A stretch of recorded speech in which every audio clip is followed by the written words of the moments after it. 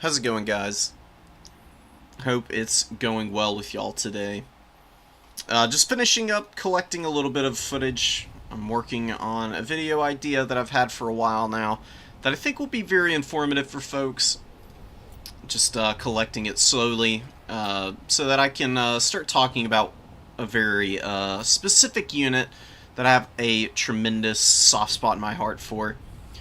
You'll find out, if you know, you know. I mean, I talk about this unit all the time, so once I'm done working on the video, I'll pop it in and show it off.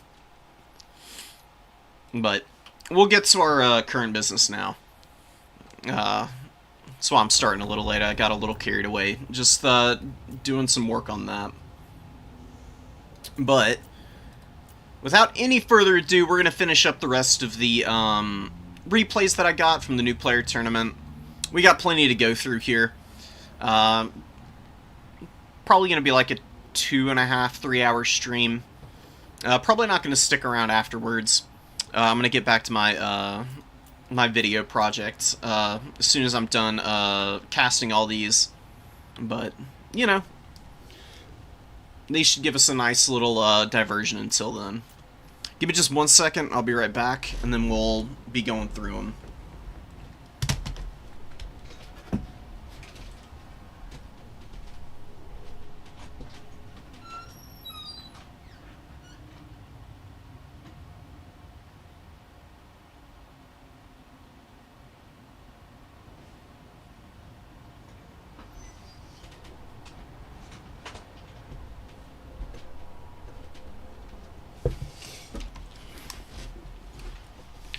Alright, we watched like all the first round games on the stream from the other day when the tournament was going on.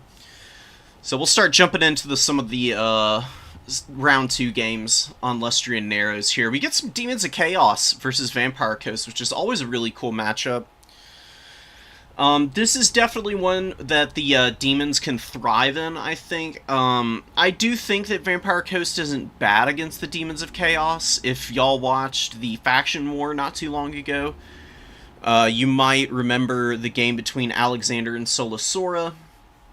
Solasora being on the Demons, Alexander being on Vampire Coast. It was really close, but the thing that gives the Demons the advantage in this matchup is really just the fact that their infantry are really fast. And even if they're not all that quick, Plague Bearers have, you know, pretty insane health pools on par with the zombie pirate deckhand mobs, on top of actually being strong combatants with good damage output. I mean, 48 weapon strength is pretty crazy. It's almost as good as Saurus, and those guys are, you know, these Demons are a 700 gold unit, as opposed to Saurus that are an 800 gold unit. Very similar stat lines. Zombie Pirate Deckhand Mob, very poor in combat. Really struggle against Plague Bearers. This is one of the matchups where I think, for the Demons, that Plague Bearers are a really good, solid infantry piece. They can definitely get decked by bombs, though. Gotta be very careful playing around these. We'll see how DJ is going to handle this. But coming in here with Pink Fire of Tzeentch, Tzeentch's Firestorm being the other spell. I really do prefer Blue Fire. Blue Fire is actually very strong against the gun lines, because the way the missile spreads out, it usually the attack pattern on the missile is that it hits like multiple waves through the unit, because Blue Fire has piercing missile values on the actual like magic missile piece. It's very powerful. It's very underrated at hitting infantry units, as well as being really good for targeting down characters, especially if your opponent brings in Noctilus and not Solastra or somebody with a big HP pool. You can put a lot of pressure on your opponent's Lord by just shooting them with Blue Fire all game.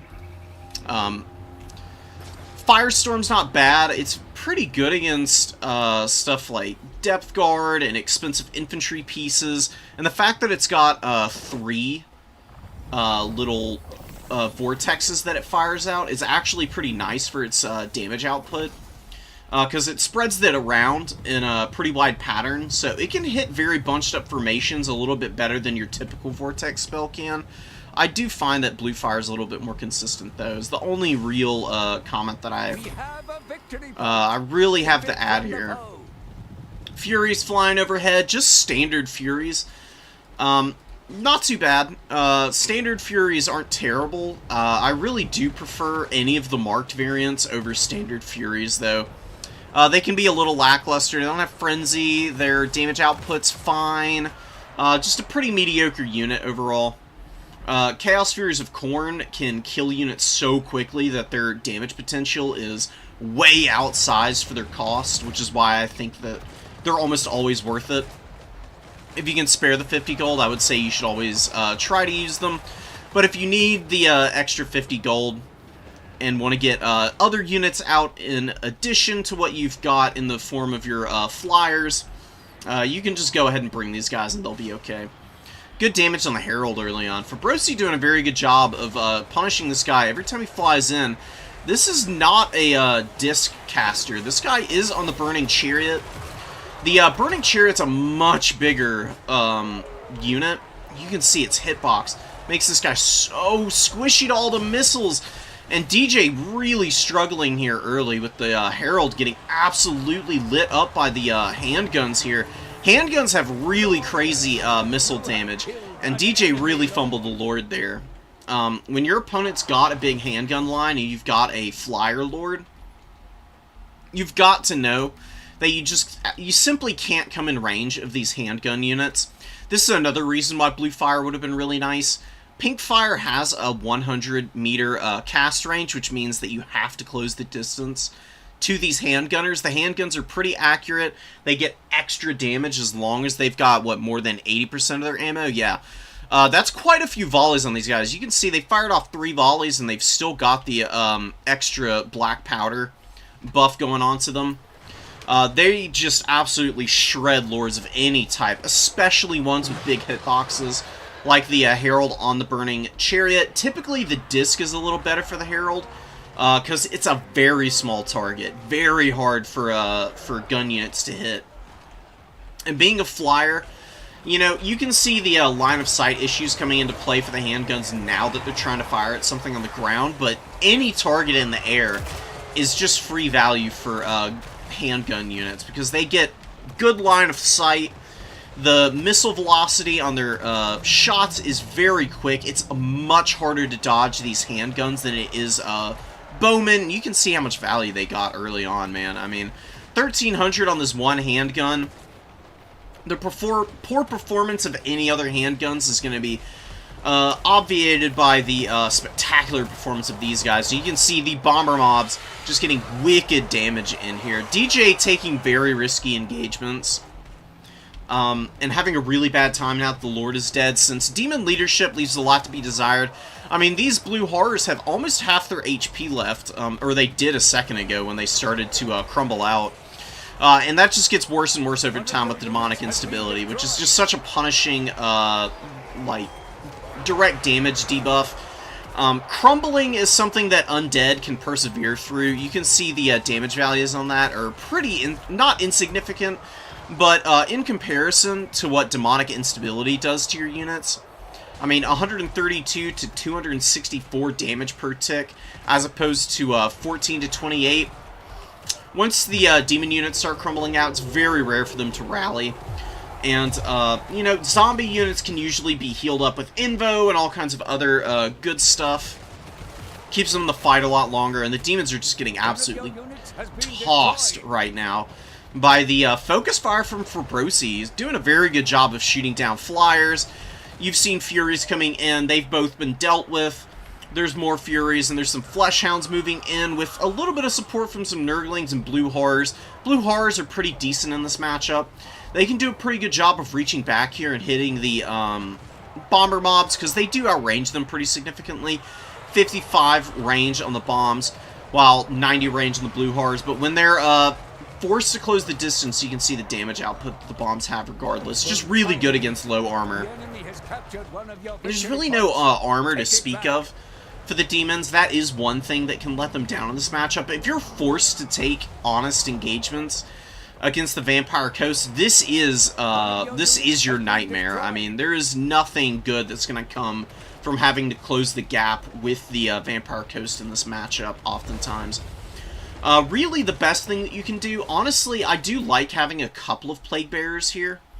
But really, the best thing the Plague Bearers can do is they can come out and they can secure points for you on the side of the map, where it's going to make it hard for Scurvy Dogs and Mournguls to move over and cap those points up easily. And then you can bring lots of Pink Horrors out. Pink Horrors have really good range and really good damage output. They can beat up on handguns and bombs pretty damn hard, and that gives you a much easier time to engage the deckhand mobs, who, like I said, being pretty weak combatants, you know, Plague Bearers can chew them up pretty badly. You can see these Plague Bearers here getting some pretty good kill totals, but struggling with the lack of support that they've got now. But another thing that you can really do, you don't even need Plague Bearers to kill a bunch of deckhand mobs. You can also just bring Nurglings. Nurglings are not very strong combatants, but they do outclass the deckhand mobs. Their HP totals are a little bit less, but they do have physical resist, which means that the deckhand mob's poor damage output is still going to also be debuffed by the physical resist that Nurglings have. Much like Plague Bearers, they've also got 20%. It definitely helps you in that frontline engagement. And they're so much cheaper, 350 gold for Nurglings as opposed to the Plague Bearers, who are double the cost. If you can't kill all the gunnery mobs with your Furies and your Pinks and Blues, then the Nurglings are going to be able to at least soak up that damage at a much cheaper cost than your Plague Bearers all getting hit by the fire. Despite the really poor trading early on, though, DJ is kind of grinding this game back a little bit. Now, if there was a caster on the field, that these damage values would be even closer, and I would feel a lot more confident in the possibility that the demons could be getting back into this match here. Plague Bearers with only about 350 value, while the Nurglings over here are being much more efficient. I haven't killed as many zombies, but they've basically paid for themselves, like I said, 350 gold. They've gotten about 270. The Plague Bearers have a long way to go before they can get back their value, and they are being held up quite a bit by summons. They've been shot down pretty badly. They don't have a lot of HP to work with. There are still some handguns out here too, which are still getting some decent value. Some Blue Horrors crumbling out here, while some Scurvy Dogs just feasting on them. But Nurglings, more of them coming out, doing some pretty good damage in return and helping out those Blues a little bit in the combat here. Blues with 3,000 value though. Really nice stuff for them. Fleshhounds moving around in the back. But, you know, a lot of the infantry here in the middle for the demons, very close to crumbling. Crumbling is not reflected in the damage totals. I would say that the Vampire Coast, despite losing quite a bit here in the mid-game, are going to be more than okay. They've got multiple depth guard out on the field, which are going to be pretty much impossible for the demons to deal with, especially since they don't have any Bloodletters out. Even if you don't love Bloodletters for their price point and what they have to offer, they are a pretty nice tech piece just to have one in your build as the demons. Just because Demonettes are a really strong unit, but they're pretty reliant on devastating flanker. And against very wide builds, like the Vampire Coast often brings, it can be kind of hard for the Demonettes, even with their solid speed, to find opportunities to flank. Bloodletters are much better in just a straight-up grind. They've got a little bit better damage output with their bonus versus infantry and slightly better weapon strength. They would definitely be a very strong option for these depth guard polearms here, who would be getting hit pretty damn hard by the AP values of the Bloodletters. Vampire Coast securing the middle here. We've got deckhand mobs fruitlessly fighting the Plague Bearers. It's going to take them ages to get rid of this deckhand mob, though. Just because the Plague Bearers have good damage output and they kill these guys fairly quickly doesn't mean that it's, you know, like just an immediate easy win.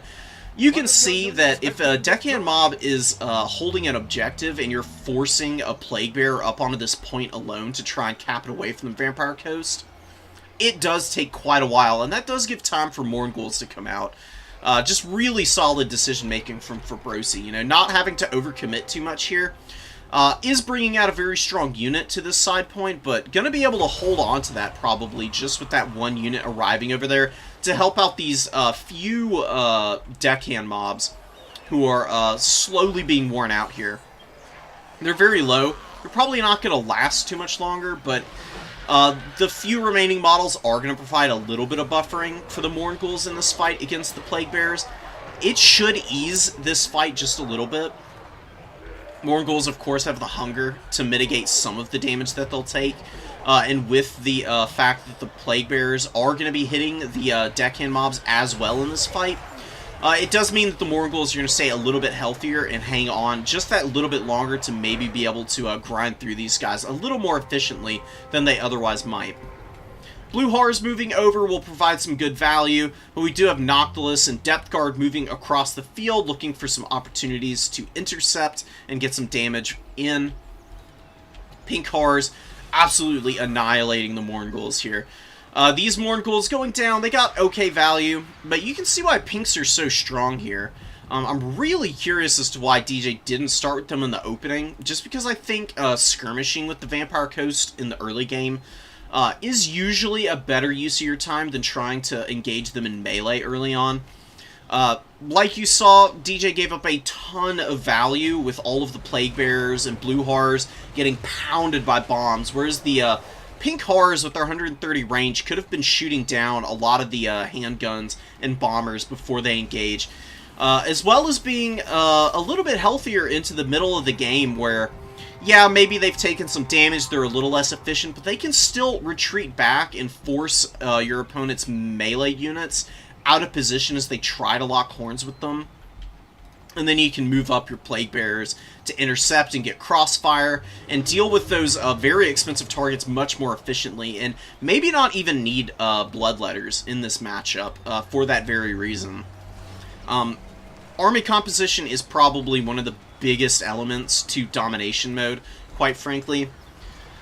Just like with Conquest and land battles, you can lose the game early on. Domination mode, of course, with the summons, does mean that you can oftentimes bring in answers, but honestly, being able to adequately prepare your forces for early game engagements where you've got like at least some of the proper tools in order to get early engagements somewhere on the field, just to force a little pressure on your opponent, will definitely ease the game. No matter what situation you find yourself in, I believe personally that having a good mix of forces in your opening is much better than trying to over-tune your build early on to play one particular way, because if your opponent has a build that is tuned to counter what you normally bring in, then you can have a long wait before you're prepared to take engagements, which can put you behind in the victory tickets game. And especially as a very squishy faction like the Demons of Chaos, and honestly this goes for the Vampire Coast as well, you really don't want to have to be trying to engage across multiple sectors of the battlefield, especially when you're down and you're trying to secure the points to be able to get back in a game, because you end up in situations like with the Vampire Coast just being able to summon out the proper units at whatever time they please to just bounce around the battlefield and very effectively intercept your forces and just hang on to these objectives. So you can see the triple cap's been held onto here. The demons have been split pushing a little too much also, trying to get up on these points. There's only one real position on the battlefield where they have any strength present in numbers. It's really just this side point. Even here, they're not able to cap the point away because the Vampire Coast is just able to bring out more cost-effective options and swamp the objective there. While elsewhere, you know, the isolated units are just being jumped on by far superior answers with, like, Mournguls, Depth Guard over here, losing a lot of value that way by playing a little bit too broken up. I'm losing the Herald early. Got to be very careful of that. DJ played pretty scrappy there, though, for the fact that the game really didn't go his way early on. Did a good job of evening the value up. And I think with maybe just a little bit more refinement on the build, I think the battle could very much have swung his way. I don't know if you need multiple Screamers. You can probably have one. I don't think Flamers are very good in this matchup. Maybe against Crabs they can be alright. But if you've got Plague Drones with Death Heads, then you definitely don't need Flamers, because these Flyers are excellent at killing Crabs. So save the money on the Flamers. Maybe one less Screamer. I don't think you need 2 Demonettes. Plague Toads are pretty decent here. I don't know about this many Blue Horrors. And I think maybe 2 Plague Bearers, 2 Pinks. In reserve, you've got a Demonette and a Bloodletter with 2 Pink Horrors to back it up. Get rid of these Blues. And then you can bring in maybe another Plague Toad, as well as, you know, upgrade these Furies to Furies of Khorne, or Furies of Tzeentch. Furies of Tzeentch can get into the combats before taking a bunch of damage just because they got the overshields. It can be very good against gunline factions. They can fly in. Save themselves a little bit of a headache as they engage. That's just my 2 cents on it. Yeah, I mean, you can always go full, like, 3 or 4 Khorne Furies. Against Dowie and the Vampire Coast, those are 2 matchups where Khorne Furies can absolutely carry a game for you. Not just do well, but, like, kill everything.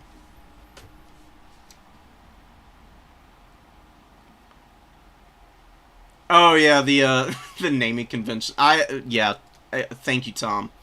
They're amazing. Very well organized, you know. I just gave up on trying to type them all out. I remember my games pretty well, so I can, you know, and it shows you what the army compositions were. So even when they're just, like, you know, Griblies in terms of the names, like, I remember how these games usually play out, so I don't need that. It's nice to have the, have these much more adequately named, though, personally.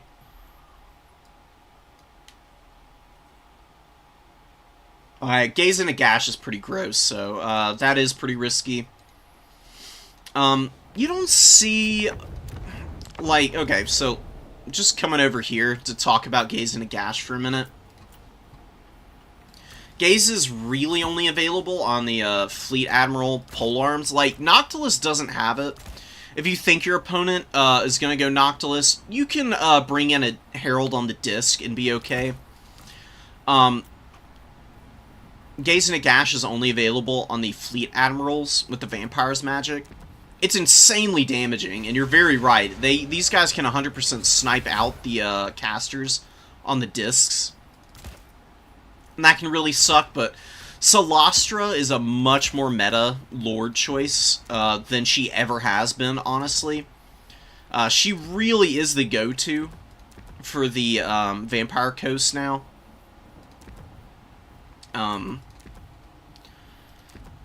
I'd say 9 times out of 10 you'll see Solastra Deerfawn in that matchup.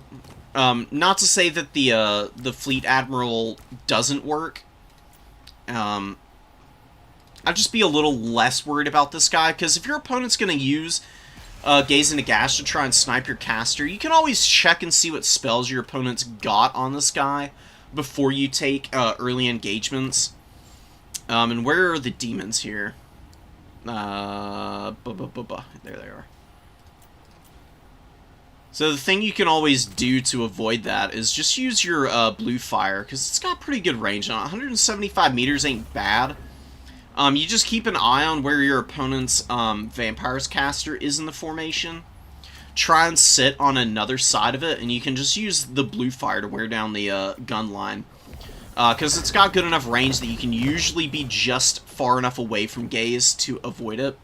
But even if you can't, you can always just hang back with this guy for a little while and push units up and skirmish with your Pinks and stuff. That's why I think bringing Pinks early is a better idea. Because Vampire Coast has a very hard time dealing with big counterfire lines. Like, most of the factions that beat Vampire Coast have adequate range to deal with their own handguns, just because the handguns are pretty squishy. And And especially against pink cards who have really good damage output and have the overshields as well as physical resist. It's not a great trade for the Vampire Coast, and if your opponent has to use like Gaze and Gash to try and like pop shields on these guys and do damage to the pinks and blues, that's a winning situation for you as the demons.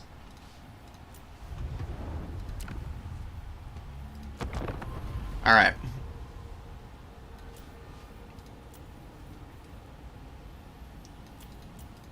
Let's see what else we got. These are all Kassars. Got this one. Let's get some Slaanesh action in here. We got Slaanesh Chosen in this build, too. Not often that you see Slaanesh Chosen, quite honestly. These are the Hellscourge variant. These guys are very expensive.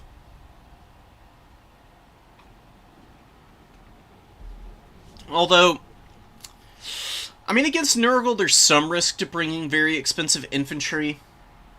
Like, if your opponent does bring Kugath, Kugath's not bad into Slaanesh either, because Kugath is so big, and actually being slow against Slaanesh can, in a way, counter Pavane pretty hard.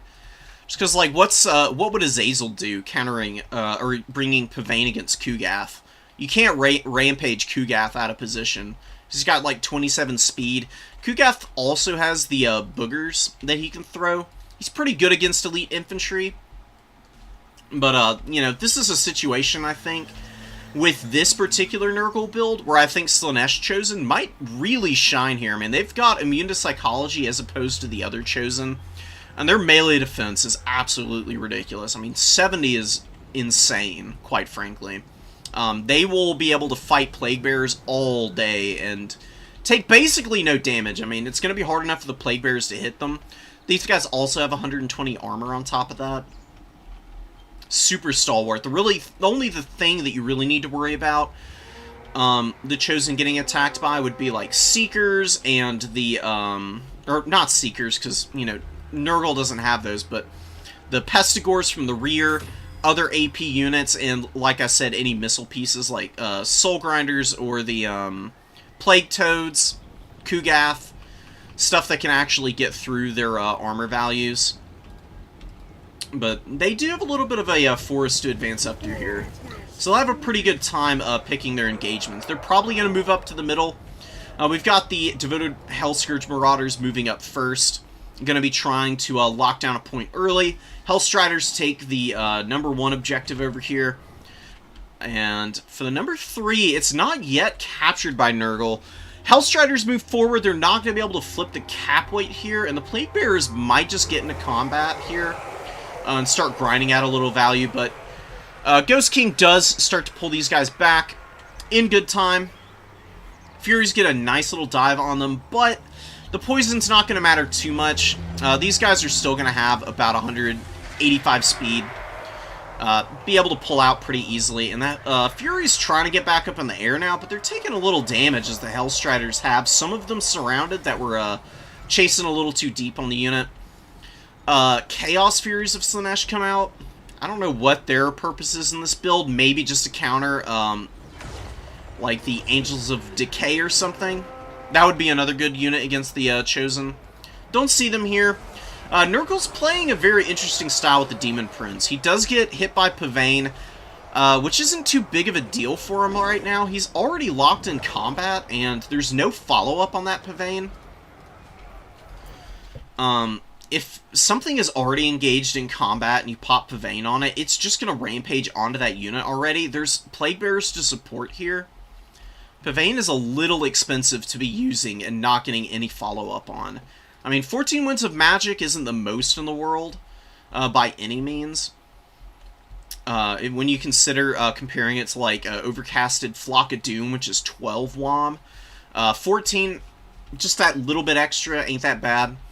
But you do want to be able to rampage stuff out of position and surround it with the Hellstriders, and engaging the Frolickers Bubonic and not having anything to punish this Demon Prince while he just kind of flies around and chuckles to himself, getting free value, and forcing out Winds of Magic from your very expensive Lord who's starting to get Spirit Leech down, kind of hurts. Really, the better target would have been the Throwing Axes. I know they're only 650 gold, but their the damage potential these guys have is pretty outsized to what they can what they represent in terms of cost. I've seen Marauder Horsemen of Nurgle get upwards of like 1,500 value in one summon just by getting good throwing axe volleys in. Especially when you've got Chosen of Slaanesh.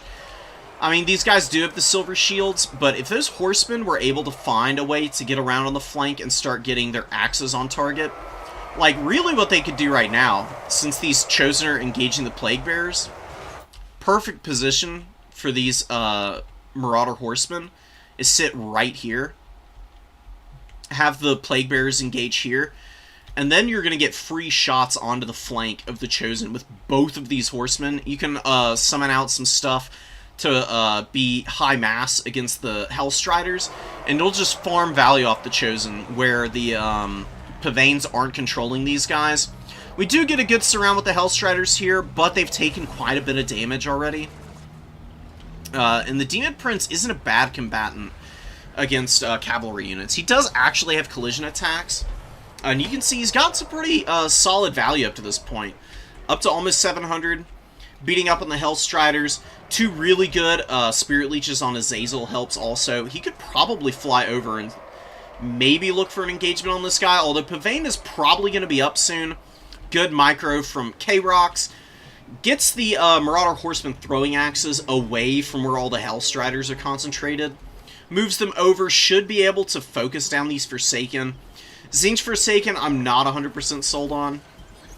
They've got Devastating Flanker. They cost the same amount as a Demonette, though, and I think Demonettes, even though they don't have great armor values, I think are a little bit better than Slaanesh Forsaken, who are fine. They're like all the other Forsaken in the game, where, like, if they get engaged on the right kinds of targets, and they have a little bit of, like, support here, like, they did get a Hysterical Frenzy there, they can get some good damage on unarmored units, but they're very vulnerable to the Marauder Horsemen, and they're not as fast as Demonettes are. Demonettes have 56 speed, I think, while the Forsaken are a little bit slower with 51. Yeah, that little extra speed over the other Forsaken variants is nice. I still think that they're a little bit too vulnerable to throwing axe fire, especially against Nurgle, where the poison can really debuff the speed. I think they're a little risky to be bringing here. Azazel lands and is fighting the Demon Prince. Demon Prince pops Curse of the Leper on himself, trying to get some damage reflect on Azazel there. Probably a little bit of effect on that, although the Demon Prince does have solid enough stats. He could probably just sit and fight Azazel and profit anyways. Probably not too terribly worried about fighting this guy, and he gets a really good Spirit Leech on him again. Azazel looking very vulnerable here. Although the, the Streams of Corruption have been pretty nasty. We see them going down on the Devoted Marauders of Slaanesh, getting some good damage. I do think the Chosen would be a better target, and the Chosen here have just ground through the spawn of Nurgle, losing almost no HP as well, which is a really brutal loss for K-Rock. It's definitely the area of the battlefield that he's trading the least efficiently in. He's doing a very good job elsewhere.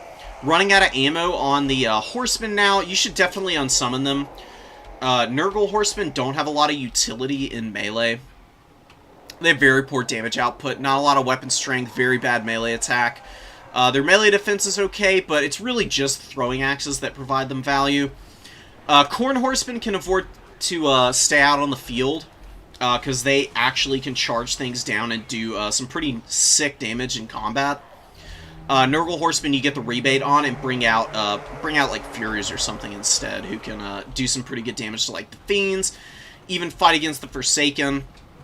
Exalted Plague Bear's got a really good volley off on the Fiends as well. Really good micro. If you're going to bring Exalted Plague Bears, you have to get value out of those missiles, the little like death javelins that they fire in. Otherwise, they're a big waste of money. But it's a really close game. I mean, K-Rock is doing a very good job of scrapping here. Doesn't have a lot of answers for the Forsaken. These guys are gradually being worn down here, though. There's a lot of debuffs going down on them. You got Paragon of Decay, Warrior Bane, Icon of Eternal Virulence here. And look how much their weapon strength is being debuffed now. They're down to 27 weapon strength. Starts going back up as some of the debuffs are removed when the Demon Prince moves out of combat, but it's still really affecting their efficiency here. They've gotten pretty good value. I don't know if they're going to be able to get enough, though, to justify their cost, and all you really need is one Plague Toad to just fully overwhelm that chosen position. I mean, they aren't even holding on to this point for Ghost King. Ghost King is really struggling to hold on to objectives right now. Not doing a very good job of moving Nurgle out of positions of strength. Out here on the number 3, they are finally surrounding these Exalted Plague Bearers and getting some good damage off on these guys. But with Azazel getting hunted down here, he is kind of able to squeak away. Very lucky he didn't get hit there by the Demon Prince, but another Spirit Leech going down. He's going to be at about 500 HP, and a Pavane goes down yet again. But like I said, since he's already locked on Azazel, he does chase him down. Really good micro, though. Pulling the Fiends underneath the Demon Prince actually does pull him to the ground, and let's see if the Hellstrider's able to get a surround off here. Good reaction from K-Rock, recognizing the danger that the Demon Prince is in. We do get a wear-off of the Pavane here. Demon Prince has a little bit of an avenue of escape, trying to push through. The Exalted Plague Bearers representing a little bit of an avenue to try and escape now. Acquiescence goes down, more Hellstriders coming in, big surround going off on the Demon Prince. And that melee defense is pretty high still, even with Acquiescence on him. Definitely going to help against the Hellstriders. But since he's trying to run away, that melee defense isn't coming into play, and the Hellstriders are getting free attacks on him. Sometimes it's better to stand and fight even if you're not in a great position with your Lord. He had a little bit of support from the Exalted Plague Bearers here. The respawn on the way, they could have gotten up in that combat as well to represent a little bit of a roadblock for the Hellstriders. And Spawn are honestly pretty good against Slaanesh. Like, lots of low armored targets. You know, they've got poison here. Good weapon strength, decent damage output, and these guys have Cloud of Flies too. 42 melee attack or melee defense is a little bit stronger than the melee attack with the bonus versus large that the Hellstriders have. They don't trade great into Hellstriders, but they do trade a little bit better than the other Spawn variants, and can definitely give you some pretty good solid mass and cap weight to hang onto objectives. Which is kind of what Nurgle is needing. They are starting to lose out on some of the caps. They are not within triple cap range yet. There's just one devoted Marauder hanging out here. The middle is still being held onto the Chosen of Slaanesh out here. Still not being threatened by anything. I can't help but feel like Nurgle really needed another little tool over here just to chip down these Chosen. Because this long grind has just been a huge resource sink for Nurgle. It's allowed Slaanesh plenty of opportunities to bounce around and cap objectives. Now that they've got a little bit of an opportunity to do so, but Nurgle's still really close in this game. Hellstrider's getting a good rear charge on the Nurglings, maybe going to be able to break their leadership and start to crumble some of these guys out. Frolicker's bubonic. Leadership might break, and demonic instability coming in would be pretty devastating for those guys. There's some Pestigores, or actually these are Marauder great weapons. They can also suffer in here. Plague Bearers getting hit by Acquiescence, going to start taking some extra damage. Devoted Marauders coming out, and they can also pile into this rear section of the formation. You can see the Nurglings crumbling out now. It's quite a few of the units hanging on to this objective for Nurgle going down now, and the cap weight might start to flip here pretty shortly. There are some Hounds moving in. Hounds aren't very efficient, though. And they kind of get run over by Hellstriders. I can't help but feel like maybe you can just save the money on Hounds. Hounds are in a very bad place right now. They just got terrible leadership. I mean, they fold up so fast once they start taking damage. And against a faction that is very good at chasing stuff off the field and also charges their army abilities by killing routing units, I think bringing something this low leadership is probably just a bad idea in general. I've tried bringing Hounds against Slaanesh myself and never really found any success with it. It's very hard to find the right engagement with those guys. Because you bring them out, even if you get a good charge on something like a Hellstrider that's already engaged in combat, Slaanesh just is almost always going to have max numbers of Hellstriders and other quick units. They can get on the flank of the Hounds and break them pretty quickly anyways. Recapping the number 3, but the number 2 is flipping against Nurgle. And there are still a handful of Chosen in here, man, and they've done a very good job of grinding down the Cultists. They ground down a whole bunch of other Nurgling units. We got Barons of the Bog moving out to maybe get after those guys. God, they could have been out here so much earlier, though. Looks like they were summoned one time earlier in the battle. I'm not sure where they were going, but, you know, Barons of the Bog are like the perfect tool to use against heavily armored infantry. If they had been in here earlier, the Chosen would not have gotten as much value as they have right now. I mean, 2,600 is a little bit unforgivable to feed into an elite infantry unit when you've got so many good tools for countering them. And Nurgle obviously was able to bring those guys in earlier. Not routing them to deal with the Chosen was definitely the wrong move. Although Slaanesh really threw in the towel here? They just weren't able to get the caps in time? What the hell is going on here? Okay. That's definitely an interesting one. I think the caps were just a little out of reach there for Slaanesh, maybe. Maybe he felt like he was losing momentum. But, I don't know. Ghost King was doing pretty well. I mean, there was definitely things that Slaanesh could have done a little bit better. Just avoiding engaging onto positions where there's, like, multiple cultists and characters and just tons of HP to grind through. Slaanesh is quick enough. You can bounce around the objectives pretty easily and cap them away from Nurgle. One of the reasons Nurgle is so weak is because they're so slow overall. If you're forcing all of the Spawn and the Barons of the Bog and the Plague Ogres and the Exalted Plague Bearers and stuff to bounce between points, you can really drag them through the mud and get them in positions where you can actually value trade well against them. Keeping Azazel safer is also a must. If you see your opponent's going to be trying to Spirit Leech you all game, just keep Azazel back. Use him wherever the Demon Prince isn't, and save yourself the time and effort. And just intercept stuff bouncing between points, honestly. Like, you know Nurgle's gonna have to reroute. Like, when you've got as much mobile cap weight as Slaanesh does, like, Hellstriders have 4 cap weight. Yeah, Nurgle can get all the Plague Bearers and Nurglings up there on the objectives that they want to, but just bring some horsemen out, shoot the Plague Bearers, shoot the Nurglings, you know, force Nurgle to maybe panic and bring out some quick answers that they try to lock your horsemen down with, and then punish with the Fiends and the Forsaken and all of the Hellstriders. Make it easier on yourself. Ghost King definitely could have done that. I didn't even know the Horsemen were in this build because they never came out.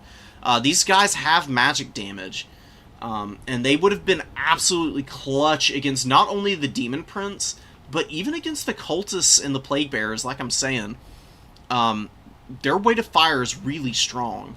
They're a very powerful unit, and there's really nothing to threaten them other than the Nurgle throwing axes, who you can box out pretty easily as Slaanesh. Just threaten with your Hellstriders and keep them back. That's really all you have to do. Very winnable game for Ghost King. Could have played it a little cleaner, but, you know, Nurgle's kind of tricky. I can't really fault anybody for falling into the Siren Song of just trying to grind through Nurgle. I've done it plenty of times and been punished for it. But I'm telling you, mobility is the way to go. Like, bully Nurgle for being a slow faction. It's very hard to win as Nurgle in domination mode right now. They just don't have great tools for all of the different scenarios in the mobility game.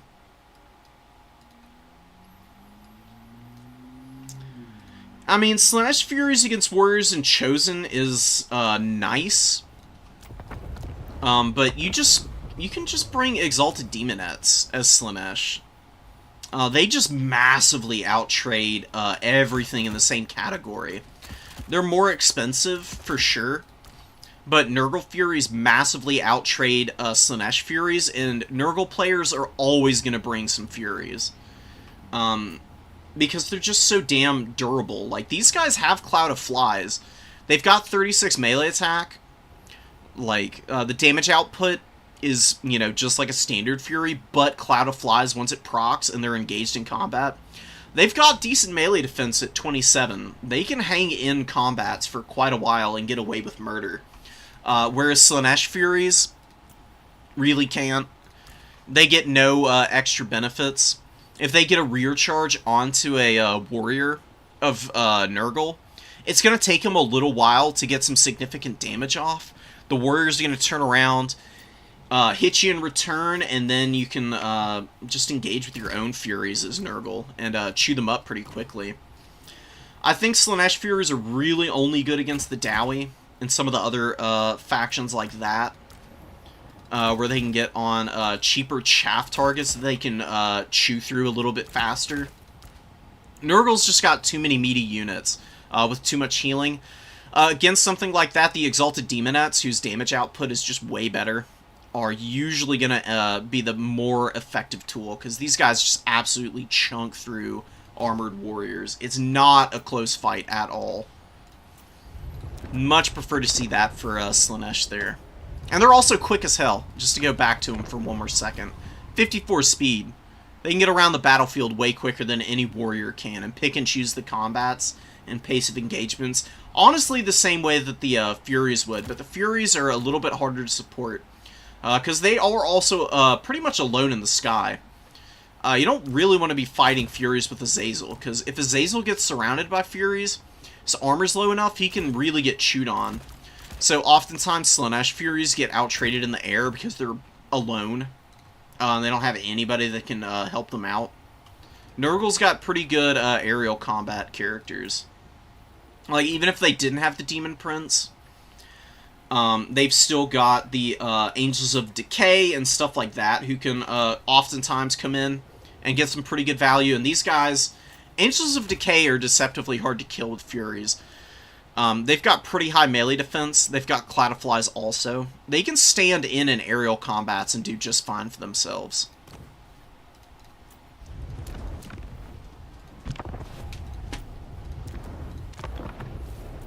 Alright, what else have we got here?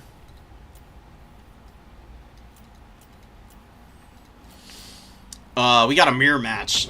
Empire mirror match, no less. Boris Todbringer with a Deathcaster. Pretty old school combo, honestly. Just bringing Buna on the Amethyst Wizard also.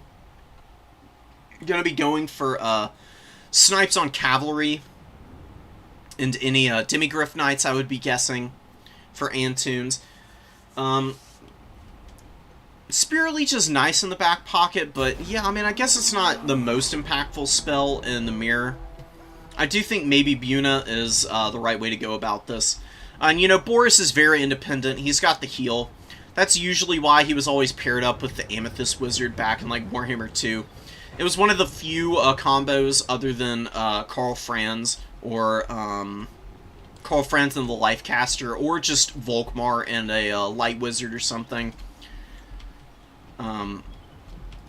Just provides you a good bit of battlefield control. We'll see how it does. We got multiple cannons coming out, one of them being the Hammer of the Witches, and looking to maybe deal with the Sunmaker. Immediately moving forward and targeting that very expensive artillery piece with both cannons. You can see them getting the orders and just pushing forward. We've got some crossbows back there, Sigmar's Sons, lots of swordsmen and spearmen, very standard Empire kits in terms of the infantry on both sides, with a little bit of a mix-up for the artillery and lords.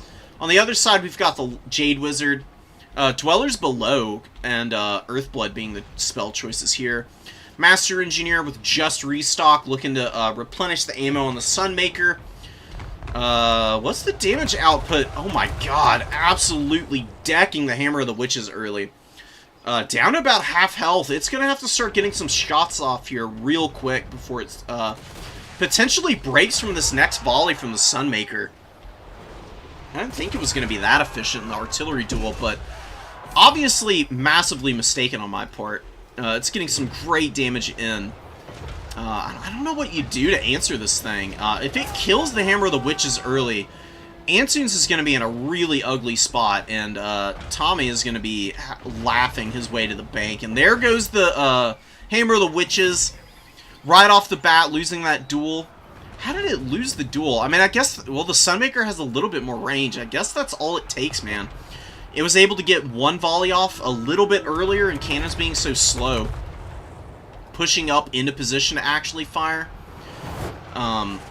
Taking a little too long. And the Sunmaker's got a pretty good reload time on it. A little bit quicker than the Great Cannons. The Hammer of the Witches being an ROR, it reloads every 18 seconds, but still pretty comparable in the same ballpark as the Sunmaker, and it fires such damaging missiles, man. I mean, look how much it does, even with the inaccuracy on it.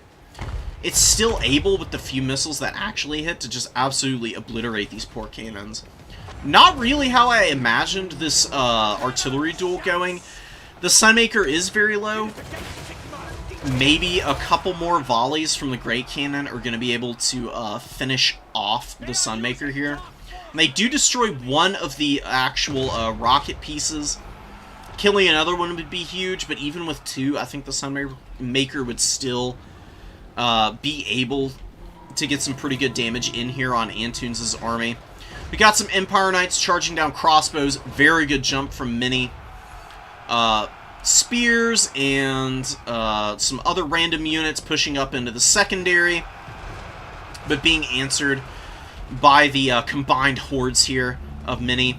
Pulling back the handguns. Boris being forced back. Took a lot of handgun fire on the way in there, I saw. Struggling a little bit. We do get some Empire Knights of Antunes moving in, pushing back their opposing forces, but a really good rear charge onto the Sigmar Sons on the way out, who are very tattered, fighting into the swordsmen here, who got some pretty good value in their own right, honestly. Sigmar Sons going to be going down here without getting a tremendous amount of value, and Antunes just very much on the back foot here. The other Great Cannon did go down. The Master Engineer's not being used very efficiently, to be quite frank. This guy is just really devastating to infantry. I understand wanting to shoot and pressure Boris, but you got handguns. You don't really need this guy to also be using the cannon to shoot him. It's going to be pretty inaccurate. It's going to take a long time for him to grind out a bunch of value. What you could be doing is just using this guy to tear out the entire front line for Antunes. And you could have captured this middle point by now, honestly. He's so efficient. I mean, this guy never really got fixed. And the truth is, he's honestly still pretty broken. You just don't see people playing Empire a lot right now. Most people are just playing other factions that are a little bit easier to play. Like most of the Chaos factions, Lizardmen, stuff like that, usually are able to move around a little bit better than the Empire can. Empire just has really bad infantry. For that reason, that's why you should be using the Empire Engineer, just to immediately break these swordsmen and spearmen. That way you can move your own infantry up and get the caps in, and then you can just bring out all your knights and other units that are going to do the actual damage out onto the field, and not have to worry about it in the late game.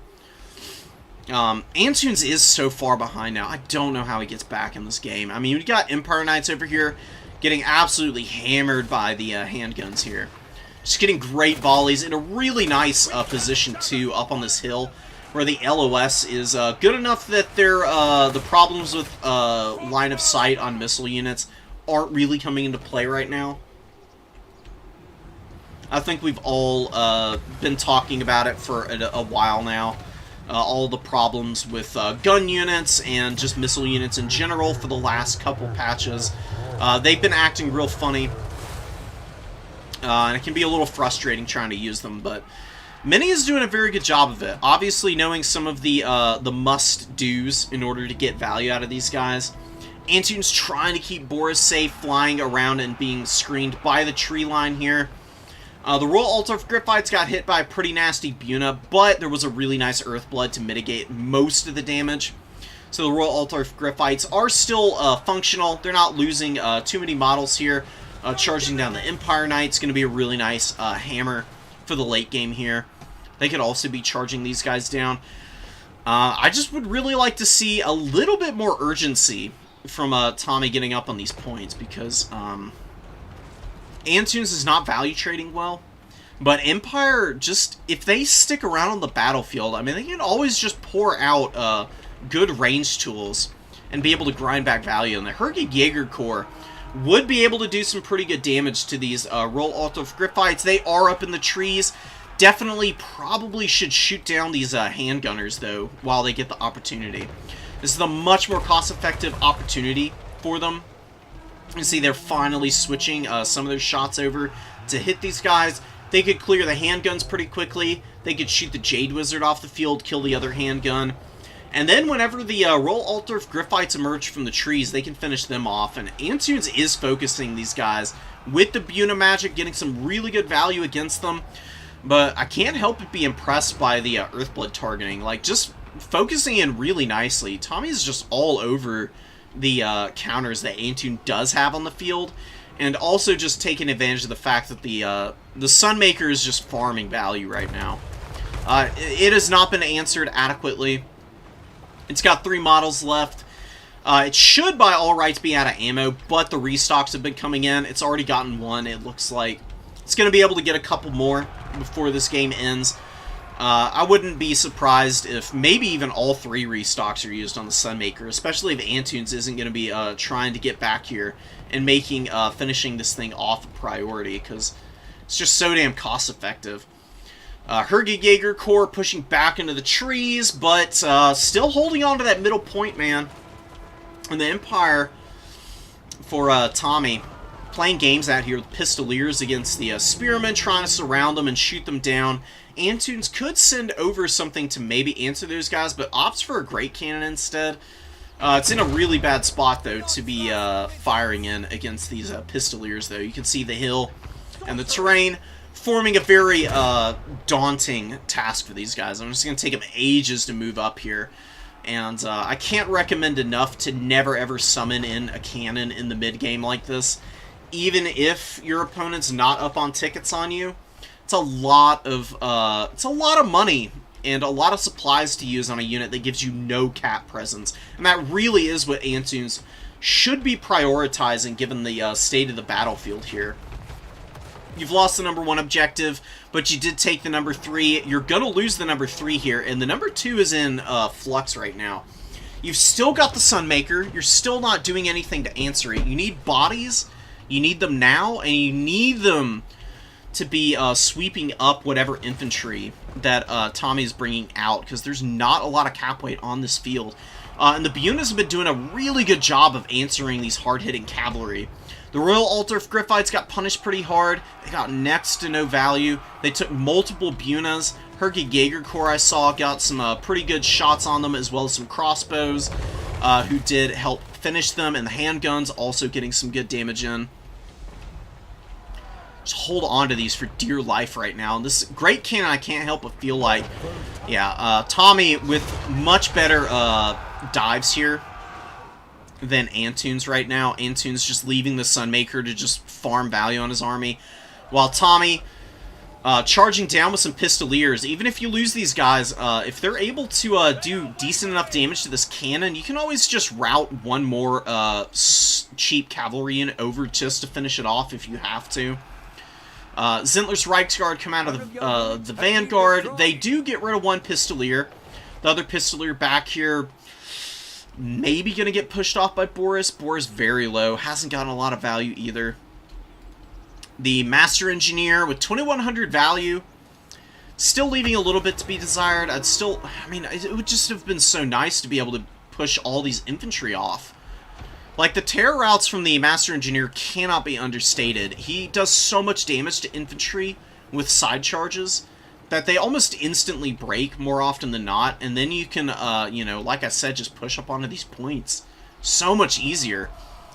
And the triple cap is real close. If Antunes flips the number 1 and caps the number 3 here, he's got the opportunity to, but over pursuing the Zintler's Reiksguard here, pushing into the Pistoliers, over pursuing them into the woods where they're going to get intercepted a little bit, and locked in place where they could have prioritized the cap. We'll see how it goes, man. I mean, this is Tommy's game to lose and kind of putting himself in a losing situation. The Sunmakers kind of run out of targets, not recrewing it right now.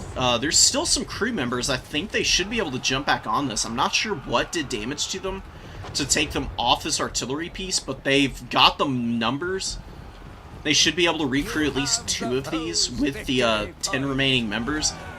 I think it only takes 3 guys to crew each piece. They might be able to recrew all of them. I don't know what's going on there, but it's a little bit messy, man. Master Engineer still being used too passively.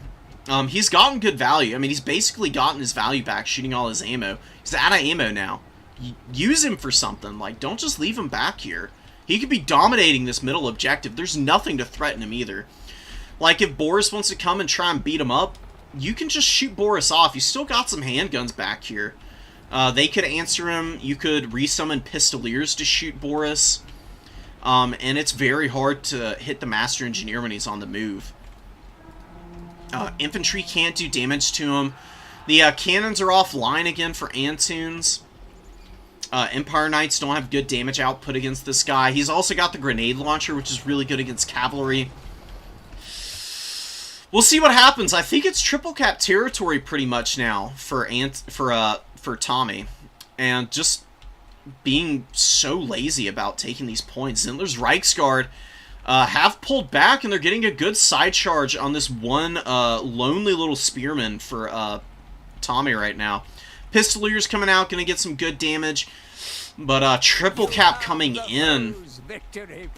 And Antunes is down on value. I really don't have anything that I can say in response to this. Royal Altar of Griphites come out again and they get killed again, and that's going to be a win for Antunes. There's absolutely no reason that Antunes should have won that game. That was Tommy's to lose, and really just gave up all the momentum by playing so passively the entire game. 3,500 value on the Sunmaker, 1,200 on this handgun, 1,500 on the other, 2,800 value on the Master Engineer. None of that from charging stuff down. And just leaving Antunes to take those points and just hang on to them all game. I don't know what was going on there. If you're watching this mini, this Master Engineer should have been active a lot earlier. Like, Boris is not going to be able to solo it.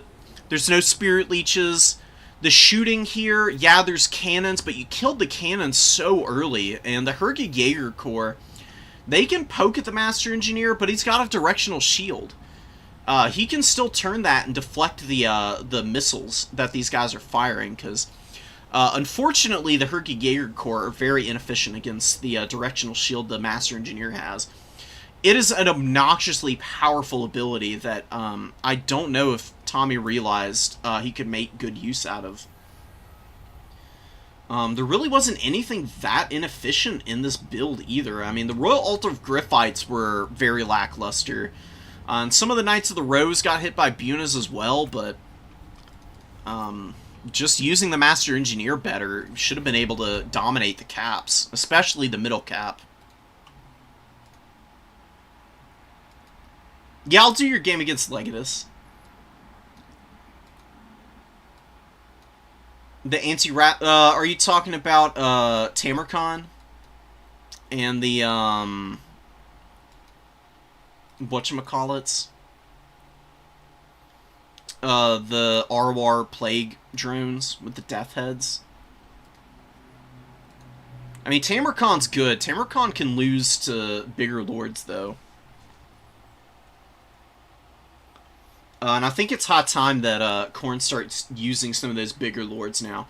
Look, A lot of people are still saying Wrathmongers are, like, wildly oppressive. I don't see it. Wrathmongers are a really good unit. The ROR is especially powerful. There's actually a lot of things you can do against them, though. They are decently fast. They represent a very powerful combat unit. Just don't engage them in melee, though. Most factions have something that they can deal with the Wrathmongers via shooting, or just by bringing those big combat characters. Like Cetra, Tamarkon, guys like that are able to pinball over the Wrathmongers pretty badly.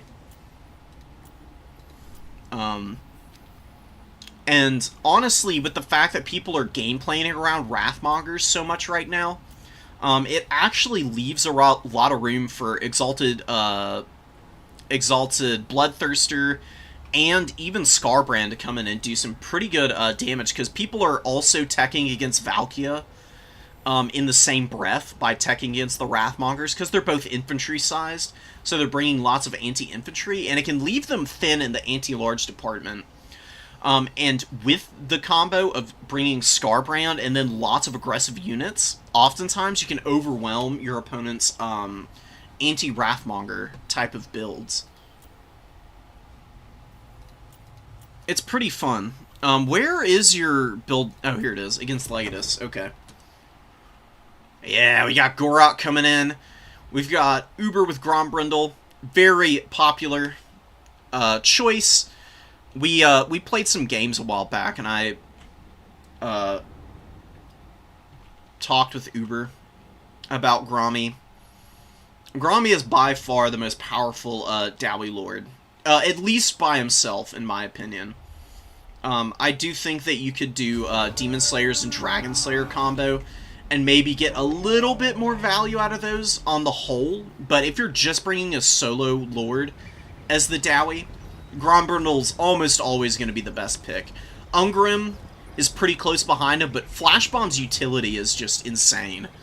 I mean, this thing is a disgusting speed debuff, and it lowers melee defense.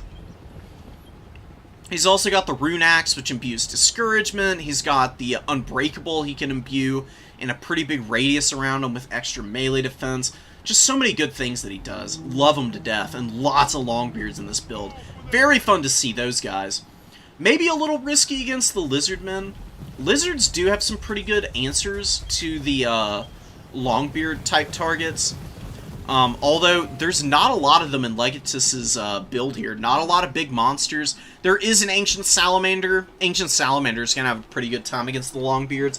There's a lot of them, though. They are going to beat up on these Saurus Warriors pretty badly, though. Saurus Warriors have good damage output. They're really good against the standard Dowie Warriors. But against the Longbeards with these great weapons, the AP these guys have, and decent melee defense, usually more than enough to be able to get through the defenses that the Saurus have, which is mostly just their high HP and medium armor with decent melee defense. But shooting's going to help out a lot for the Dowie here as well. Quarreler's moving up. We've got some Gyrocopters moving in, looking to shoot down the Chameleons. Also really good against the Bastiladon and the Ancient Salamander. What are the spells here? Skink Priest of Heaven doesn't... Okay, big mistake here. If you bring the Skink Priest of Heavens, Uranus, great choice, but you should also bring the passive.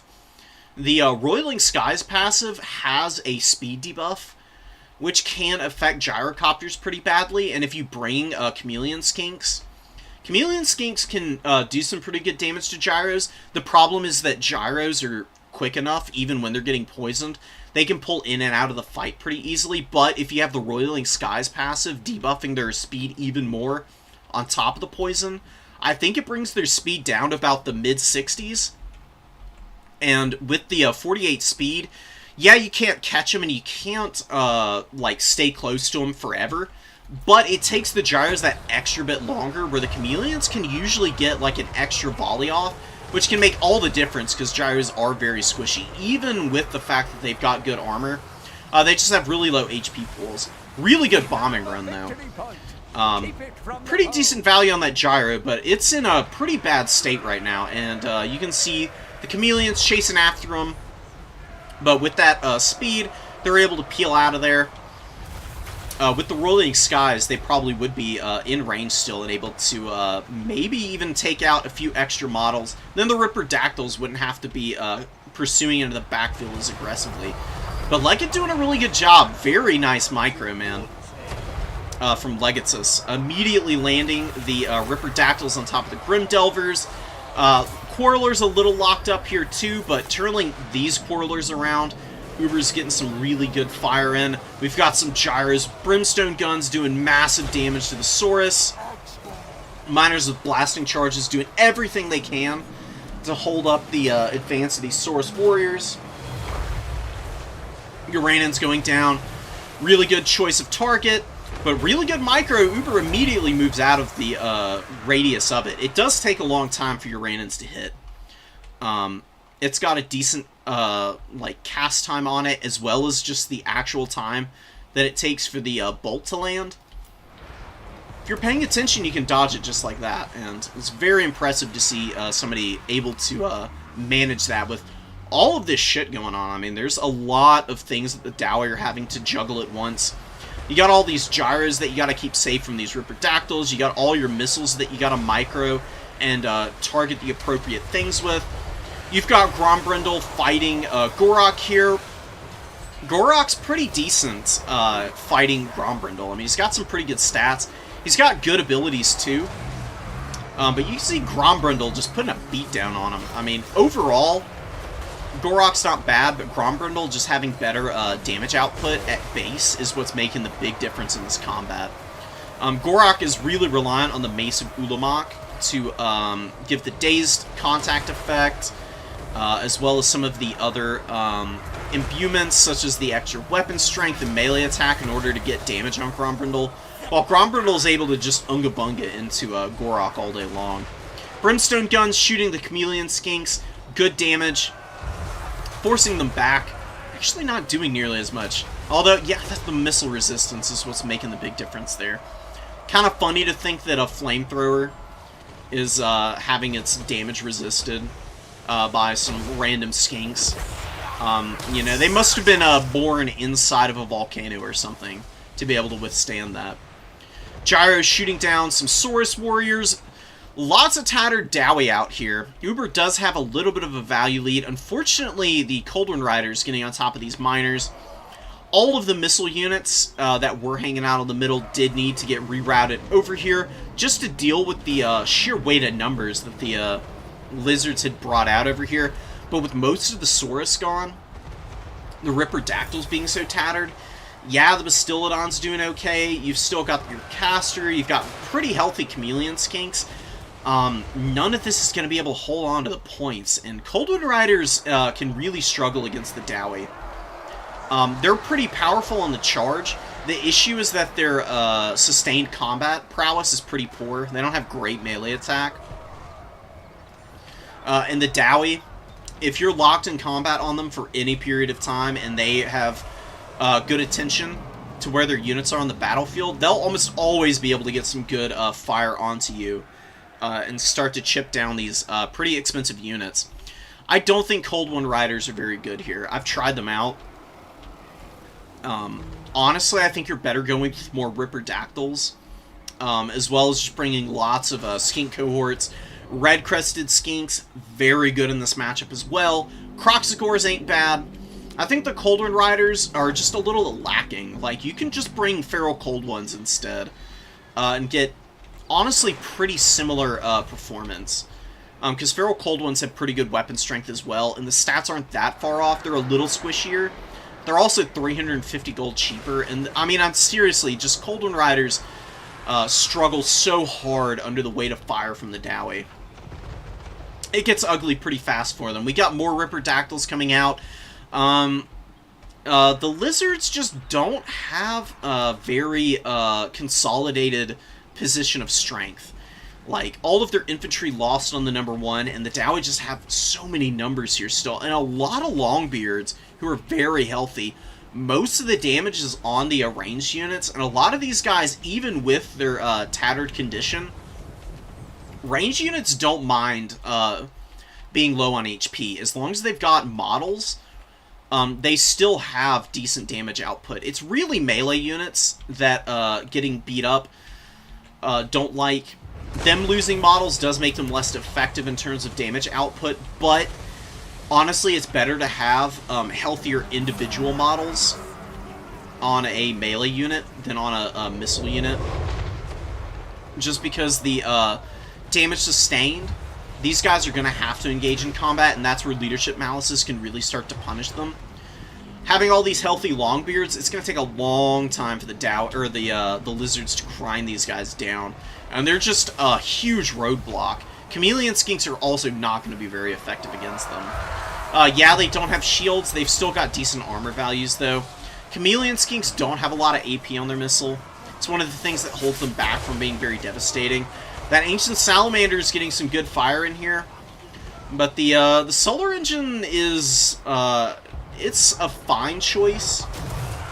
It's good for debuffing the melee units in a grind, where your swords can trade a little bit better. It's also good against gyrocopters, which Ancient Salamanders can't really shoot.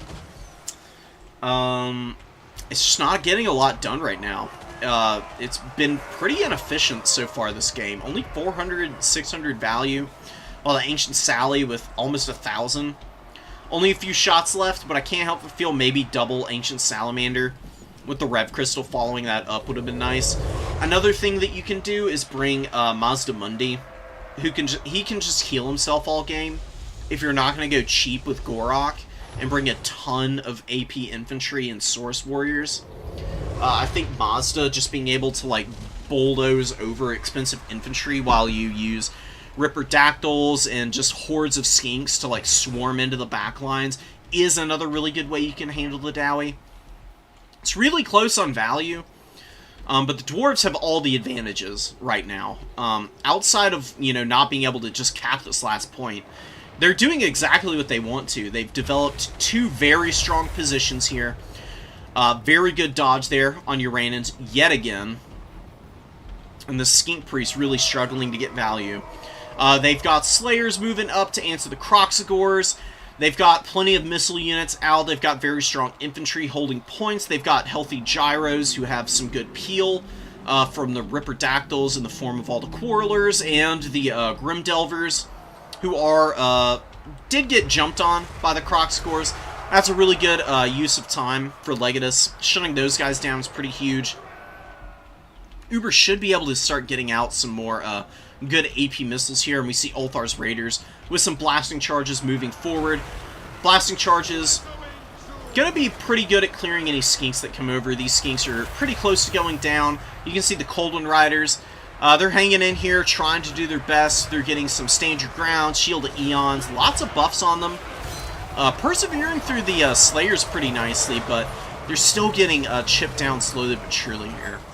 You can see their leadership holding in pretty fine. If they get hit by a flash bomb, they're not going to be able to escape here. Grombrindle gets in. He's bullying Gorok. Gorok has just been an absolute waste of time this game, while Grombrindle's actually provided some pretty good value up to this point.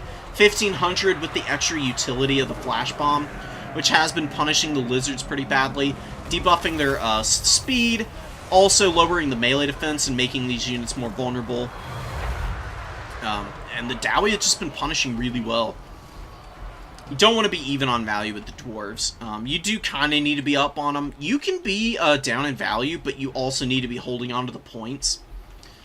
If you can just like shock push Dowie off early, and then intercept their reinforcements and trade evenly with them the rest of the game, that is one way you can trade even and beat the Dowie. But if they're up on the points already, and they're just holding 2 caps, and keeping you off the objective and trading evenly with you, it's absolute misery. Dowie are one of those factions that can be really frustrating to fight. They are just bastards, man. Short kings to the max. They'll do everything in their power to just endlessly irritate you into oblivion. Coldwind Riders moving around. Red-Crested Skinks. You can see why Red-Crested Skinks are a must here. They're actually beating the Longbeards with the great weapons. It's pretty gross how good these Red-Cresteds are. And you can't disengage either. Like, you see the Longbeards trying to run, they're too slow to escape. With the poison, and the good speed on the Red Cresteds, they just kill you as you run away. So it's just a total loss there for the Dowie. But still, I mean, despite being up, Dowie able to hang on to the point. Saurus Warriors, they've moved up. They're doing okay. They've got the backing of the Bastiladon, but Grombrindal's here. He's going to be able to beat up on this Rev Crystal. Solar Engine's trying its best. Doesn't have any ammo, not providing the blinded debuff either. Longbeards, they are immune to Psychology, not going to Terror out. They're going to be able to get through these Dowie Warriors eventually. This is just really good knowledge for the matchup on the Dowie's side here, I think. Legatus, the army composition's not bad, but it is a little lacking.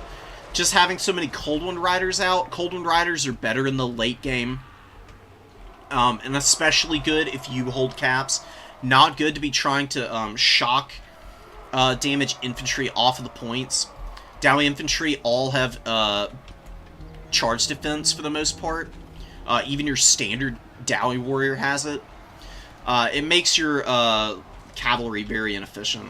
And like I said, you've got Red Cresteds to represent good value for your AP. And if you really need the hard-hitting AP, the Ripperdactyls, if they're not chasing Brimstone guns or just gyros in general, they can just rear charge onto the back of combat where they can get their weapon strength on target and actually get value against Longbeards and just chew through these guys with their high weapon strength.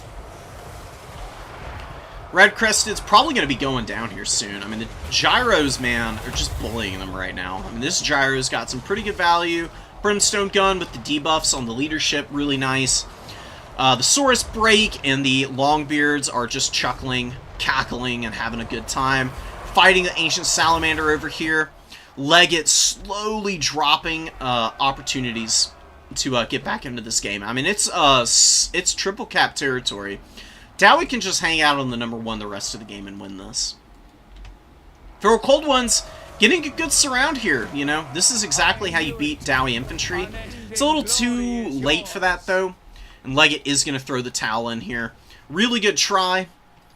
Unfortunately, a little bit of an army counterpick here, I think. And just beautiful dodges on Uranin's. I mean, I don't think I saw Uranin's get a single solid hit that entire game. Every time I look back and there's a Uranin's about to go off, Uber's just moving Quarrelers out of the way, dodging it, getting solid value on all the missile units. Nothing spectacular on any of them.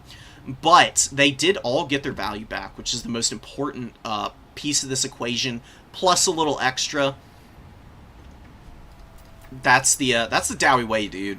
Just cost efficiency across the board. And Gyro's doing really nicely. Iron Drakes look like they got shut down or having some trouble. You can see the Ripperdactyls did decently. The Rev Crystal's good. I do like Rev Crystals here. But if you see Grombrindal, just don't use Gorok against him. Let Gorok try to, like, infiltrate either into the backfield and stay away from Grommy, or he goes and just solos an entire point, where he can just fight, like, a Longbeard or Miners or something for just an eternity and just grind value that way. Legate continuing to try and commit against Grombrindal was a huge loss, and once Gorok went down, leadership on Skinks gets really iffy. I like the Chameleons. They're honestly not bad in the opening, but I do think that there's no reason to also bring the Saurus in the opening.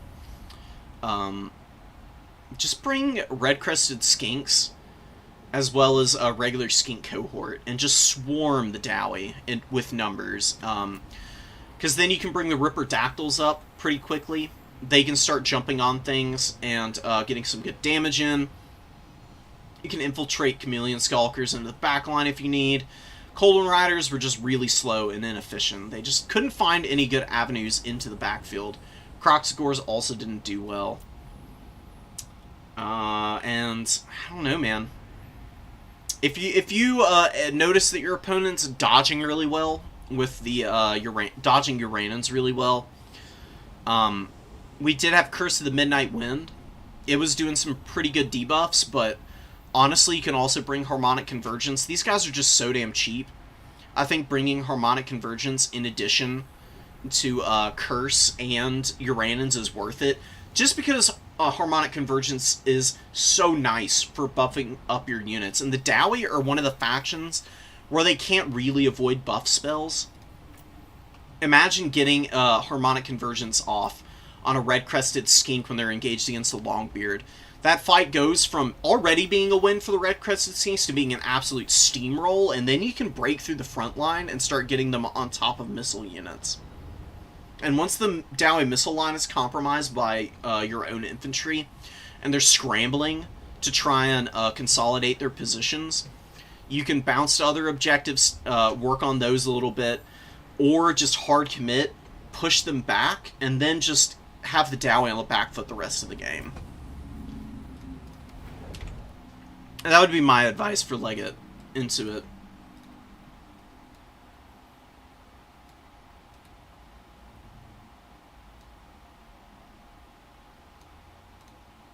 I understand. I mean, Dowie are tough for Lizardmen, in a lot of ways. It's all about the initial engagement. Dowie, if you can, like I said, if you can like break their formation up early, and keep them from just consolidating on two objectives and just holding on to those all game, that's how you beat them. If you're able to start intercepting dwarf reinforcements, it's kind of game over for them because they're so slow. And gyros, you were dealing with the gyros pretty well. But just the fact that you weren't able to get through the infantry, and the gyros just kept getting summoned out, continually, slowly wearing you down, and not being able to get into a winning position against the dwarves was just really painful. I feel you. I feel the pain. It's not a fun feeling. Saren against Winter here.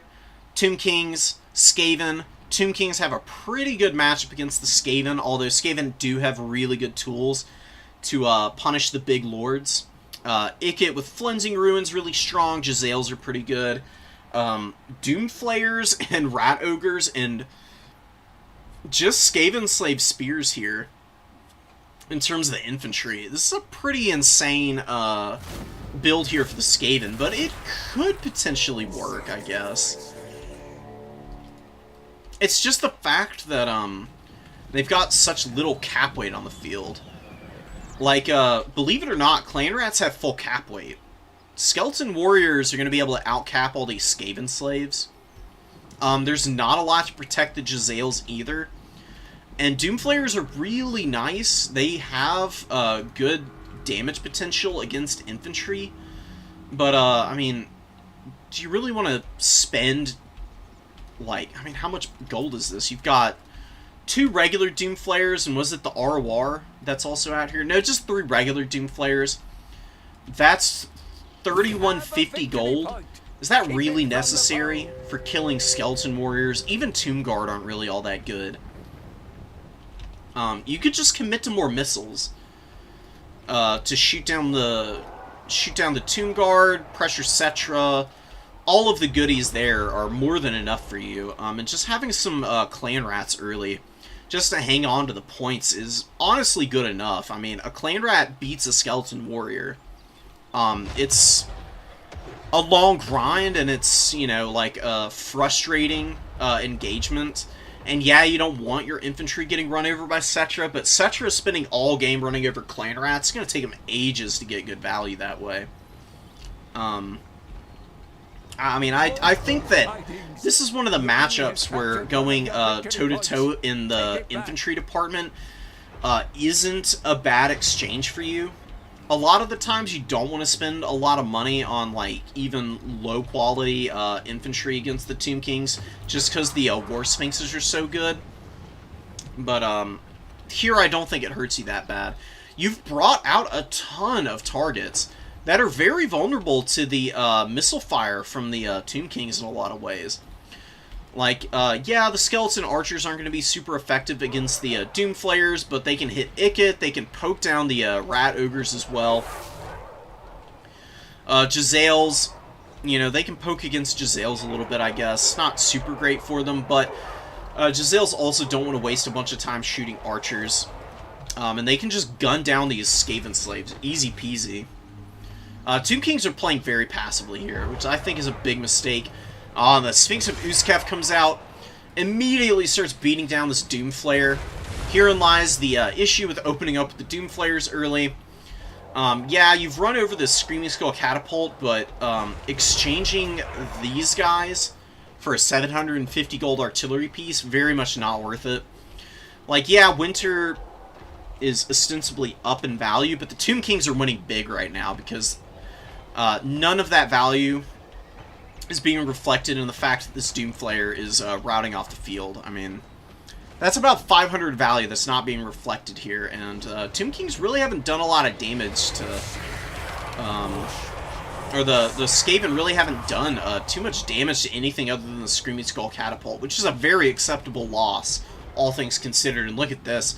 Tomb Guard and Skeleton Warriors sneaking out onto the number 3 here, away from the Natty Bubo's attention. And Winter not really having a lot to punish right now. I mean, the Tomb Kings could just move all their skeletons up onto these points and start forcing engagements. And then they can just creep out their cavalry. They can move up the Sphinx of Uskef to do some good damage. And there's really nothing to protect the Jezzails and the Teethbreakers when you really look at it. I mean, they got the Doomflayers, but the Doomflayers have taken a ton of damage. One of them routed off early. The other 2 are out here completely alone and isolated. The Rattling Guns might get some big volleys off on Settra. Settra needs to get out of here ASAP. Skeleton Warriors, why are they chasing Ikit? Not a good target for them. Like, if your opponent's not going to protect their weapon teams, just go right for them. Like, force them to protect those weapon teams. There's no good quality infantry to do it. The Doomflayers are all already occupied, running over skeleton archers and getting killed by the Sphinx. Keeping Settra alive and engaging the weapon teams is your priority as the Tomb Kings. At least it should be. We've got Rat Ogres moving over here. They're getting on top of the Skeleton Warriors and the Tomb Guard. Skeleton Warriors here doing what they should be doing, which is pushing down the Natty Bubos. No movement from the Skaven Slaves. Skeleton Archers, finally getting some good fire in here. Shooting at the Teethbreakers, getting some good damage in there. These Teethbreakers are very squishy, man. Yeah, they got decent armor values. They just don't have a lot of health. So, any way to fire from them, from the Skeleton Archers, is going to be very effective against them. And the Skeleton Warriors locking them in combat. Waddling these Teethbreakers forward, they were still trying to kill Settra, obviously. You got to pay very close attention to your weapon teams as Skaven. This is why I always recommend do not play them as a new player. They require a ton of micro. Their units are very squishy. You lose your Lord, it's game over. You lose all your weapon teams, it's game over. Lose your expensive Doomflayers, it's over. Just not a lot of cap weight. You can see they're barely holding on to this point. Just one Skeleton Warrior there. Nakara Warrior or a Tomb Guard would be able to cap that point up real quick. Or you can just send a Skeleton Horseman up there. Oh, and the Plague Claw Catapult just friendly fire their own Skaven Slaves. They are, in fact, frightening their own stuff and debuffing their own units. The frightening is coming from the Skeleton Warriors, but the Contaminate, as well as the damage by artillery, is being applied to the Skaven Slaves, and they rout away. And then a good Ushabti summon in the backline from Saren, killing this Plague Claw Catapult, very expensive artillery piece to lose. And the Screaming Skull Catapult comes right back out, immediately starts to kill the Skaven Slaves. It's going to be able to shoot Natty Bubos as well, which it actually does look like that's the target for the Screaming Skull right now. Really good choice of target. Settra is going down here. That really sucks for the Tomb Kings, but Ikit's dying in return. Much bigger deal for Ikit to be going down right now. Tomb Kings, they can kind of afford to lose Settra. It's not great, but I mentioned it earlier in the stream, where they're crumbling just isn't that big of a deal. I mean, 14 to 28 damage per second. It sucks. It's like a perpetual Mortis engine. But since your units are all unbreakable, like they are they're pseudo unbreakable. I mean, they have to crumble out completely for it to really matter. And against the Skaven, whose units are all going to be very low leadership and actually just running away, you're still going to be able to hold the caps much easier. Especially with the fact that it's just garbage infantry out on the field and no real cap weight available to begin with for the Skaven. This is just a bizarre build from Winter. It's very experimental. I respect the effort, but definitely learn your lesson here and don't be trying this again. Doomflayers can come out in reserve. They don't need to be in your starting army. More missiles are better. The Avalanche Mortars would have been a much better choice in the early game. Instead of friendly firing all their Skaven here, they could have been shooting into the Tomb Guard and the Skeleton Warriors as they trickle out of the woods.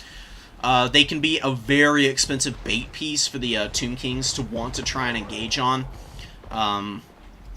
You can force out Ushabti Greatbow Summon. You can use the Natty Buboes to creep forward then.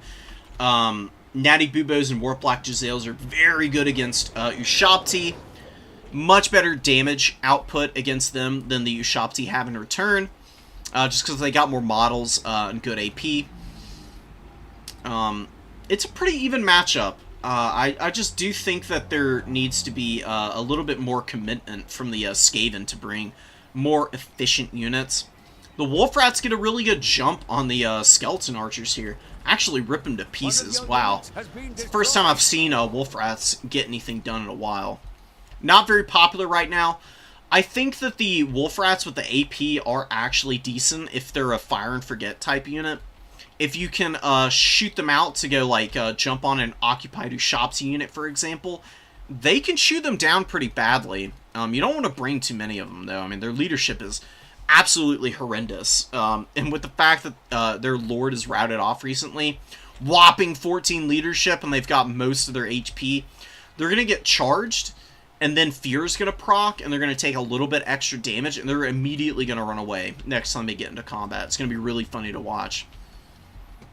You can see these Wolf Rats starting to get all these debuffs put in place. It does look like, did Ikit get resummoned? Why is the debuff not applying for their Lord being dead? What? Hello? That's so bizarre. I guess, I mean, Ikit is back out now. That's odd. Okay. I don't know what was going on with that, but Skaven are just so behind, man. They just don't have anything on the field. Like, they're just getting fully pushed off. Tomb Kings are playing a little too passively early, but they value traded well enough that it doesn't matter now. The Sphinx of Uzkaf has been really clutch. Ikit's getting the absolute hell kicked out of him again. Beautiful Flensing Ruin. I mean, it hits both of the high-value targets here, also doing some damage to the Archers and the Skeleton Warriors. Too little too late for the Skaven, though.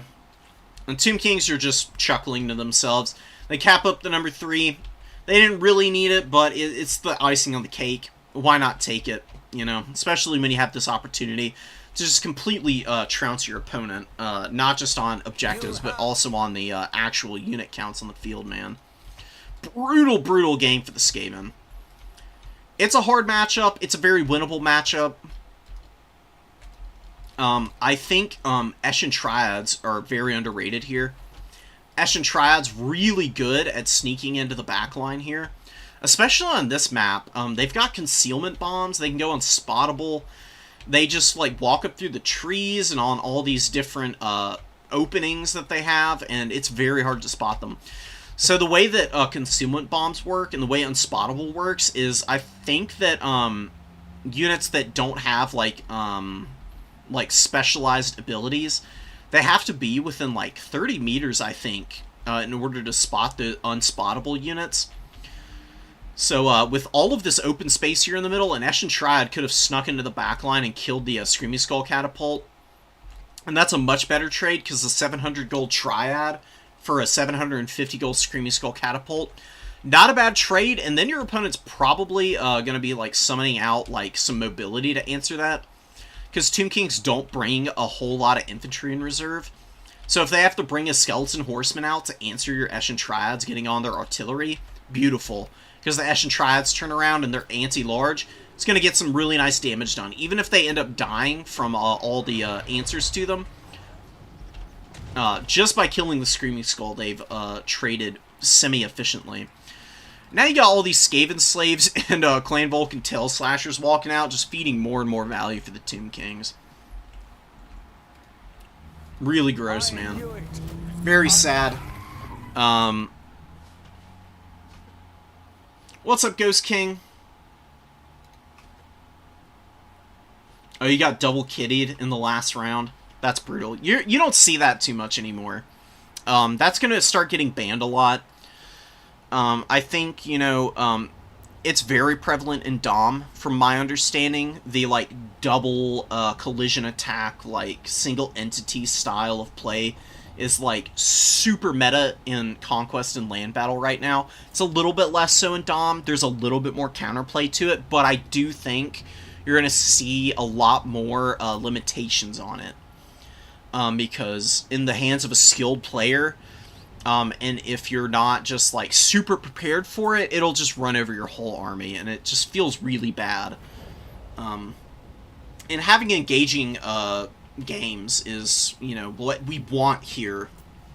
As, like, tourney hosts, and just as fellow players, we want people to have a good time and not have to constantly worrying about dealing with the same, like, cheesy units every single game. That's why, you know, we've had bans on stuff like the Hellforge Bellowers and the Thunder Tusks in place, for exactly that same reason. So probably not going to see a lot of double Kitty Cat anymore.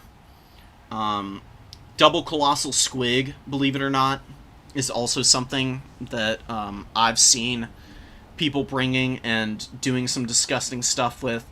I'm probably going to limit that as well. You know,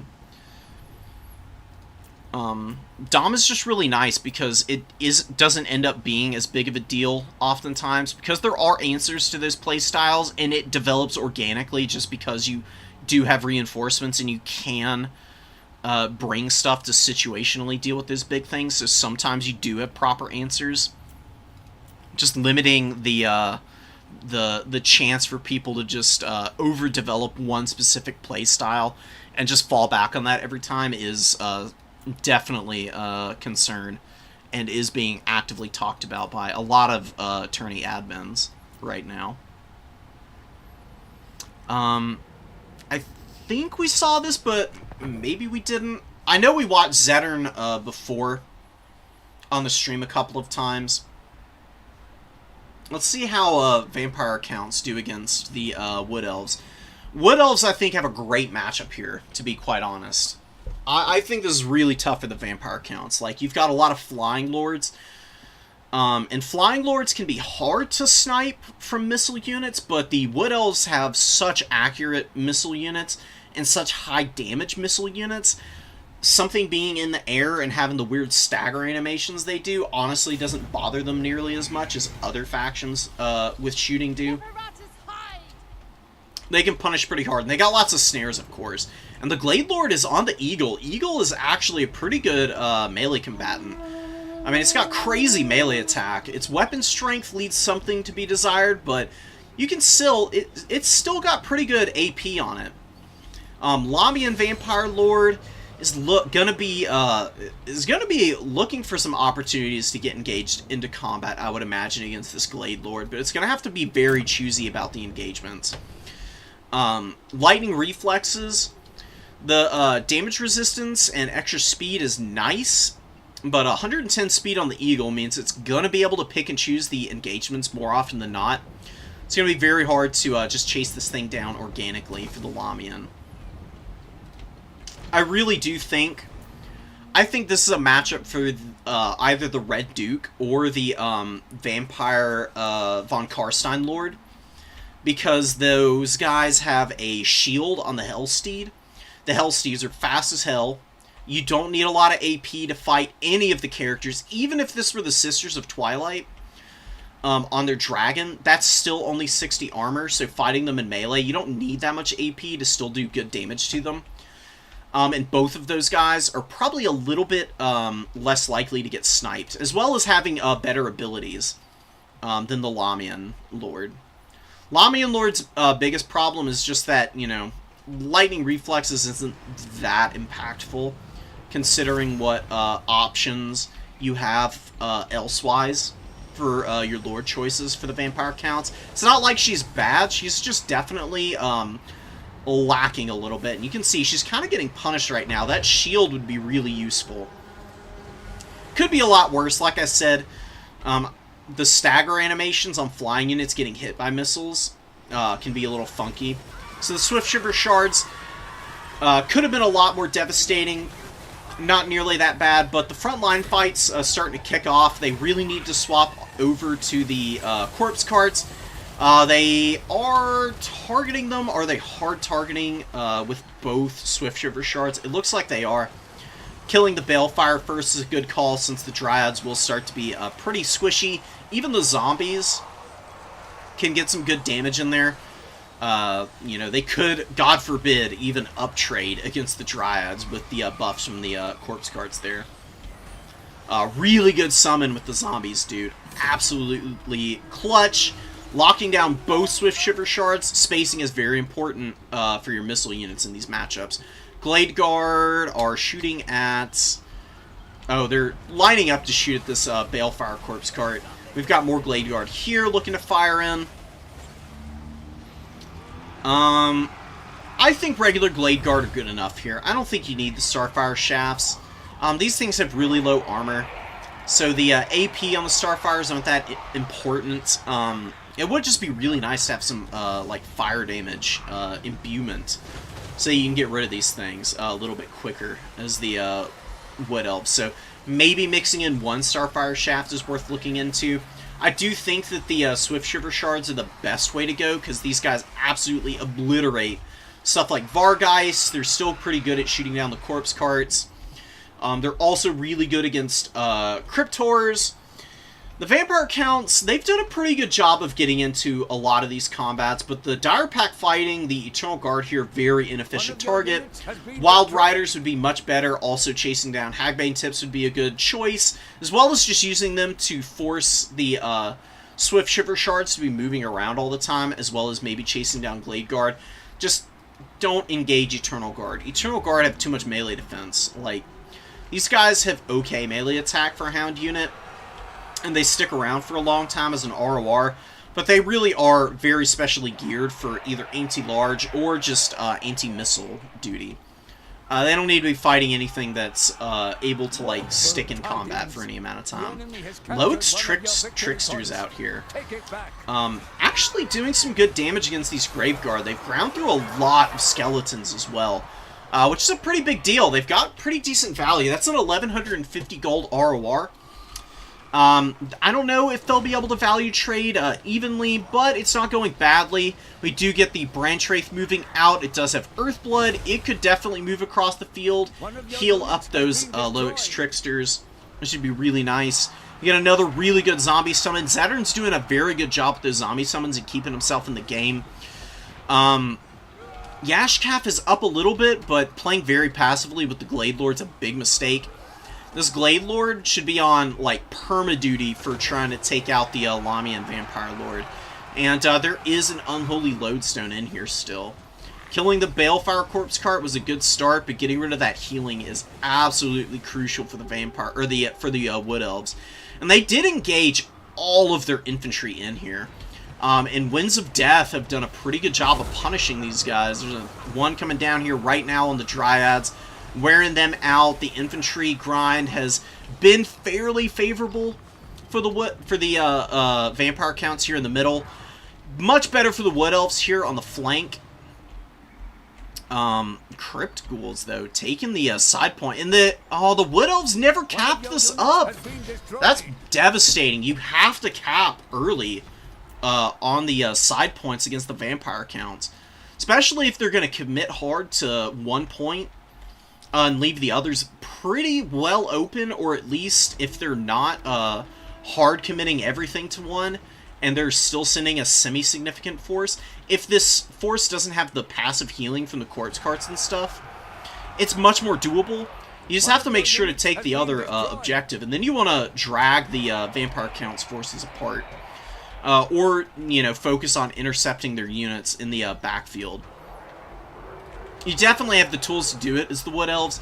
Wood Elves are in an okay position, but they're a little, they're making it a little harder on themselves, is what I'm trying to say. The Glade Lord finally gets more active in combat, lands down here and helps kill the Corpse Cart with the Wild Riders, which is a great pick. Should make this middle objective a lot easier to deal with. I don't know if you really need to do that now, though. I mean, you can probably just hard commit to the number 3 here and pull everything out of the middle and just leave this objective uncontested the rest of the game and be able to do a lot more effective damage out here on the number 3 with your superior mobility, superior missiles, better battlefield control from your Lord with the Prey of Anathrema. Also using Prey of Anathrema here with not any real way of punishing. I mean, just one Glade Guard firing in here. They poked the Lamian a little bit. You need more, though. I don't think it was really worth it. Prey of Anathrema is... I see this mistake a lot from people, where they just, like, lock the unit in place. That's not accomplishing anything. Like, you need to use these snare abilities to actually kill units. Like, you don't have to use this on the Lamian Lord, either. Like, if you think it's going to be too hard to snipe the Lamian Lord, fine. Wait for Crypt Horror. Like, say this Crypt Horror is... Say they finish this fight off. Your Vampire Count's opponent's like, oh, I really need to either A, get up on this middle objective, or I need to get out here on the side point. They trickle these guys out, right? They get into this no man's land, where there's no zombies, or crypt horrors, or Graveguard, or cavalry to support them. You hit them with the snare while they're in the open field. That's when you jump on them with, like, Wild Riders, Swift Shiver Shards, Glade Guard, all of the stuff focus firing them. Then you can break them down really fast, or at least wear them out on their HP pretty badly. And then when they engage, you can still hound them and eventually break their leadership and put them into crumbling and break them off the field by disintegrating them. Which would be a much better use of your time than just using it on the Lamian. To what end? I don't understand the purpose of using Prey right there. It's not a huge mistake. It's something that can add up and is, as you play, like, more experienced players, will become much bigger of an issue, because players with, like, more experience are going to know that you've used your praise inefficiently, and they're going to know that you're on cooldown, and they're going to get very aggressive. And the Lamian Lord actually does get pretty aggressive against the Glade Lord there, and does some pretty significant damage. Very nice combat for the Lamian Vampire Lord there. And acquitting yourself pretty nicely. Like, the Winds of Death have not been amazing, but that little bit of damage on the Glade Lord was pretty nice. Maybe the Lamian Vampire Lord has some teeth here. I mean, the melee defense is much higher than her other counterparts, and maybe that's why Zedrin likes her. It's just the fact that she's really hard to hit in melee combat. And being on the Hellsteed, he has done a very good job of ranging the missiles, and hasn't given a lot of opportunities organically for the Swift Shiver Shards to fire in against her. So, not having the shield isn't mattering nearly as much, because just playing very cautiously with her naturally. Black Knights moving out. Good value on these guys, man. I've been seeing people bringing the Black Knights with the Lances a little bit more now. That charge bonus is pretty juicy.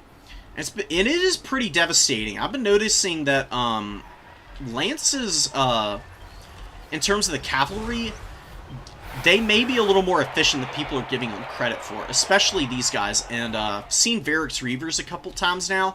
Varric's Reavers also have regen, so they can be pretty sticky. And another Prey goes down, and then just no follow-up. Again, you just... Like, the Wild Hunters of Kurnus come out here. I guess it was... Maybe it was just to stop them from getting on the scouts while the Wild Hunters came out. So, we had one good Prey out of 3. That last one really nice, but would have been good to see the other two used a little bit better. Like, that's a good example of using Prey of Anathema to, one, save some of your missile units from ruinous damage, but also isolating a unit in the backfield and using your own unit to hammer home and get some good value in against a very important mobility tool that your opponent has. Wildwood Rangers fighting where a Mortis Engine is, terrible idea. Mortis Engine, the second you see a Mortis Engine on the field, leave that fight. Absolutely not. Do not engage those objectives. And the Wood Elves are still just committing units up onto this middle point where they don't need to be fighting, when they could have been fighting out here on the number 3 where they can trade a little bit more efficiently. Wild Hunters hammer into the Skeleton Warriors. The Lamia needs to be careful here. She's great in a combat scenario. I mean, she is hard to hit, but this is an anti-large AP fighter. That ward save's only going to do so much. She does get a good zombie summon off that's going to help her out. She's pretty low. She needs to start thinking about getting back up in the air and staying safe the rest of the game. Losing her wouldn't be the end of the world. It just would be nice to have the extra leadership so that you don't have perpetual crumbling on your stuff. Because Wood Elves, they're quick enough. They've got some. They've got good missiles, like I said. They can definitely punish crumbling units pretty hard by surrounding them with mobility and hammering into them and getting the shock damage off so that they start to disintegrate pretty hard. Because crumbling doesn't hurt that much. Disintegration is just absolutely devastating, though. Like, they will absolutely just crumble off the face of the earth. And you can force that out when your Vampire Count's Lords are gone, and the enemy units are getting, like, rear charged, and a lot of leadership malices are being applied. It can be really devastating. Beautiful zombie summon. Now, that is how you use summons, man. Zeddern has been on top of those all game. Oh, and a Wind of Death coming out. I don't think it's an overcast, so it's not just absolutely devastating, but still got some pretty good damage off on the Eternal Guard and the War Dancers here. Damage they can't really afford to take since they're already elf units with pretty low HP pools. Their stats are really what keep them in fights. You know, the Lamian with 1700 value, very much underestimating her, man. I'm very impressed. Zeddern's Vampire Counts plays very clean. Punishes opponents' overextensions really nicely. Excellent summons, excellent use of the summon to punish the Wild Hunters of Kurnus with the Mortis Engine there, and some Crypt Horrors. These Crypt Horrors with some good value. Wild Riders overextending into them. Oh, and the Blood Knights coming in the fourth quarter with a beautiful charge down on the Wild Riders. Devastation, doom, and darkness prevails over the Lustrian lands here. As the Vampire Counts, I think they're looking pretty set here. They've got this game in the bag. All they need to do is secure this number 3 objective, and it'll be a win for them. I don't think the Wood Elves are going to be able to get enough units out to be able to, 1, kill the Mortis Engine, 2, kill the Crypt Horrors, and 3, and probably most terrifying for them, kill the Blood Knights. Blood Knights are just a disgusting unit in this matchup. They hit so hard. Bonus versus infantry.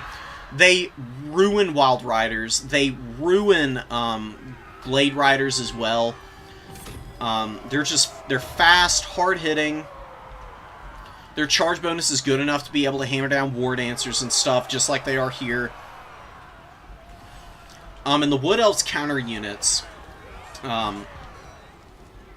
they just aren't out here on the field. Like, no Wild Hunters of Kurnus, because they got killed by the Mortis Engine. And Zeddern's macro has just been way cleaner than Yashkaf's. Yashkaf has made some good plays here, but has also just made too many mistakes against the Vampire Counts, playing way too fairly into them. Is starting to flip the number 2. Zettern just has the advantage on the tickets, and just is going to be able to persevere through the rest of this game and win it probably. One of your units has been destroyed. Eternal Guard fighting Crypt Ghouls. This is a fight that maybe this is a matchup where Crypt Ghouls can be good. I still think they're a little risky, but they are really strong against low armor units, and you know, since they're fighting something with a pretty small HP pool just like them, their superior weapon strength is actually going to be pretty impactful. So maybe here they can feast a little bit. It'd just be so nice for the Crypt Ghouls to get a little something else. I mean, like, CA was very generous to give them a buff, but the buff was substantial, but just also not good enough. These guys have been bad for a long time now, and they're just barely, like, on the verge of viability now. I think they need, like, one more, like, melee attack buff, and that would be it. Like, get them up to, like, 37 melee attack, and I think they'd be fine.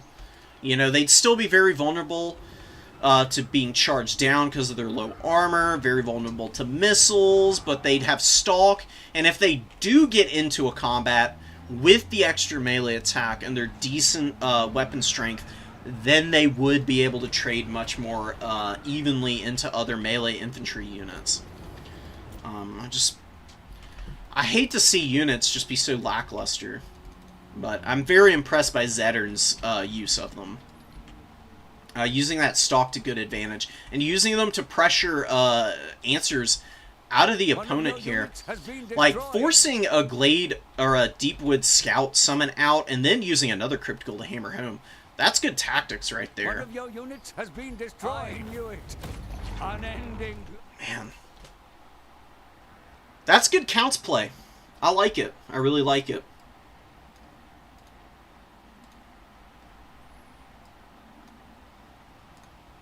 You think Chameleons are a trap against the Dowie?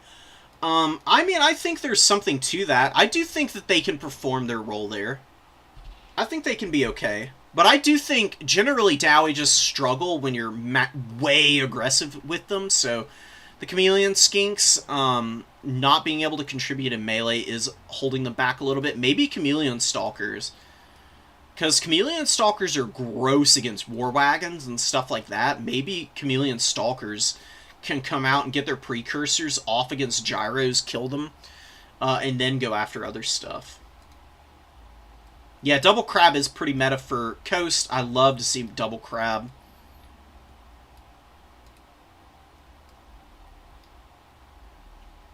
Wood Elf snares? I mean, just the 3 snares is enough, honestly. Yeah, Net of Ammontok. Marcus Wolfheart's snare is absolutely busted, dude. I'm so surprised that Empire players don't just bring Marcus Wolfheart every game. I think he's their strongest lord. Because every time I go up against a Marcus Wolfheart build and try to be aggressive, it's an auto-lose. When the Empire brings other lords, I find it a lot easier to deal with their builds. Marcus just synergizes with everything the Empire has. He makes cavalry get free charges and good engages. He lets Hawklands shoot for free on multiple units sometimes. For how long? Like 20 seconds? I mean, that's enough time for them to get 2 or 3 volleys off. And just absolutely ruin whatever they're firing at. But, Wood Elf snares... Wood Elves don't have, I mean, outside of Pravenoth Rama, really all they've got is, like, Melkoths, but even there, like, just debuffing the speed a little bit on a lot of units is enough for, like, Wild Riders and Glade Riders and stuff to close the distance. And usually that minus speed is enough to give your missiles time to fire because they're so long range. It may not be your typical snare, but I don't think it's unfair or inappropriate to call them a snare faction. It may not be like, you know, the traditional just like actually locking stuff down, but I think that speed debuffs can be considered like light snares. And then they've got poison. Any faction that can stack poisons and speed debuffs is pretty damn strong. Race of the Frozen Heart or a snare unit. Them honestly outright, because they have the Chilling Aura and Frostbite. Like lowering speed stats by 60% alone. Then you stack a poison on it and you're getting up to 75% reduction. Then you can pop a Melkoths on something. You can literally take a 100 speed unit down to about 1 speed with the Wood Elves by like trapping them up with all of the speed debuffs that they have. It's really funny, man. That's something that getting off on a little tangent, that's something that I love doing with Kislev. My favorite Kislev build is just Ice Witch, Warhorse, Arcane Conduit. You don't even need that, though. You can bring Guardian's Call and Iron Ice Armor. That's got a melee attack and speed debuff and an aura around her, which is nice. But you just bring Ice Sheet, Ice Maiden's Kiss, and Frostblades. 1235, and then you can bring all these freaking units that have their own debuffs, like Ice Guard. You've got Boydnov's Brawlers, who have a very underrated suppression effect. These guys are gross. I don't know why I don't see more Kislev players bring Boydonovs. Yeah, they're short range, but if anything gets in that range and you stack slows with all the spells and frostbite effects, you get trapped in this 90 range, it's over for whatever unit. I've seen Boydnovs very routinely in the builds I do see them in get upwards of like 2,000 value pretty consistently. It's kind of insane. I think Cheap Wide Kislev is really strong and undervalued right now. You just don't see a lot of people play Kislev. Ever since they got nerfed, they've just been forgotten about, seemingly. But I definitely think they've still got teeth and can do some really good work. We saw this game. OG just absolutely roasted Zetern into oblivion in this game. It was really impressive.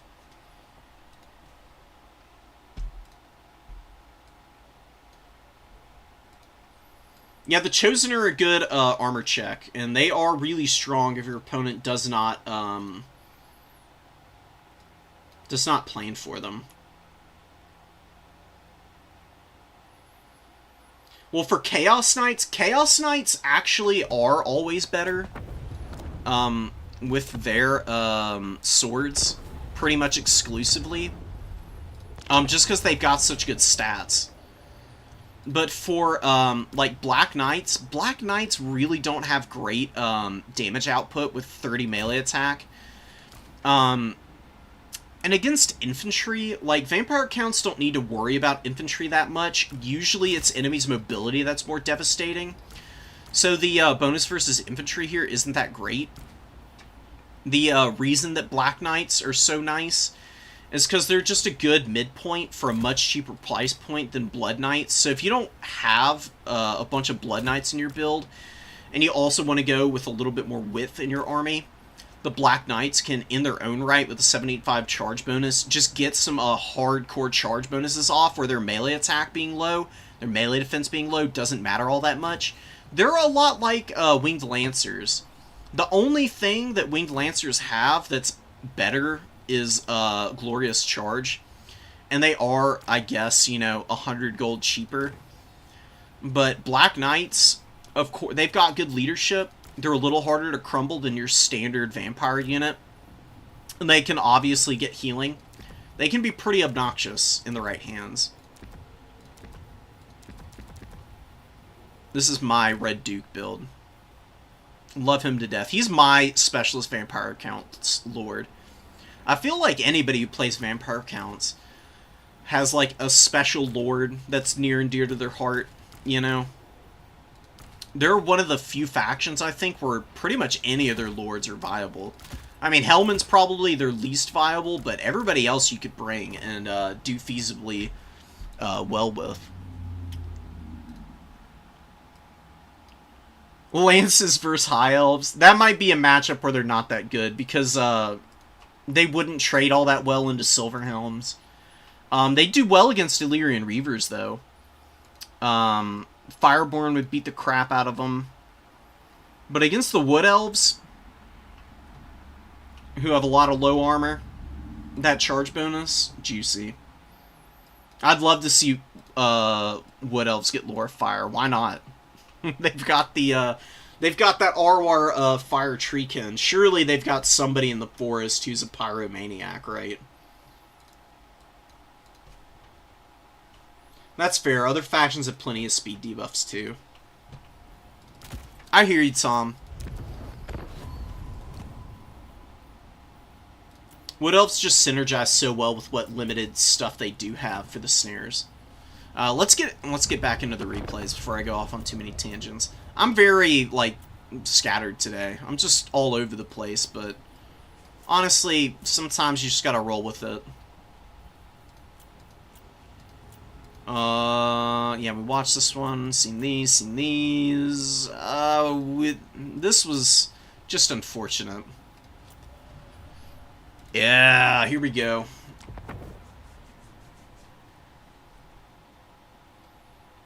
This is a build with some chest hair from the Empire. Oh my god, we got Red Olgor! Let's go! Oh, baby. Demons v Empire. Red Olgor coming out on the field looking to do glorious battle in the Blood God's name. Honestly, not going to be bad against this, against Boris, but needs to be careful not to get shot to death by Outriders in the cannon. Nothing to do anything... Nothing to challenge that cannon with from the demons. It will be done. Hammer of the Witches gonna dig through the ditches and burn through them, maybe. We'll see. See how the Dragula build goes for the Empire here. Oh, Plague Ridden on the Palanquin. Interesting. Very slow on this thing, but it gets a good bit of armor and a lot more HP. And still a pretty good fighter. Locus of Virulence can sit on the back point, but definitely needs to stay out of range of the cannon.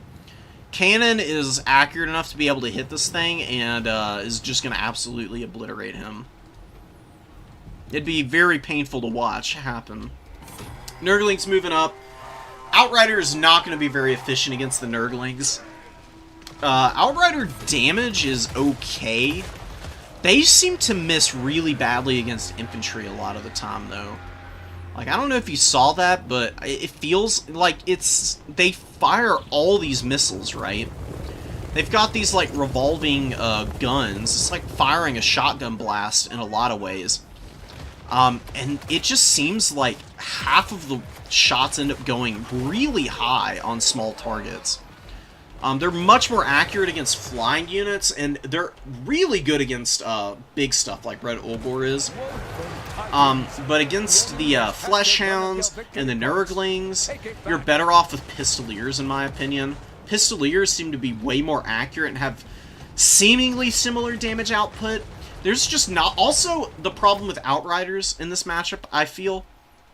They're expensive, and there's no armor anyways on the Demons of Chaos roster. Like, even most of the Lords don't have a lot of armor. Like, how often are you going to see Red Olgor anyways? He's a joke for a reason. Like, Turin clowns on him all the time, with good purpose. Really good net of Amatoch. Oh, and the Zentler's Reiksguard getting a beautiful charge on those Furies and the Flesh Hounds. Outriders should be able to turn around and get safe now.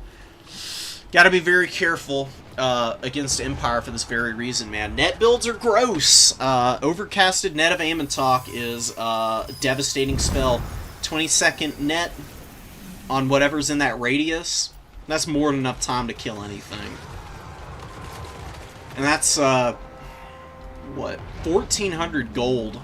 Just dead and off the board immediately. Red Olgor taking some serious fire. Plague Ridden getting hit by the Hammer of the Witches, which I was very afraid of. Is behind the hill, but the thing about the cannons with their arc of fire can actually hit on the opposite side of slopes oftentimes. You really have to have a proper shot blocker to protect against cannons. It's really hard on this map. This is a really good map for cannons. Like, maybe behind this hill you'd be a little safer. It's a much steeper slope. This one's just not enough. And the Plague Ridden going down would be a catastrophe. And it does actually force out a Fleshy Abundance onto the Plague Ridden, who just got healed up pretty significantly. Fury's diving on the hammer, losing a Fury here. We've got Grundle's Defenders. Wow, man, okay. I mean, the physical resist isn't going to be doing anything for the cannon crew, obviously. Too much magic attacks, but it's a good idea in theory. You know. Red Olgor gets in here. Excuse me, doing some serious damage to the crew himself. Taking a lot of Free Company militia fire, Outriders, all contributing. Boris in here as well, and a fat net of Ammontok. Not overcasted or anything. Red Olgor gets a really cool attack animation in.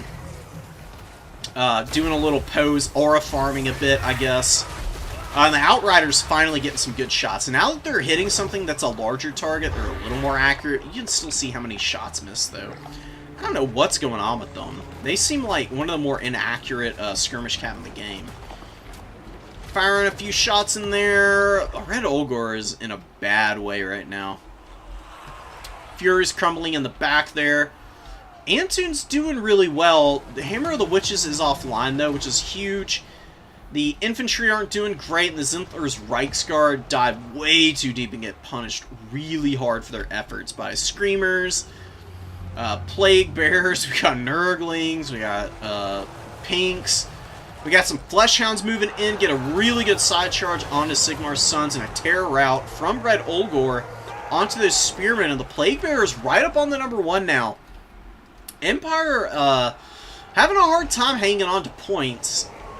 This does tend to happen to them when they go with skirmish-heavy builds.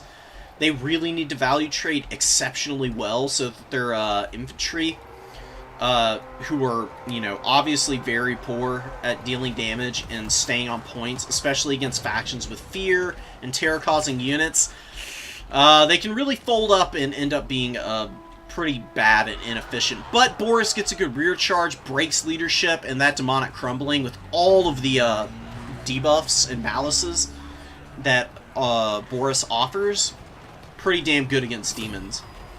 He may not be the best lord in the game for the Empire, but he offers quite a bit in quite a few different matchups.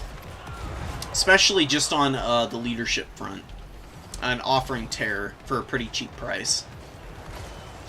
Pink Horror is doing some good damage to the Sigmar Sons, but they are crumbling out the Nurglings here. More Nurglings getting shot up by Free Company militia.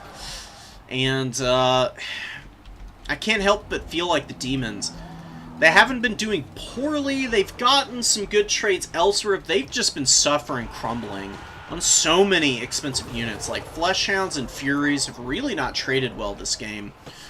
Just continuing to flood out with them, I think, is a little bit of a waste of time. I like the Screamers. The Screamers and the Furies need to be working together more, though.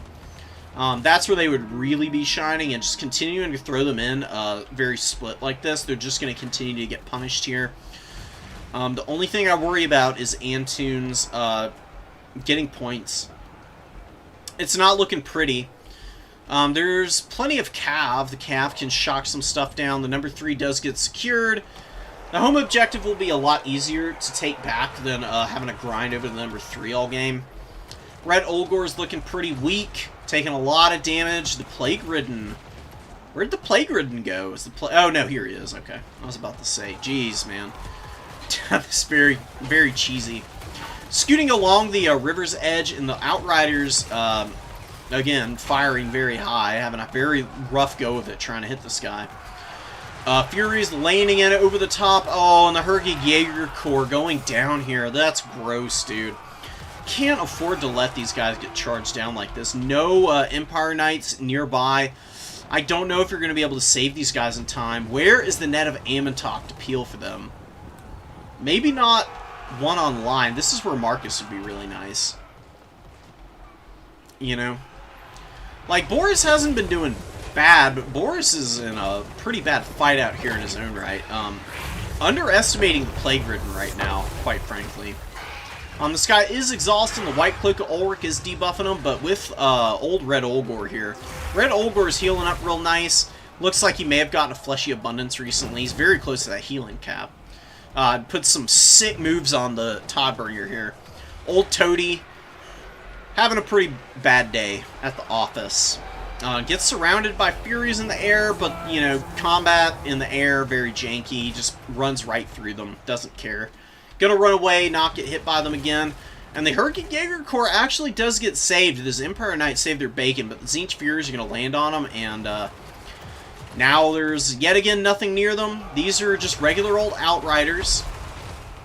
I think these Outriders, truth be told, should have been swapped out for Outrider Grenades. Outrider Grenades are really good against Fleshhounds, Furies, and the Demonic Infantry. I can't help but feel they would have been a little more efficient. It's not like the Outriders have been terrible. I just don't think they've been impactful enough, is my biggest complaint about them, and the Empire needs to get points now, not later, because they are getting real close to triple cap territory. They've got a minute and a half before they are in need of a triple cap to win this game, and the Demons are starting to outvalue them now. They've been very scrappy. Their infantry have been damn good. These Plague Bearers have really not been threatened by a whole lot. They're starting to get hit by Cav now, but the Pinks have been farming up some pretty good value. The Fleshhounds and the other infantry units for the Demons have been adequate to secure these points, and it's a triple cap for the Demons. And I think Antunes is just going to lose on the points now. Just keeping Red Olgor alive. A lot of that Empire value is tied up in the Lord, too, and that has not been great. The Fleshhounds have not traded well, but now they're starting to do a little bit better in the later stages. There's not a lot of knights. There's not enough knights to be able to swing this game, and I think Antunes is going to be going down here. I think we can fast forward through this one. It just doesn't look hopeful enough. Red Olgor's getting hit, but man, these Outriders, dude, I swear, like, half their fire is just going into nothingness. Just being fired off into the void. Red Olgor fighting Boris, surround from the Furies is really nice. They are wearing him down and also making it very hard for Boris to hit Red Olgor here. 2,700 on him. Really good performance from him, honestly. I mean, how often do you see Red Olgor pay for himself? He doesn't have... I would like to see him get Deathbringer. Red Olgor has Deathbringer. Deathbringer is so strong. All of the Demon Princes that have access to it should bring it if they can. Just being able to hit for like 800 plus weapon strength is pretty awesome. Would have definitely helped against Boris and helped chip him down. Although I guess saving the money ain't bad too. Really fun game. Antunes, yeah, Outriders, probably no. It's a no from me, ladies and gentlemen. Silver Bullets did nice. Empire, just not having the tools to clear this army. Very unfortunate. Grenade launchers would have been a much better tool than the actual Outriders here. I think they are the same price pretty much, too. 200 gold more expensive, actually. I don't know why I thought these guys were 800 gold. I still think it's worth it. Like, just 2 Outriders with grenade launchers instead of 3 of the repeating guns. One day these repeaters will be good. As it stands right now, no. I don't see them trade very well. Hardly ever. There's a handful of matchups where they can do good work, but I don't know about against the Demons. Demons are just so good at swarming, too. Like, once these Outriders are running, they don't have 360 shooting. They're not providing any fire value by running around. Pistoliers can. The Outrider grenade launchers just have better damage output, so the risk of these guys getting caught in melee is worth them being brought because they can punish harder.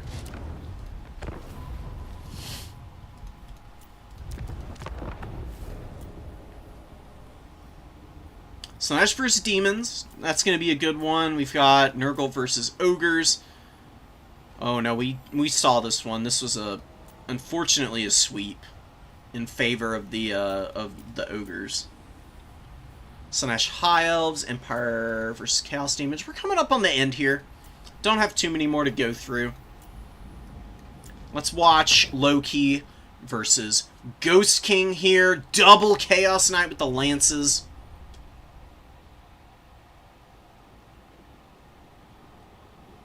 Very hardcore. What does Devastating Flanker with the Lance Knights look like, even? That's kind of insane. If you actually get it off, I imagine it could be potentially pretty devastating, but... You know, Slaanesh just has so many more cost-effective units than their Knights, but since Seekers and everything are banned, maybe playing around with them ain't a bad idea. You know, they're way more resilient than Fiends are. I've got a soft spot for Chaos Knights, and I've been playing around with Chaos Knights of Khorne a bunch, and I've actually been finding quite a few matchups where I think they really shine. And I do think that in the current meta, Chaos Knights are actually not bad, because they got good mass against single entities and against, you know, big, wide, swarmy builds, which is the other playstyle. You either go super expensive with big SEs, or you go with big, wide builds, where you've got lots of infantry and missiles. I think Chaos Knights can do really well against both of those playstyles, if not for just, like, charging stuff down, and the wide builds also being able to stop up the charge of those big SEs and giving other heavy hitters time to get in. Ain't a bad idea either. It's good to see people just playing around with units, though, man. That's why I really love new player tournaments. You know, people aren't afraid to try new stuff. And oftentimes, I will tell you, I have seen often new player tournaments have stuff in them where they kind of end up being on, like, the cutting edge of the new meta developments, where lots of players, especially when newer patches roll around, it takes them a lot of time to, like, break away from old habits. Newer players are just, like, doing this kind of stuff naturally, just by being willing to take a few more risks. And it's really cool. Sunfang goes down. Don't use Sunfang on armored targets. That was a very wasteful use of it. It's good. It's really good against Devoted Marauders of Slaanesh. These guys have no armor. They got 15 armor. How much damage does Sunfang do? 33 damage. Oh, but it's got 0 AP. It's not going to do anything to Chaos Knights. Literally. I mean, they're going to take like 1 damage for each chance it's got to hit. Not effective at all. It would take about a third of the HP off of a Devoted Marauder if you hit it right. Sunfang is way more powerful than people give it credit for, especially against chaff units. I've seen Tyrion get really good value out of it. And it does recharge slowly because he has to be engaged in melee combat, but it synergizes really nicely the fact that Tyrion has insane stats. So if he just fights stuff like Chaos Knights, or chases after the Chaos Lord of Slaanesh, or the Sorcerer, or fights in Devoted Marauders, he's going to have plenty of time to charge it up all game, and he can get some serious numbers of casts out of this. I think one game where I had an opponent who brought Tyrion with it, I was playing Kislev. It was when Kislev Warriors had just come out and everybody was using them. Tyrion just fought all of the Armored Kossars all game. He got like 6 Sunfangs off. He got about 2,000 value just from Sunfangs on my Kislevite Warriors. And it was just a bad day for me. He did so much damage to them. To be fair, I was blobbing him up pretty bad, but that is an example of the kind of stuff he can do with it. And it'd be nice to see people use it more. Loki using it here just had one very inefficient cast with it. Use it on these spears here. That'd be the best thing you could do. Lyran Reavers trying to help out against these Cav. The Slaanesh Lances get in on the Storm Riders, and they're getting some good damage, but, you know, they were braced. It could have been a little more efficient. They could pull out and probably start to charge back in. These aren't the best targets in the world for them, to be fair. High Elves, I do think, probably aren't the best place for Lances. And like I said, Chaos Knights with the swords are generally more efficient just because they've got really good melee defense when they've got the swords. And these guys, you know, you want to get the rear charges with them. Like, charging down the White Lions in the rear would be really nice. You could use other units to, like, lock down on the Storm Riders. I think this would be a good matchup for Forsaken of Slaanesh. Because they've got good armor values, they're more resilient to the missile fire than Exalted Demonettes are. High Elf units have pretty high melee defense, so Exalted Demonettes can struggle a little bit. And Forsaken of Slaanesh with the Blissful Rapture, like, passive from the Sorcerer, they can definitely hammer home against that 44 melee defense. And with that high weapon strength, they can really tear apart Lotherns. I have a lot of success with the Khorne Forsaken, and Khorne Forsaken are honestly kind of dog shit compared to all the other variants. So if Khorne Forsaken can shine in this matchup, I think Slaanesh Forsaken have some serious teeth here.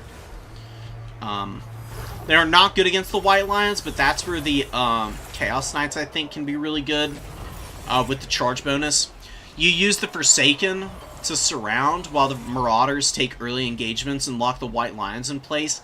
The Forsaken get into the back line, use the Knights to hammer home. You need to engage their whole army. I see this mistake a lot also from people, is being way too passive with multiple infantry units trying to hold a point. If you've got a home objective, your points are so close. You're playing Slaanesh. If your opponent's trying to send stuff onto this point, just send Hellstriders out to support. You don't need to play this passively with multiple infantry. This is like keeping multiple infantry on an objective is a Dowie type of thing. Like, Dowie are very slow. It takes a long time to get cap weight up. You can lose objectives just by your opponent committing cap weight and taking it away from you that way. It's not going to happen to Slaanesh. Not if you're paying attention. You could have had these guys up here engaging these Lotherns to where they're not firing all game. They haven't gotten crazy value, but every little bit is helping them trade efficiently. Actually, some of them are doing really nicely. The Storm Riders in particular, but the Storm Riders are an ROR. They fire really quickly. They've used a lot of their ammo, and they have absolutely bananas melee defense. 53 is pretty nuts. You can see the other Lotherns are down here at 44. Not nearly as strong, but still pretty decent. And yeah, the Marauders are engaging the Spears and White Lions now. Not great targets, just not efficient trading for them. I mean, if they win against the Spears, they killed another 500 gold thereabouts unit. These guys are 425 against 500. It's an evenish trade. You're going to lose the devoted Slaanesh Marauders to these White Lions. Again, not going to trade very efficiently either. They need to be just locking down Lotherns and then giving time for their other units to, like, grind through stuff and get into the Chaos Lances, or for the Chaos Lances to get through the other High Elf units, leaving the Forsaken to get up in the back line if they're coming out in reserve to get up here and also value trade. And yeah, they just get crushed by a good flank from the Rahakra's Pride, who probably also got the roar on him. Yeah, Mighty Roar going down. Big leadership break, man. And Ghost King banking up a ton of supplies. Got to get your stuff out on the field. And Tyrion and the Noble, man, just bullying right there. Really good High Elf build. Very clean play out of it. Low-key, obviously knowing the engagements that he wants to take and punishing Ghost King for not taking the right kinds of engagements early, not getting out the summons, and not having stuff on the field to respond to the proper, or to respond with the proper units. Very unfortunate. Knights, not doing too hot. Forsaken, not doing too hot. To be fair, they're fighting White Lions, which isn't great for them. Fighting Silverins, also not a great idea. Silverin have pretty good armor. The Forsaken's targets of choice in this matchup is Spearmen and Lotherns, as well as Illyrian Reavers. Very good against Illyrian Reavers. And okay against White Lions in a pinch. Because these are the War Lions of Trace. Not the White Lions. War Lions specifically. War Lions have pretty low HP. They've also got pretty low melee defense on the whole. They don't get any martial mastery or prowess or anything. So the melee attack of the Forsaken with a high weapon strength, they can do big damage to the War Lions. And the War Lions are pretty expensive. They're about the same cost as a Forsaken. So trading evenly is fine.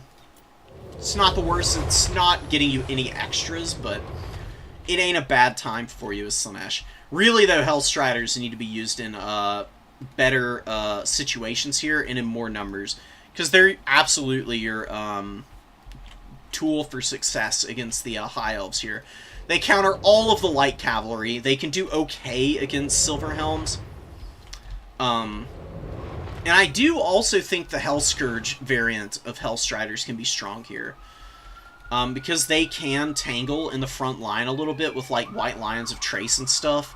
As well as,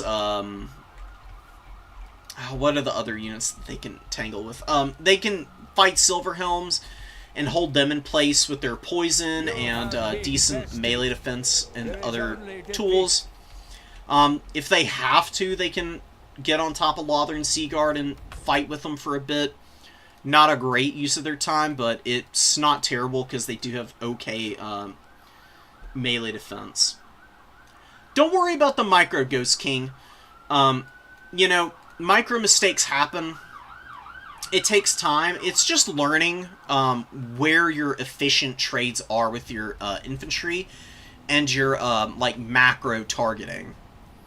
That was the big thing that I think you could work on a little bit here. I like the double knights is very gutsy. I appreciate that. I don't think you can afford to bring a Chaos Lord of Slaanesh and a Chaos Sorcerer of Slaanesh and the double Chaos Knight, though.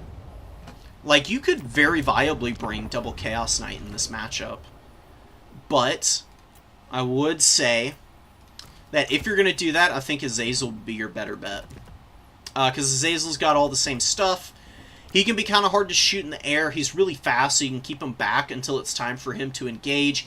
If you're worried about Tyrion, which is a fair worry, you can go with a Herald, though.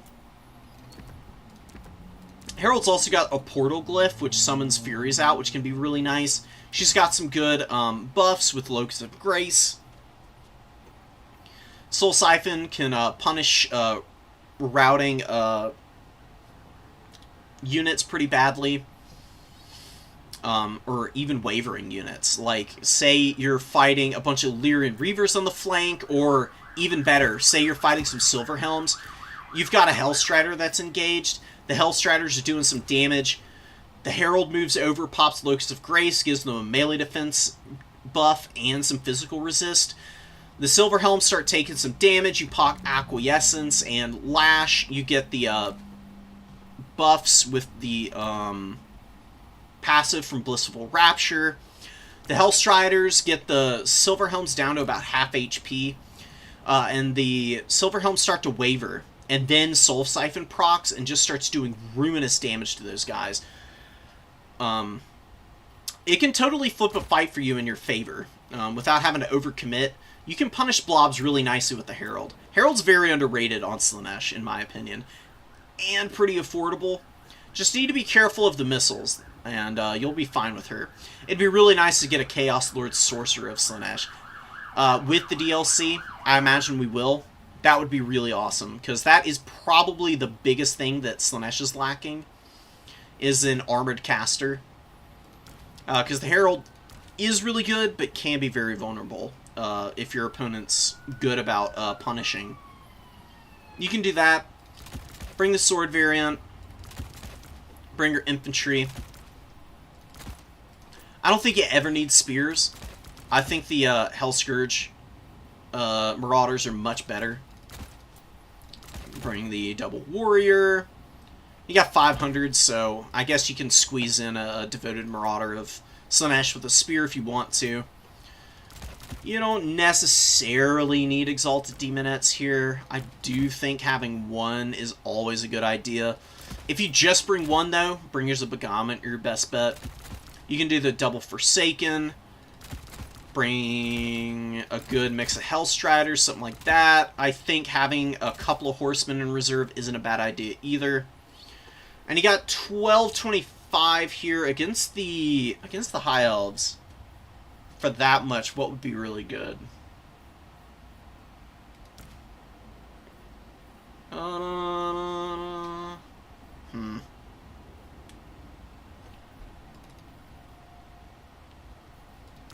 Good mobility. Don't need any more of that. Maybe some more infantry clear.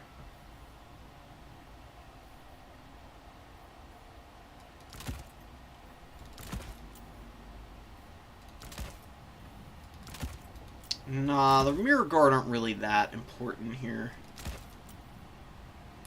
I don't know, you got 1225 to play around with. Maybe you can mix and match some units in that you feel you would be a little bit more comfortable with using or feel like would be more impactful for your personal playstyle. I think this would be a little bit more solid if you want to go with like a very similar like style up against the High Elves. That would, you know, be a very similar build, but also have some more like functionality in terms of like possible width that you can go with. You could bring a Cultist, maybe, on foot. With Gate. That wouldn't be a bad idea. These Slaanesh Cultists are deceptively strong, too. They're really good against foot characters.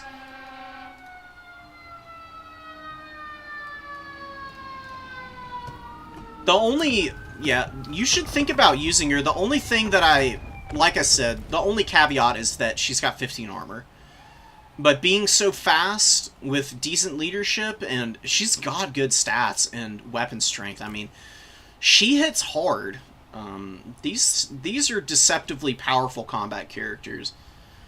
Very good snipers. Like, say you're going up against High Elves and they bring Emmerich. You know, Emmerich is not an uncommon pick for the High Elves.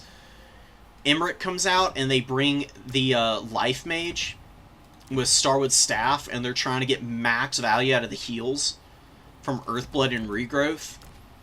Heralds can get in with their good weapon strength and stats and just absolutely beat the shit out of a Life Mage. And they've got poison, so it's very hard to escape from. That's another thing you can do, is like specialized sniper plays with the Herald.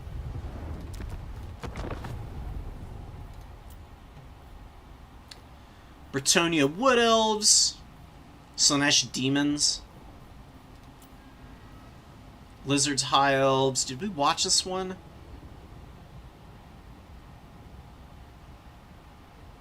I don't actually remember. This is a crazy High Elf build. I'm very curious about this one, personally. We'll get there eventually. We saw Red Sky and Yashkath play on Saturday. And I think I did want to see this one. Demons against Tomb Kings is an interesting matchup.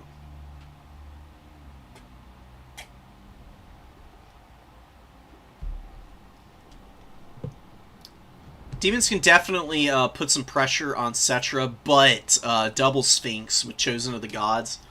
Yikes. This is, you know, the most meta Tomb Kings build right now.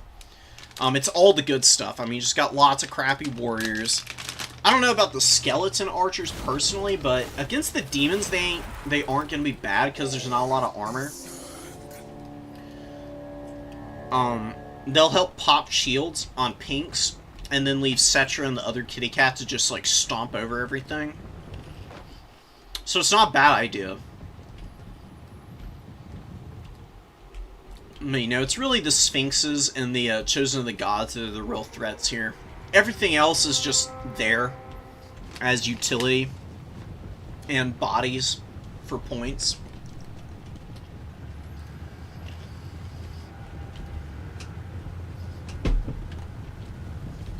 We've got some blue horrors moving up. Not a bad unit here. Couple of pink horrors, lots of bloodletters.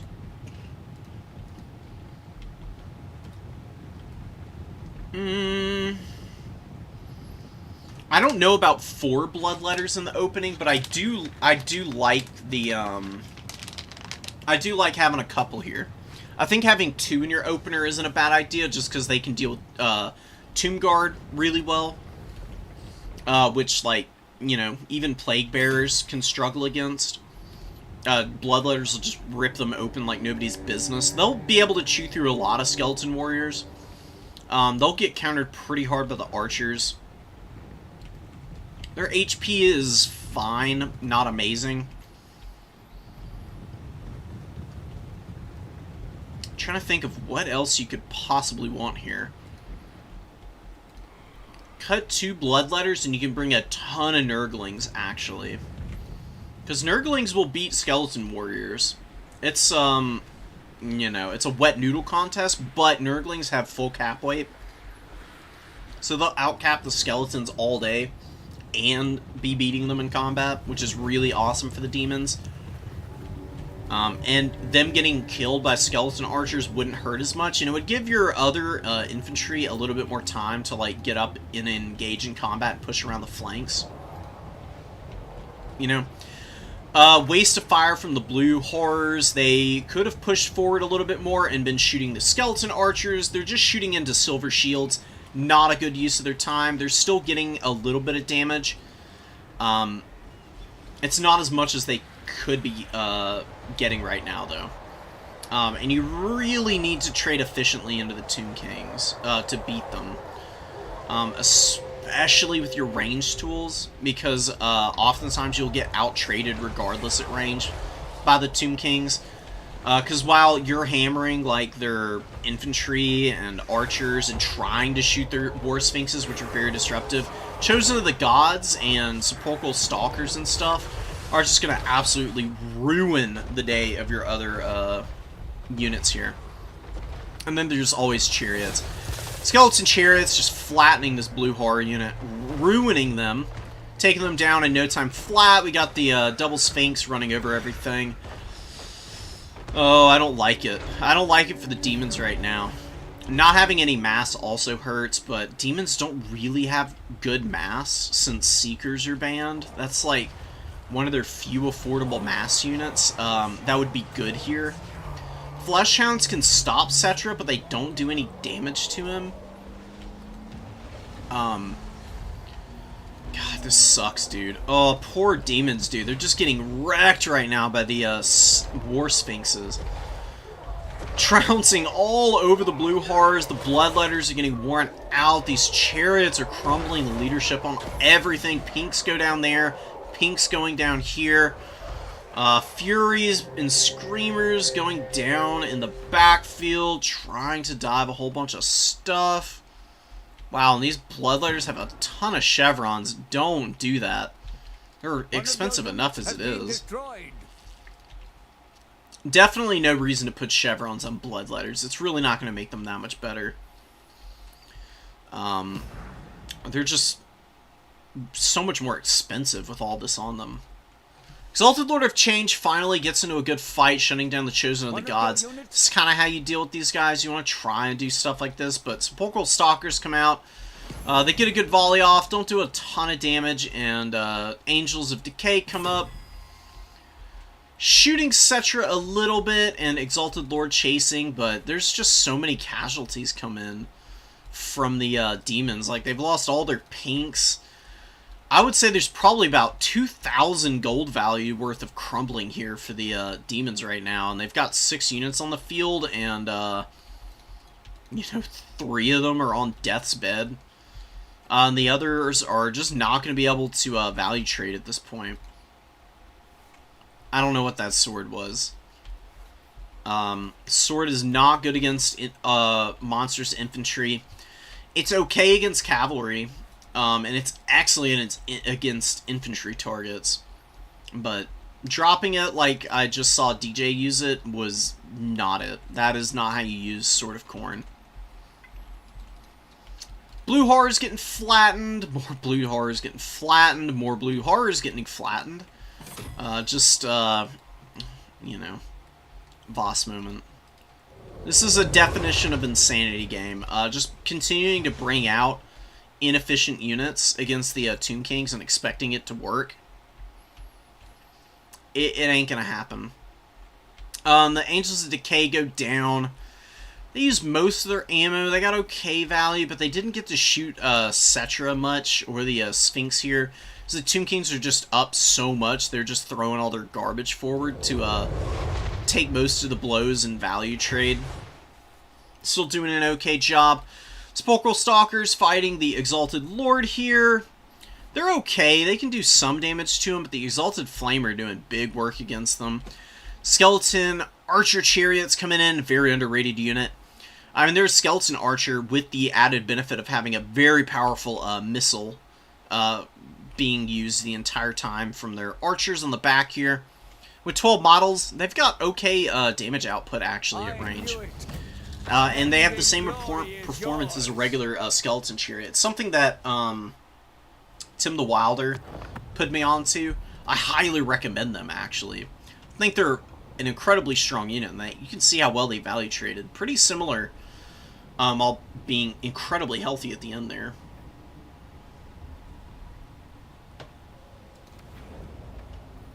Pretty brutal for the demons. Just didn't have a great build against Tomb Kings there, unfortunately. Not enough mass for dealing with Cetra and the Sphinx. You know, Final Transmutation's good. It has to be Overcast, and these guys need to be together to get like max value out of that. A lot of flyers, a lot of expensive infantry. You really just want to bring cheap infantry against the Tomb Kings. Let's do a little theory craft here for that matchup, actually. I do think a character with some combat prowess is a good idea here. Somebody who can move around and catch your opponent is a good idea. I think Zarevic is your best bet for that, though. Why is because he's got some good buffs. He's got Master of Fates, which gives leadership and melee defense when he's out of combat, hovering over a fight. So if he can't land and get him engaged, he can at least be doing something by buffing a unit somewhere on the field. He's got Paragon of Change for, whatchamacallit, barrier replenishment, which is awesome. Blue Fire and Pink Fire can pressure down stuff at range. He's got Gaze of Fate, which is a snare. 3 uses of that. Very good against factions that like to bring big targets.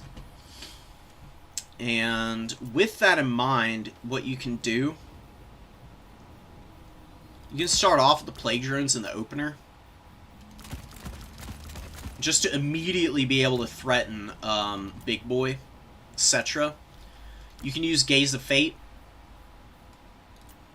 blast Cetra with the Blue Fire, use the Angels of Decay to hit them. You can even keep a Changebringer in reserve. I can't recommend them enough. They're crazy powerful.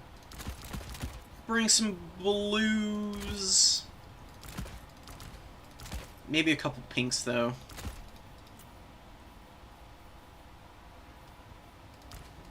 Maybe 1 Plague Toad in the opening. You had a good amount of shooting, got some answers to archers, can poke Ushabti if they get into range. Cheap infantry that Cetra is going to be able to run over, but isn't going to really profit much from killing. Then you've got good Vanguard cap weight in the late game, with some speed on them. Bring a couple Bloodletters in reserve, not a bad idea. Could bring a Plague Bearer, maybe. Maybe 2 Plague Bearers and 1 Bloodletter. You can bring the Screamers. You can bring 1 Fleshhound. Although, actually, I think the Shrieking Skyrays and 1 regular Fury are the way to go. Because the Lamprey's Bite is a very good explosion ability. It does a lot of damage in a pretty big radius, and can definitely help against the low armor of Tomb King's units. Another Plague Toad, maybe. Yeah, you just want to go for cheapish units. Dang, too many flyers here. Okay. So maybe just the Shrieking Skyrays and a couple Furies then. I'd bring the Corn Furies. Like I said, good damage output, very powerful and impactful. On a much more regular basis than a lot of other units. Or a lot of the other Fury variants, I should say. What else? Having something to answer the cavalry would be good. So maybe another Fleshhound. Yeah, 900 gold gob. One Seeker would be so nice. Imagine if you could have one Seeker in your builds. Maybe I'll do a tournament where one Seeker is allowed. With a max of like 3 resummons. That'd be cool. You can bring up Beast of Nurgle. They're not bad. I mean, they regen. They're immune to flanking. They can be obnoxiously tanky if your opponent isn't shooting them to death. Decent damage output. They debuff a lot of stuff too. Little physical resistance. I don't hate it. And yeah, and the Changebringers and the Angels just wreck Settra and the Sphinx. With Gaze of Fate to lock them down and punish with these 2 powerful units on the field. And I think you'd be fine. And then you can use all your other units to like grind down the infantry and try to shut down the enemies' Chosen the Gods and Ushabti units.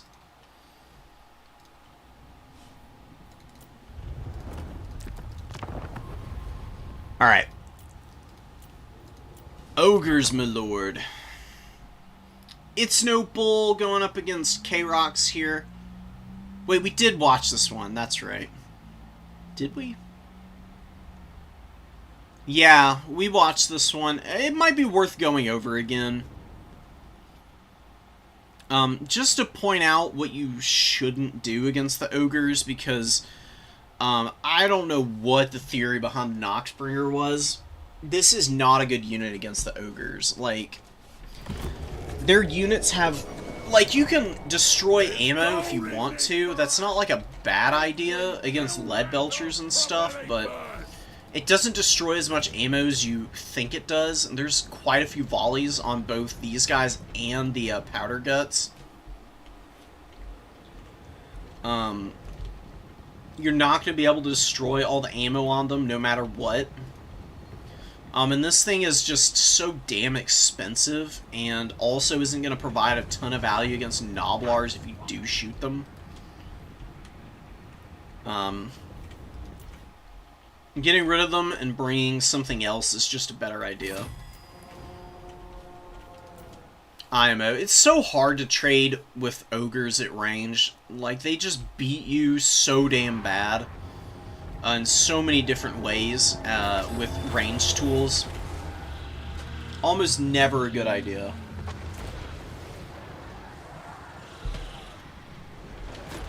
Early engagement with the Chaos Lord and the Sorcerer and the Exalted Hero. Very expensive hero core. Definitely need them to get a lot of work done. They're all on the Rot Beasts. Really nice Stream of Corruption. Get some really good damage on the Gnoblars here. Pigback Riders moving in, more Gnoblars fighting Marauders. Pigback Riders are, of course, just a stupid unit. Cash Cascade going down, buffing them up. No, here they are. Yeah, I mean, just their stat line's crazy. And the fact that they get extra leadership from Uncanny Coordination, I don't love. I think this could be toned down to a +6 leadership buff, and it would be a lot fairer. Like, they've already got better base values than your standard Gnoblar. Like, standard Gnoblars are just, like, dog water leadership at 45. Pigbacks have 55 on top of getting an extra 12 when they're above 50% health. Why? Why? They're so sticky for no reason. Like, Nurgle's breaking through them pretty nicely here, but they are still holding up a lot of momentum. And then the fact that they've just got, like, a good bonus versus large and already have, like, solid enough, like, melee attack for a 400 gold unit or whatever. Which is way too cost effective. I don't like complaining about the ogres, because I don't think they're, like, obnoxiously broken. I just don't think they're well balanced, man. Like, you have to skew your build so freaking hard to deal with lead belchers and stone horns and all these other units. And some factions just can't deal with the Ogre Kingdom straight up. Like Khorne, I'm very fortunate playing a faction like Khorne where you can actually fight with the ogres pretty well. But factions that can't deal with blood vultures, can't get past saber tusks, can't shut down lead belchers, can't kill the powder guts or stone horns or all these other big SCs and stuff, it just sucks to play ogres in SFTs or in new player tournaments or any situation like that, even with the bans that are currently in place. Either limiting or outright banning pigback riders and the thunder tusks. CA needs to really give the ogres another pass, man. And these blood vultures are just beating a more expensive unit in the sky. I mean, they just come out and these are 500 gold with an insane melee attack and leadership buff from killing things near them. Or just being near. They don't even have to kill anything. Like, they just have to exist near combat. And they get an insane buff to their own combat potential. And they can beat a 650 gold unit. Why, dude? I mean, it's like they were developed completely separate from the other DLC factions. Like, I feel like CA did no testing on the ogres before they put them out. Because they just run over some factions completely, and Nurgle is definitely one of them. Nurgle has some tools they can bring. They can win this matchup, but it's just brutal. It's so exhausting, like, playing this style of Ogre Kingdoms build. You can see they're just like running away with this game. Like, the best thing you can do is bring in your anti-large, expensive anti-large stuff early. Have lots of cheap infantry. So that if you're getting shot by lead belchers, okay, you lose like a 425 gold marauder. It's better than losing a chaos warrior at 800. And you just rush the Ogre Kingdoms and do your very best to try and kill their lead belchers and kill their Gnoblars early. And then hopefully your heavy hitters, with some healing from Nurgle, are able to just carry you in the late game. But, you know, that didn't happen for K-Rox. Like, the Lord's dead, Sorcerer's taken down, Exalted Hero didn't do much, and the Ogres are just moving in here. Lots of cost-effective performances across the board. Blood Vultures especially, all paying for themselves, and more Lead Belchers, nearly doubling their value, and they still got 4 volleys left. Okay. Gnoblars, you know, just being annoying. And Man-Eater great weapons and Mournfang Cav great weapons, just running all over the place, doing the work of the gods, man. Ogre's kind of nutty.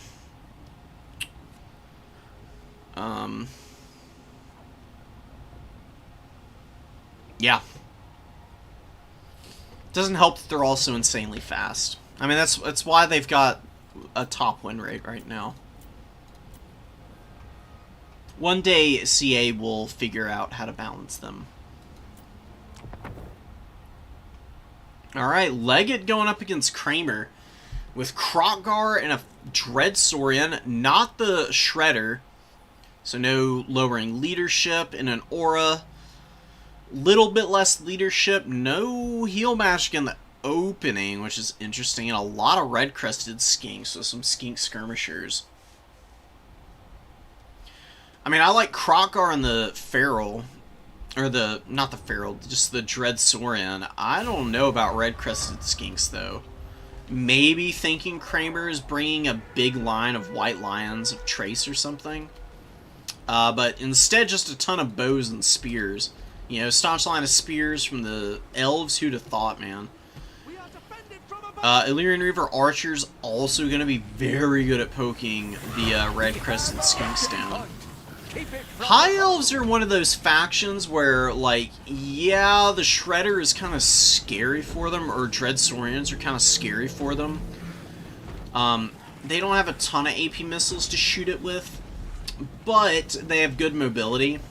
And the stuff that they have that isn't super mobile is at least still going to be able to drag the Saurian around a little bit and make it a little bit less likely this thing just gets in and starts running over the entire army and farming up a ton of value like it really wants to. Crocky G coming in here on his Horned one? Yeah, on the Horned one. Sacred Spawning, Swiftness of Itzel, and Hand of the Gods. Hand of the Gods top tier. Swiftness of Itzel isn't bad. It's pretty good for getting him out of fights against infantry because it knocks all the models down. It's very disruptive. It's got a big radius on it, so he can escape combat against infantry pretty easily with it. Sacred Spawning is fine. A little bit of physical resist and vigor reduction never hurt anybody. We'll see how he does. Skink Skirmisher's just getting shot to death right now. The Grey getting some good value. You've got the Illyrian Reaver Archers getting some good value, and now the Lothern Sea Guard are starting to open up on them. Going to be a very painful loss for the Lizardmen here if they do not pull those guys back. They've already got one routing. The other two looking a little suspect as more and more firepower pours into them.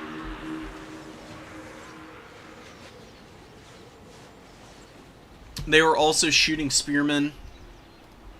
Big no-no. Not a very efficient target. They did poke the Illyrian Reaver Archers some. The Dread Saurian.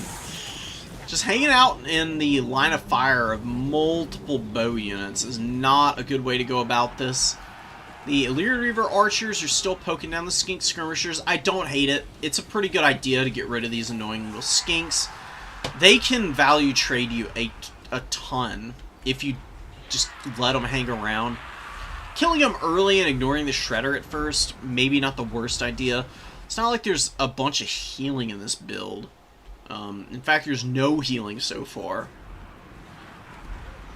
which is fascinating. I don't know if this is Legatus's idea from the get-go, but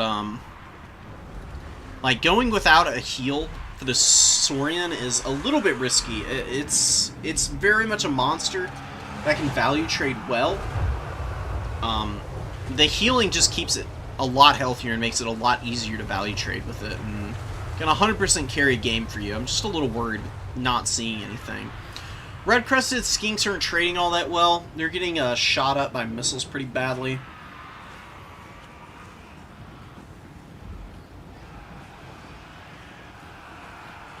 And Lizards diving pretty deep into the back line, not trading great right now. The cohort of Sotek are struggling.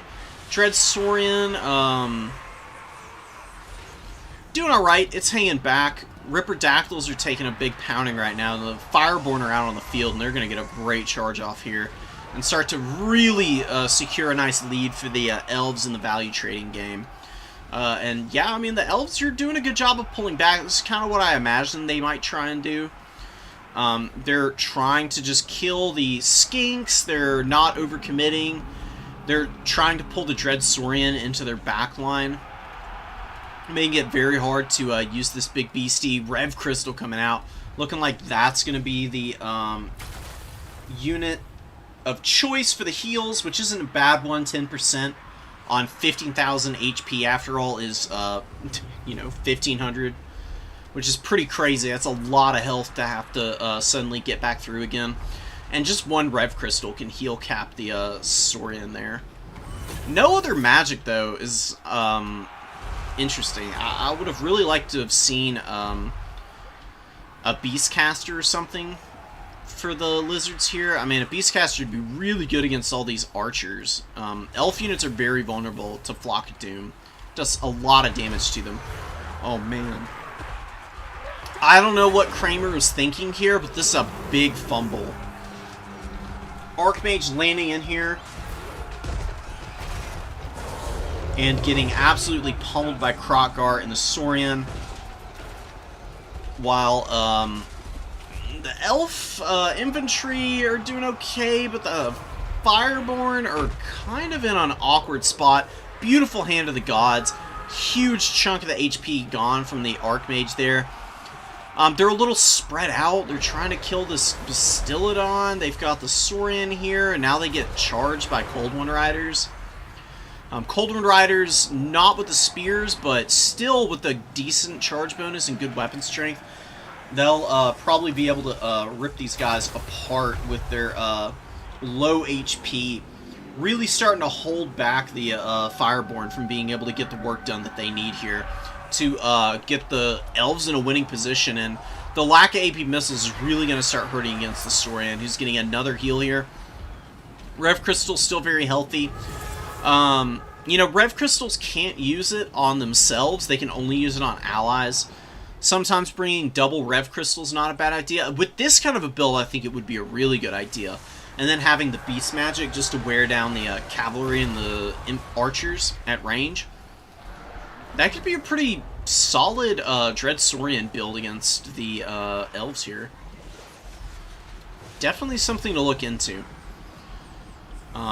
Just rocking around, doing its thing. 1,700 value. Pretty solid. Hasn't paid for itself yet, but definitely on the way.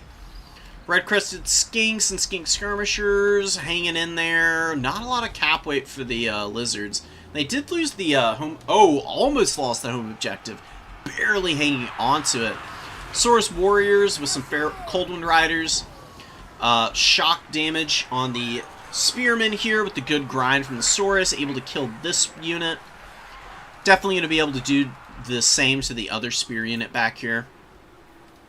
Let's get the Saurus in.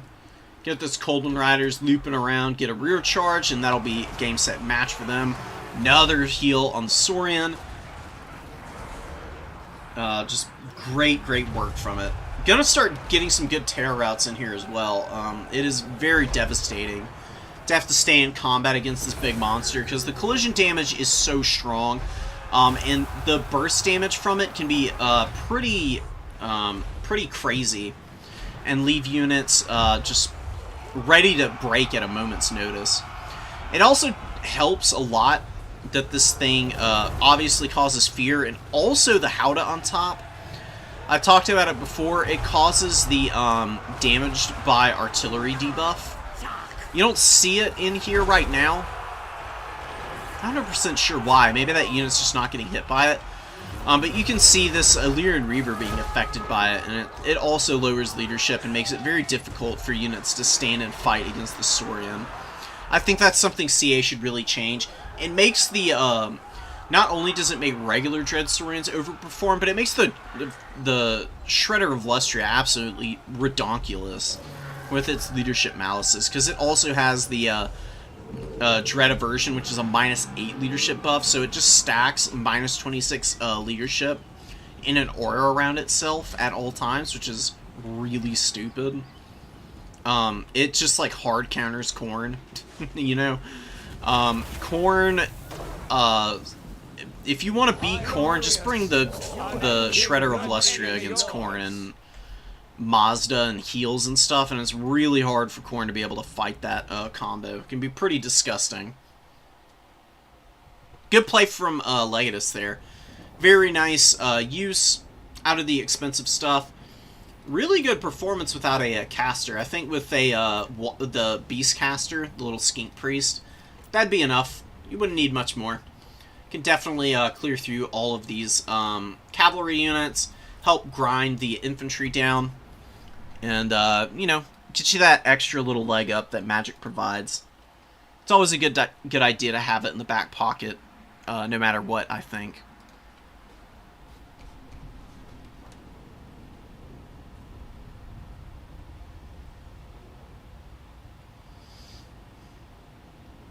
Give me just one moment, guys. I'll be right back.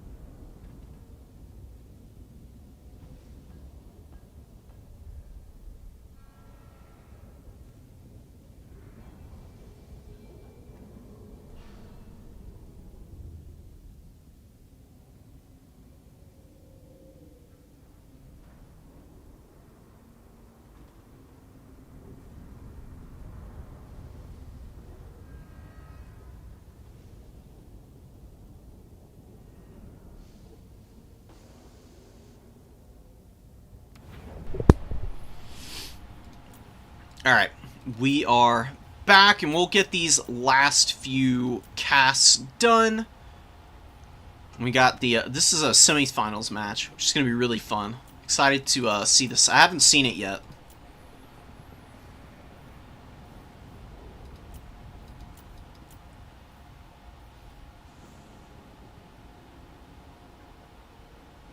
Lizard's Empire, Legatus versus Mini. I just realized that Mini got into the semifinals. It's the first time I've ever seen them play, which is really impressive. It's not often that happens, you know.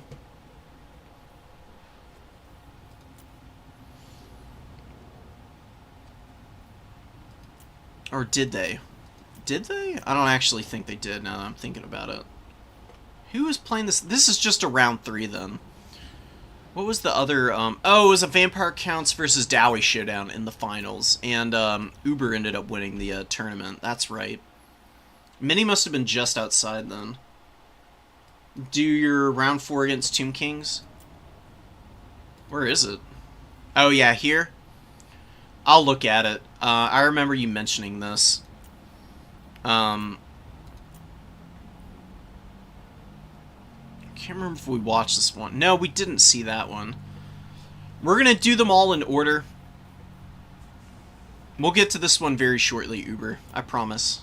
I'm not gonna leave it off before we get there. I'm just gonna do them in order so I don't lose track and accidentally miss one. So we got Slaanesh. We're going up against Demons of Chaos here. I think of all the mono gods that can go up against the Demons of Chaos, Slaanesh probably has the easiest matchup against demons. Khorne probably is just outright bad against the Demons of Chaos. They just have so many good tools against Khorne. Khorne definitely can struggle. Although I do think that I've found some good stuff to go up against them. Slaanesh having Pavane just makes a big difference here. Although no Pavane here. I mean, wow, okay. Fair enough. I don't, you know, anybody who's brave enough to not bring Pavane wins a spot in my heart for sure. So we've got Hysterical Frenzy and Lash and Blissful Rapture. So going for the melee attack and leadership buffs. The mini-wah, basically. Although I guess for Slaanesh it's more like a fuck pile. And we've got a, you know, Tzeentchian trickery going on here. I don't know where this guy's disc went. Look at that fupa. Sexy. I don't mean to... don't demonetize me, YouTube. I promise it's not NSFW content. You know. Tzeentch is all about change. Tzeentch is a very amorphous chaos god. It's all chill, right? Blood Shrine moving in. Blue Horrors, Nurglings, Pink Horrors, Plague Bearers, Screamers. You know, like a lot of aerial units here. Exalted Flamer is going to be pretty cool to see. It's very powerful, very underrated. Not a lot of people are using it pretty regularly. You can see the kind of damage you can get done, and its little vortexes are pretty damaging. Fires a bunch of them out. They last for a decent amount of time, and it is 2 damage per second. It lasts about 4 seconds. We have a victory point. I don't know what it's firing at here. Should not be shooting at Sigvald. It does no damage to SEs, really. It's much better against cavalry and infantry. Although it does a little bit of damage there to Sigvald. Not that great, though. Marauder Horsemen getting charged by the Screamers. Gonna be a really nice trade for Tzeentch there. Gonna be able to chase those guys down, but more Marauder Horsemen of Slaanesh firing in from the flank. They are getting some good damage to take down the shields. Just a good engagement all across the lines here. Tzeentch's Firestorm going down. All of the vortexes rotating away immediately. Very unfortunate, but a little bit of poke from it regardless. It's not nearly as good of a cast I've seen in the past. It's just so random. Like, these vortexes spread out a ton. The Blood Shrine giving some good buffs in the front line to the demons. We get a Pink Fire. That is a very inefficient Pink Fire, though. It should be used on the Plague Bearers and the Pinks back here, not on Oh wait, sorry. I'm getting myself mixed up. It really should be used on the unarmored targets. There's no unarmored targets, sure. Just these devoted marauders, but it was used on these Chaos Warriors of Slaanesh, which is the worst possible place you could use it. Better to get it on the Horsemen or any of the Demonettes and Spears that are moving in. Chosen get up on the point. They're going to do some really good damage. It's going to take forever to get through them with pinks here. And this would be a good spot for a Firestorm or something of that caliber. Because you just don't want to grind through Chosen. I mentioned it earlier, but they're just insane. I mean, it takes so much to get through their melee defense. Their armor is so high that these pink horrors really aren't doing that much damage. I mean, they're getting a little poke in there, but it's taking eons for them to start getting any kind of value against these guys. You can see that they're losing just like the bare minimum of HP here. I mean, each shot that hits is doing only about 6 damage. It's doing the AP and then 1 base missile damage because of how high the armor is on these guys, pretty much. Blues going down, getting absolutely decimated. Or not decimated, obliterated. Decimated is 10% of something. People use it in the incorrect context so much I can't help but do it as well. Another Firestorm going down, this time on Demon. The spell targeting is, not good. I don't know if, like, DJ should be using Pink Fire on the Demonettes, and Xingqi's Firestorm needs to be used on the Chosen. Like, period. Using Flesh Hounds to rear charge Chosen also, very ineffective. It's going to take ages rear charging the... You can cycle charge these Chosen probably 5 or 6 times, and the Flesh Hounds will still have not gotten them down to about half HP. Or maybe they will have, but it is going to take ages regardless. And now you got Fiends rear charging your Flesh Hounds. So the Flesh Hound's going to be going down real quick here. Very even fight though. It's a good game. Just a little bit awkward targeting priority for DJ's spell choices. Not a lot of value from the caster, but everything else has been done pretty nicely. I mean, this Blood Shrine's been good. The Pink Horrors, even though they're not getting great value against the Chosen, they're still focusing these guys down and wearing them out at range, which is the best way that you can deal with them right now. Plague Bearers fighting some Demonettes. The Lord is in here, but the Lord needs to not stick around. Sorcerer's going to beat the crap out of him, even with the mediocre stats. The Herald is just way worse in combat. Is starting to try and get out of here. What is going down on this guy? Oh, Acquiescence. Oh, Narcissism. Brutal choice here. Locking him in place. Silencing. Herald taking some serious damage here right now. Manages to avoid 1 blow. Is he going to be able to get away now? Trying to push through, it looks like. On that invisible disc, trying to get back up in the air, squeaks away, is able to get back up in the sky, I think. Ghost King with the Chosen, man. Rock solid value so far. Bloodshrine is trying to kill Sigvald, which is a waste of time. Finally getting the Shrine on Chosen. That's where it should stay. Bloodshrines are very good at killing elite infantry. Just because of the good weapon strength and their bonus, it's not going to hit very consistently because Chosen have such high melee defense, but when it does hit, it will be killing models, which is the most important thing, honestly.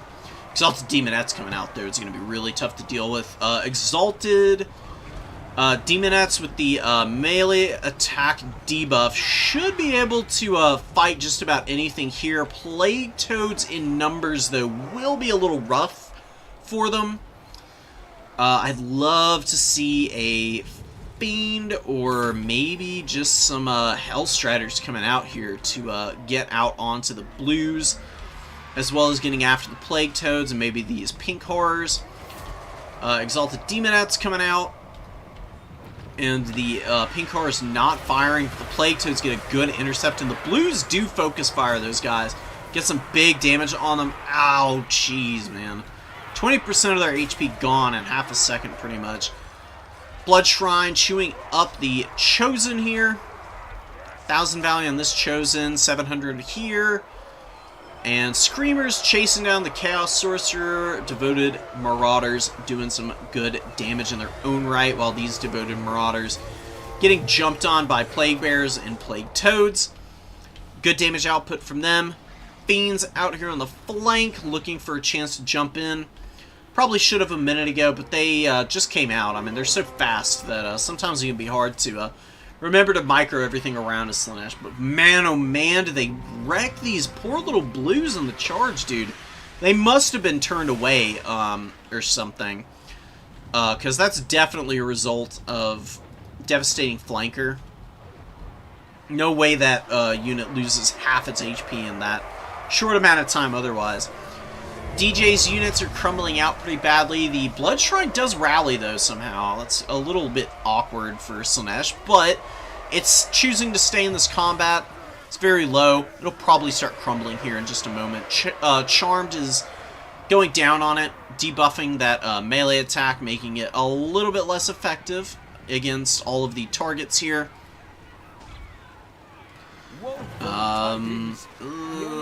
Exalted Flamer coming back out. Now it's shooting a really good target, the Chosen. I will say that DJ has made a very bad decision by committing a lot of infantry to fighting Chosen multiple times.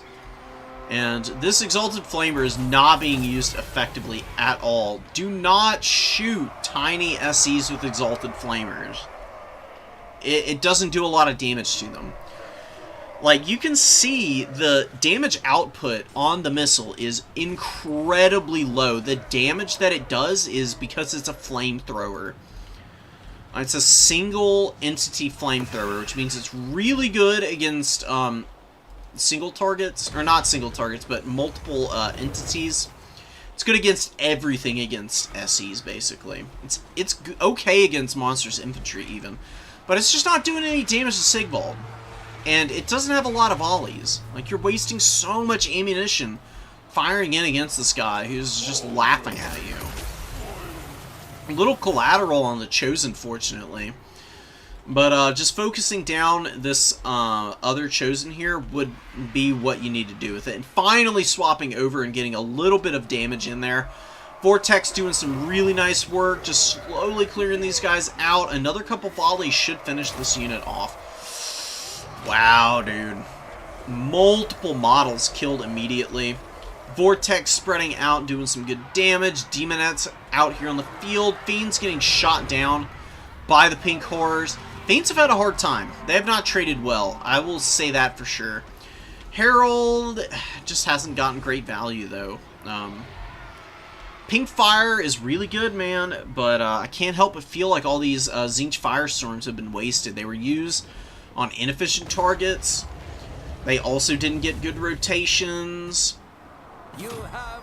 Could have brought Metal Magic and pretty much done the same thing and probably done about the same. Probably better, though, in reality. Searing Doom just does so much damage. Plague of Rust would be nice also. You could lower the armor on the Chosen pretty horrendously with a Plague of Rust caster. I'm really feeling like that would have been a better option. Tzeentch Magic is solid. It's like just, you know, a little bit harder to make good use out of. And Slaanesh with the Blissful Rapture has just been getting all kinds of good value against the demons here, who are just completely on the back foot now. I mean, there's just too many good quality units coming out onto the field. I knew it. And they're too behind on the tickets. And that's going to be it for just DJ in that game.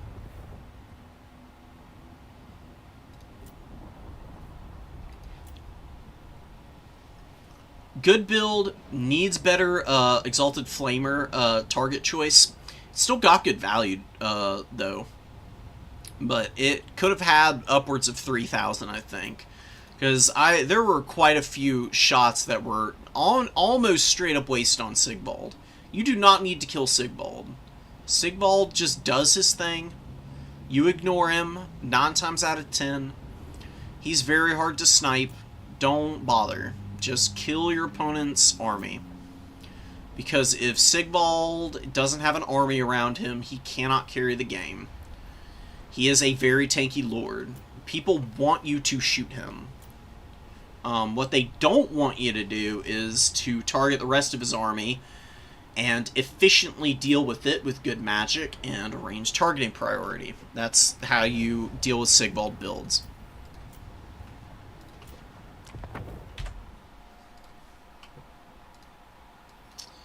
Am I playing the SFT tonight? Maybe. I'm signed up right now. I might not play. We'll see. I would like to, but I'm probably not going to stream because I am going to be working on a video after I'm done with the last couple casts here. We've got this one. We've got Uber's game, and then we've got a showdown between who was it? I don't remember. I think it's a Wood Elves versus Empire matchup. Something like that. Maybe it's Bretonnia Empire. We'll find out. King Lewin Leoncourt coming out. We've got Damsel with Heaven's Magic, Roiling Skies passive, Uranon's Wind Blast. Yeah, solid spell choices against the Wood Elves. Uranons can do big damage to blobbed up missiles as well as cavalry that get, you know, blobbed up in fights. Orion coming out here for the Wood Elves. Orion's not bad. We got a ton of fire arrows, dude. Just peasant bow fire arrows into the sunset. Max numbers of them. Knights of the Realm coming out. Glade Riders hanging out in the woods. They're going to be looking for engagements where they can jump into the backfield, I'm sure. Men-at-Arms, Spearmen-at-Arms, Grail Reliques, and one Field Trebuchet. Keep it from the foe. Pretty balanced Bretonnia build, honestly. I don't hate this. It's an okay build. You know, Bretonnia is just an okay faction right now. Maybe they'll get some buffs. That would be really nice to see. The CA just, for whatever reason, really seems to hate Bretonnia. They never get, they don't buff these guys. They pretty much exclusively get nerfs, it seems. And they're just poor in the meta right now. And they're Peasant Bowmen, man, getting wrecked right now. They're so squishy. They have no HP. 4,800 is just absolutely pathetic. Like, they just die to a stiff breeze. One's already routed. I got, like, one volley off, too. Lewin does not need to be fighting spears. I don't know what he's doing over here. VIP would be much better off diving onto the hackbait tips here. Or defending the backfield. We got Glade Riders trying to shut down the Trebuchet, but Knights of the Realm intercept, do some good damage. But one Glade Rider gets into the cookie jars all over the Peasant Bowman with fire arrows. We got Dryads moving up, Eternal Guard moving up, War Dancers coming forward. Way Watchers doing some big damage, man. Oh, Lewin, dude. Oh, no. Getting wrecked by these missiles right now. Orion is shooting him. All the Glade Guard pretty much are shooting at him. The Eternal Guard got some good damage in on him. He's just going to get worn out here in this game. Like, normally I would say don't try sniping Lewin, but we got this many hard-hitting missiles. And your opponent's being very obliging by keeping him in the line of fire and arc of these missile units. Just go ahead and shoot him, because you could totally kill him if you get a good volley off.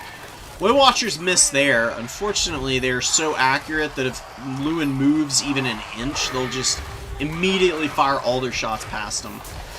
Very nice volley there, though. Big damage. About 600 HP taken off of Lewin there, I think. Down to bare bones amounts of HP here, with Orion also shooting at him. Couple more shots. I would like to see Orion get his ammunition doubled. I think that would make him much better in Dom. I don't think he's bad, though. I think with his low ammunition count, he's a little overcosted, though, to be honest. Ooh, Knights of the Realm trying to get these Way Watchers. If they get the Way Watchers, it's going to be real brutal. But Azrai Spears Moving up, going to be a great replacement here to stop this charge up. Do a pretty good job against the Knights of the Realm, and they do lock them in combat, and we'll be taking them down very shortly here. Azrael Spears are a great unit. They got good damage output, solid stats, great bonus versus large. I don't think they even need to be in this attack stance, quite honestly. I guess it helps them do damage quicker against the Knights, but I think that their Storm of Blades... Oh, they don't have the... there's another... the other War Dancer, the melee War Dancer, gets different ability than those guys do. Where are some? Here they are. Oh, the Shadow's Coil is what these guys get. The Azrael Spears just get Storm of Blades done. Fine. Okay. I would just like more melee defense on my Azrael Spears, personally, than melee attack, but it's nice to have those little passive abilities if you do need to fight like an armored infantry unit. The Azrael Spears can do that with this active. It looks like they're trying to get on Lewin here. Lewin definitely needs to get back up in the sky. He's struggled all game. Losing a lot of HP, getting shot at by some more Way Watchers, it looks like, and the Azrael Spears closing in on him. Going to be able to take him down pretty decisively here if they get locked in combat against him. Back up in the air. Wood Elves push back really far, though, man. VIP, though, is just not got a lot of tickets, but maybe they just flood the field with garbage and are able to win here because of that. And the War Dancers are getting shot to pieces by the Bowmen. Bowmen finally getting some great value here. Just a couple of them left, but that's all you need sometimes. And there's actually some more of them rallying back here.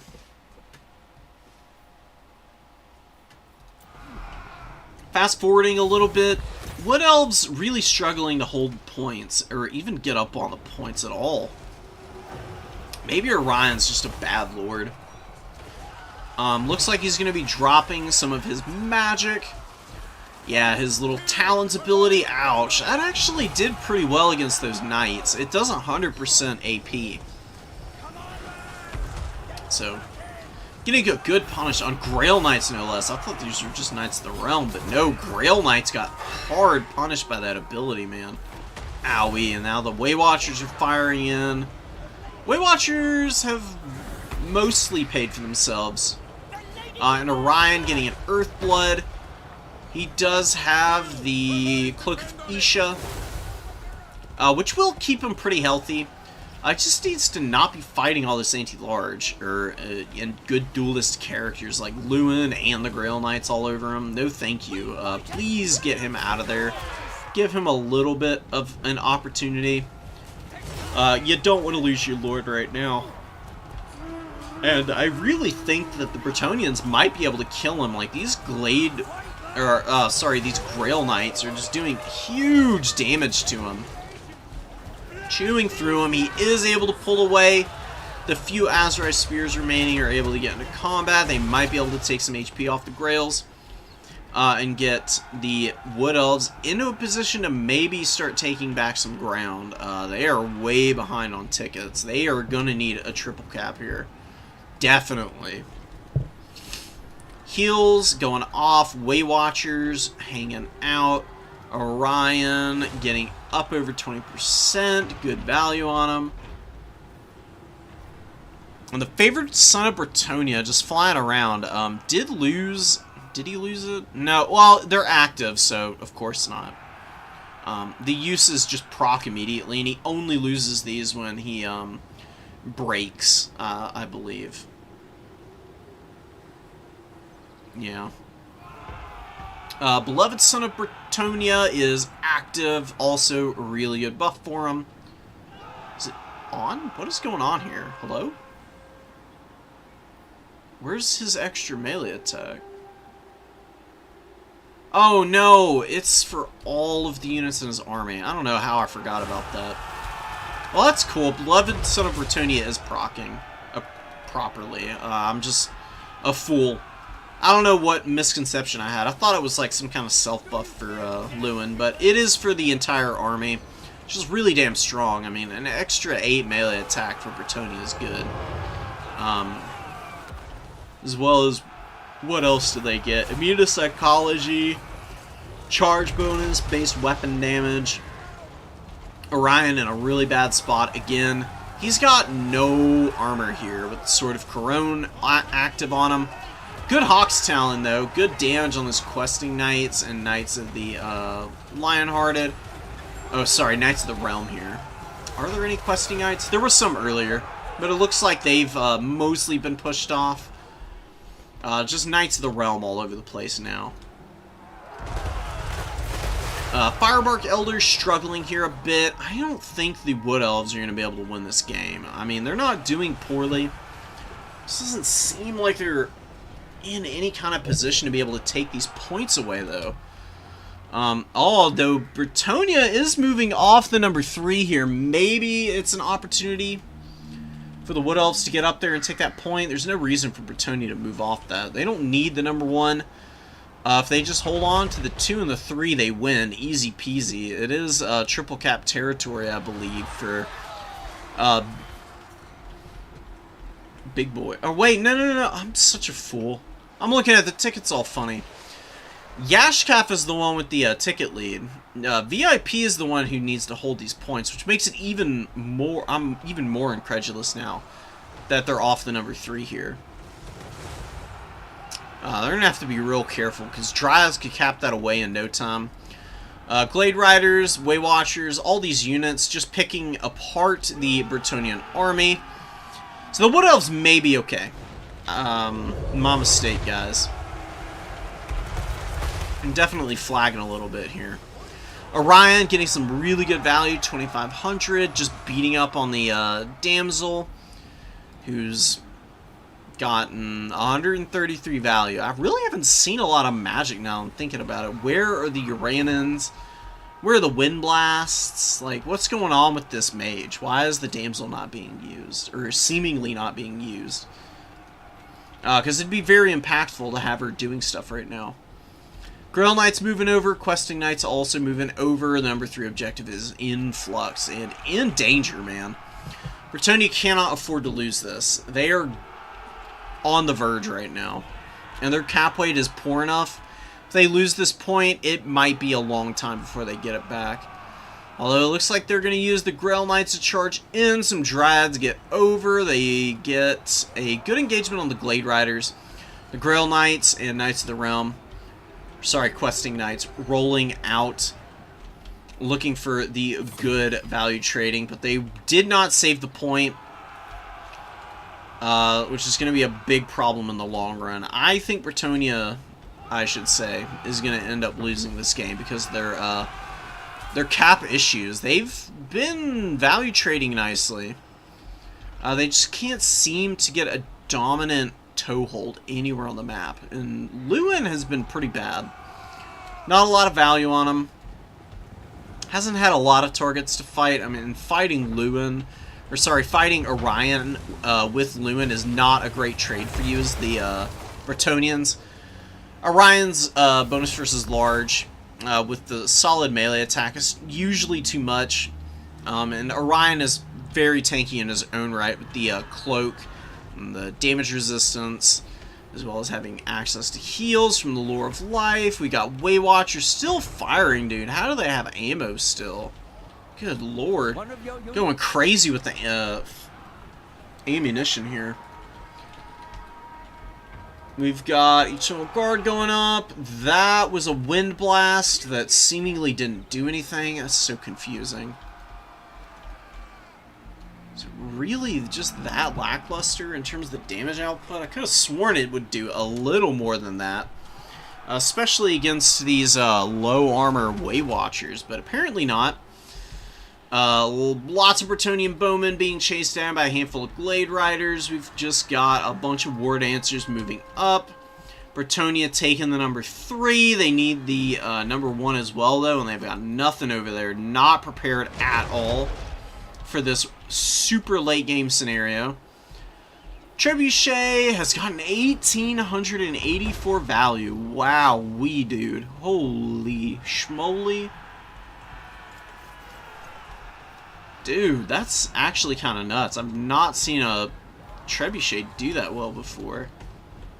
It's definitely helped Bretonnia and the Valley trades, but they just can't cap points. I mean, I knew it. their cap weight is awful with the men-at-arms, dude. They have nothing they can get in there. Well, maybe I'll see you then, Ninja. You know. Hopefully you do. I wish you luck in your endeavors on making it home on time. Driving in traffic is probably one of the most soul-crushing experiences in life, so I am... I'm thoughts and prayers, or whatever it is, you know. Live long and prosper. Okay, so Dowie Tomb Kings, I do think we saw this Lizard's Empire. Oh, Coast Empire is what we need to watch. Did see this one, right? Yes, because this is the baffling. I guess I had another save of it. Alright. Uber requested a viewing of this. I have a feeling this is just going to be a total dumpster of the Dowie here. Dowie just, they don't have anything to stop these units, man. Like, they can just, all they can do is bring just oodles of shooting and hope they can kill the Sphinx and the other targets for Tomb Kings. It's the only thing they can do, really. I mean, it's just a rough matchup. The Kitty Cats are so brutal, man. Iron Drakes are pretty good against them. The Trollhammer torpedoes have fire damage, and, you know, Cetra is weak to fire damage. The regular Kitty Cat is not, but what are you gonna do? You know, you pick up the pieces and you move on. You know? Dowie moving in. The, Uber Chevron, that's what I'm gonna start calling it. Uber Chevron cannon, rolling up. Looking to establish a good toehold. Ooh, the gyros get a good volley in on the Casket of Souls. Ushabti Great Bows are counter-firing, though. Oh, and Carrion, get out. Ouch. God, dude, this sucks. What a miserable matchup for the Dowie, man. I do not envy them this. Just getting bombarded by the Casket, which is focusing down the missiles. Good choice of target. They lose a gyro brimstone gun. Cannons looking for chances. Dowie warriors hanging out. Trollhammer torpedoes are out. And Chosen of the Gods taking a pounding from the cannon right now. While the Iron Drakes look like they're lining up to hit Cetra, and they do get a good volley off initially. With a good flash bomb, but Carrion landing in here. Really, really good micro from Saren, landing those guys right onto the rear of the Iron Drakes, with Skeleton Horsemen following it up. Gonna be able to pound in here and get some good value. And maybe start to threaten the really expensive Dowie units, although Cetra's taken a big beatdown, and he should not be fighting Grombrindle. Stay the hell away from him. Cetra gets Narrows, a little bit of healing from the Restless Dead passive, of course. Chosen of the Gods doing I don't know what, moving up to shoot the cannon. Can it kill the cannon? I've never actually seen it try and kill a cannon. It doesn't look like it's going to do a very good job. Gets like one volley off and doesn't do a whole lot with it. Cetra very much under threat. Cannons lining up for some shots. First shot misses, firing a couple more. Still not really hitting. But they are aiming at the Chosen of the Gods too, maybe? Or no, they're just trying to run away from the other Sphinx. This Sphinx gets on top of the cannon, is probably going to kill this crew pretty fast. Cetra hanging out. We got chariots aplenty. We got some Karen. We got Ushabti Great Bows, of course. Casket should be shooting the Quarrelers here, as well as these Iron Breakers. Two really good targets for it to be hammering. And no order on it right now, which is a big error. Definitely need it to do something. Wow, look at the Nakar Warriors. One volley from the Iron Breakers just halved their HP. Brutal stuff, man. Tim King's doing alright, but the Dowie also doing very well.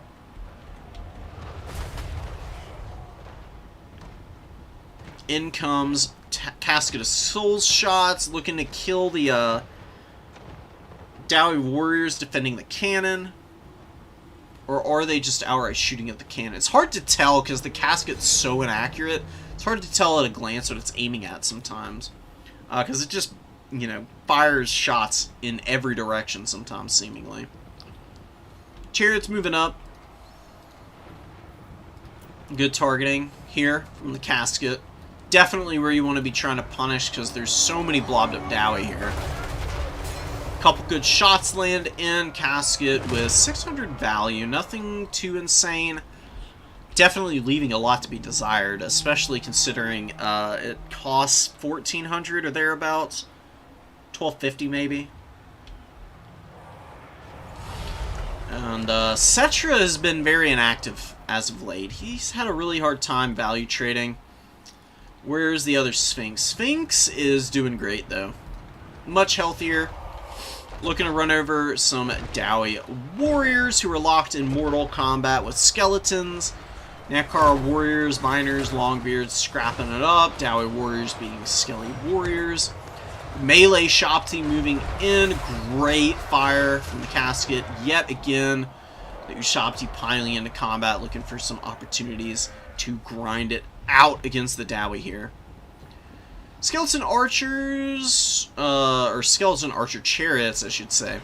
Thought this was the Horsemen for a sec, but paying a little closer attention. Chariots are going to be able to run over the blasting charges, intercepting reinforcements, exactly what you want to do. You can pull out and go run over the Slayers and the Dowie Warriors. You have to make sure to push through, though. Slayers obviously could kill a Chariot pretty quickly if it were stuck in combat. But Chariots in general are a pretty good counter to Slayers because they're very spread out in their formation. So the mass on Chariots means they can kind of just run them over and push right through the middle of them pretty easily. It sets up Slayers for some nasty cycle charging opportunities. Ushabti fighting here. Djaf's going down. While Cetra still getting some light heals. Definitely need to swap targets with the Casket, and it will be unsummoned soon. Value trading is damn close. Should shoot these Slayers, I would say. This would be the best target for it. Right now, at least. Nakar Horseman pulling away from Longbeard. Cetra fighting Grombrindle again. He's getting hammered. Stop fighting this guy. That's a terrible idea. He gets discouraged, too. His leadership does rally, and he's got 1,000 HP. He's gotta hide. Stay away from old Grommy. Cambria War Sphinx here doing okay. Bombing run coming down. Beautiful drop onto the Skeleton Warriors and Nakar Warriors. Brutalizing those guys. Siren has a little bit of a value lead. I don't know how true that is. Maybe it is. I mean, there's a lot of mobility for the Tomb Kings. Their infantry is basically all gone, but they've got enough out on the field that you could win this match. Though the Dowie holding on to these points, dude, forever. Uber doing so nicely on that front. What is Grombrindle up to? Only 500 value, but still scrapping, still fighting, getting some damage in on the Cimmerian War Sphinx now. How consistently is he hitting it? He just attacked and hit it once more. Very consistent. Apparently hitting it every single time right now. So he went from about 500 value to about 700 in no time flat. We got some Dowie Gyros roasting down the Skeleton Warriors and the Chosen of the Gods. Still firing away. Not their best performance, but still decent enough. All these Shopsy Great Bows looks like they got unsummoned. Also not having an amazing performance either. Gyro's looking for a way in. Archer Chariots doing their thing. Kitty Cat up top. Doing a good job of killing Dowie Warriors and some miners with the help of a Tomb Guard who are holding their own. Doing decently. I just don't think the Tomb Kings have the teeth here to get the middle objective back. The Dowie are just going to reinforce this with waves of infantry. The Tomb Kings will eventually hit their preset kill limit and shut down. And then Grombrindle is going to be taking a huge W home. Gives a little swirl and whirl there. Spin to win, if you would. Gyro's getting shot up. Really good micro back here, though. Roasting out the Tomb Guard. Kairi War Sphinx all by itself. Althar's Raiders looking to get some shots in. Very cost-effective volley there. Went from 220 to 140 or 347. 300 value on the Quarrelers, continuing to shoot Kemrian. And Necrotect wanders out onto the field. 2 uses of regeneration. Definitely wants to use that on Kemrian Sphinx here. Man, oh man, these poor little Quarrelers just getting tossed around by that big monster, man. So what makes that unit so strong is its mass with speed. It's just a gnarly combination against infantry. It just bulldozes over them. Kills multiple entities on the way through units, too. Necrotect getting bullied by Grombrindle right now. Brutal stuff. This little mummy man is not going to be walking away from this one, I fear. Also fighting the Dowie Warriors. Oh, excuse me, guys. I don't mean to be yawning so much. Anyways, Grombrindle helping stiffen up the resolve, leadership, all the goodies.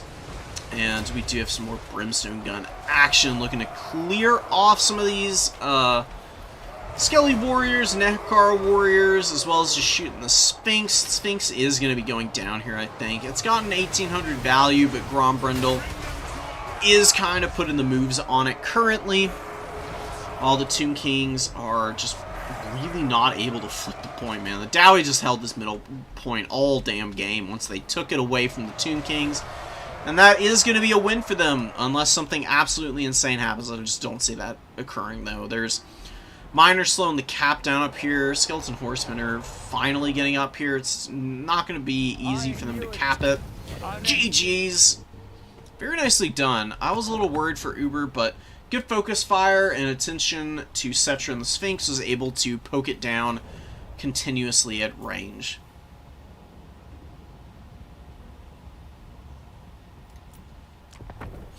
Alright.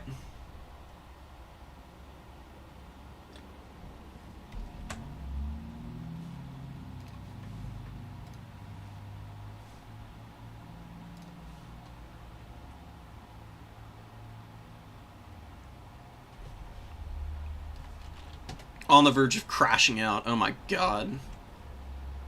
I can feel myself. The pull of a midday nap, but I'll resist. I'm gonna get through these. I'm gonna go work on some stuff. So Legatus and the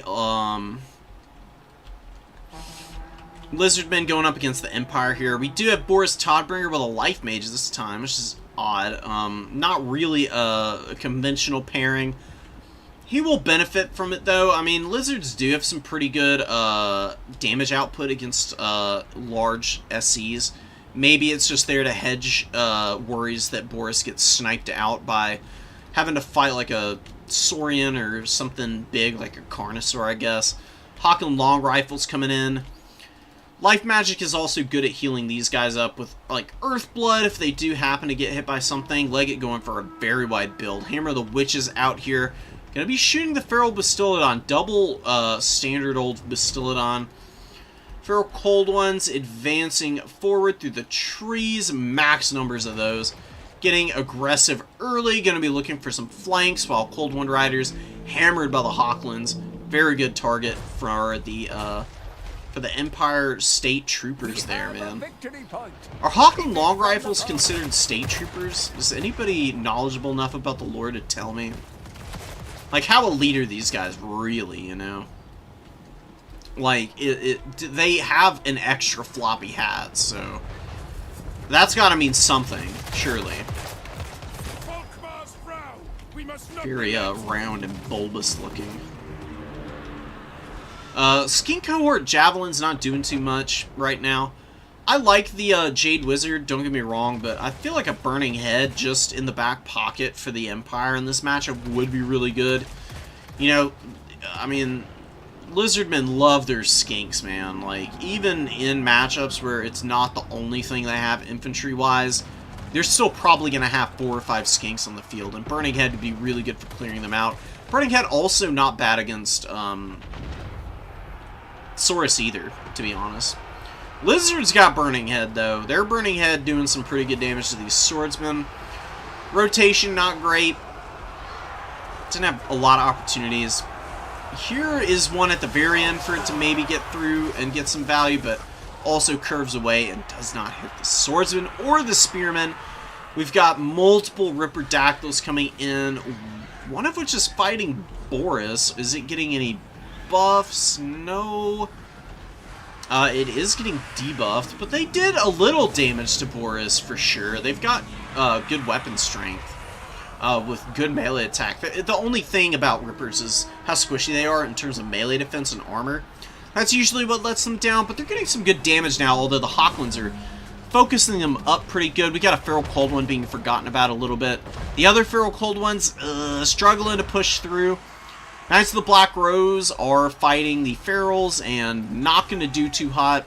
Good weapon strength on these guys means they will be able to poke them down. And it's going to be pretty nice for the Lizzies all the way to the bank. I still feel like Cold One Spear Riders are not the... just regular Cold One Riders are not the way to go. Cold One Spear Riders, yes. Regular Cold Ones, no.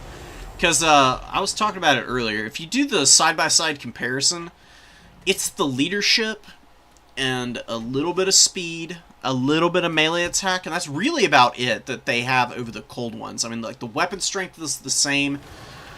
Charge bonus, pretty similar.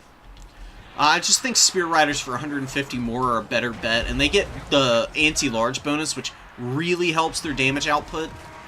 Cold One Riders have really struggled, in my experience, in matchups. Ripper's getting shot to pieces, man. Hawkland's very healthy. Any Burning Heads? Burning Heads, brother, come on. Hawkland long rifles are very vulnerable to Burning Heads, so that's what I would have really liked to see from the Fire Mage. Yeah, it's 150 meters, so he does have to close the gap quite a bit. He should be nearly in range, though. If you just get one good Burning Head and get the one Hawkland to start routing, then you can focus on the other one next time and get it off without taking too much damage in return on your mage. And, you know, Slans have a healthy amount of health and HP. I feel like with Rev Crystal, you can also just heal that guy up and be fine with it. I like regular old Bastiladons, but they are very lacking in the combat department. Paying the premium for the 350 gold extra to get a Rev Crystal isn't a bad idea, in my opinion. Because you can heal everything in your army. Like, just keep them back and heal your Slan if need be, heal the Croxagores if need be. It's even, like, cost-effective on stuff like Saurus and whatnot. Ripperdactyls would be another good target for him. Felt like there's a little bit of goodies being left on the table here. And Burning Head's fine. I don't think the Lizards really struggle with Empire Infantry, though. It's usually the mobility game that they don't do as well against. What is the Hammer of the Witches shooting? Ah, trying to kill the Feral Bastiladon. It should just shoot the Slan Mage Priest, though. Lizards have the triple cap. We'll see if they're able to hang on to it. Empire has a little bit of a value lead. They're starting to camp up to number 3 here. Gonna take them a while still, though. Knights of the Black Rose moving on to the number 2 with some spearmen. Not a lot holding it here. Coldwind Riders could move over and help out a bit to hang on to that point. More Coldwind Riders coming out. Not going to trade great against Knights of the Black Rose, even with the AP. Knights of the Black Rose just have really good melee defense, man. So the lack of a bonus versus large is really going to hold back the Coldwind Riders' damage output. That was a burning head. That was really nice. It didn't do a lot to the Knights of the Black Rose, but those spearmen sure felt it, man. Although, again, Hawkland Long Rifles just being left to their own devices, and they're getting some really good damage in here. Oh, Lizards, come on, guys. You can't just leave Hawklands to shoot like this. But Ripper Dactyls find their way in, finally, very tattered, on death's bed. Maybe going to take this one Hawkland down with the help of some skink cohorts. Royal Ultra Gryphites coming out. Going to finish that unit off. Probably save enough of these long rifles to still be able to value trade. They can hit the Sacred Croxies, hit the Coldwind Riders. Royal Ultra Gryphites are going to be really good in the fights here too. Knights of the Black Rose can charge down these cavalry. Empire, though, man, it's just taking so long to get up on the points. God, dude. I mean, this has got to be the worst thing about the Empire is just the fact that, yeah, if you do go for these value trade builds and you just don't do well enough, you just lose anyways because your infantry just get manhandled by everything. Empire having no decent, durable cap weight units really sucks. Like, Flagellants are the closest thing, but Flagellants have no armor, so against Lizardmen you cannot bring them. Because Skinks will just gun them down, even if your opponent doesn't have Skinks. Coldwind Riders with their shock damage will flatten them. Really rough matchup for the cap weight that the Empire has. Hawklands survive. Royal Ultra Gryphites moving in, looking to get rid of the Coldwind Riders, it looks like. Going to get a good charge. Knights of the Black Rose also looking to get a good charge. More Knights of the Black Rose fighting Sacred Croxigors. Not a good fight for the Knights back here. Their stats are okay. They're holding fine. This is one area where weapon strength is going to come into play and be a really good natural counter to the Knights.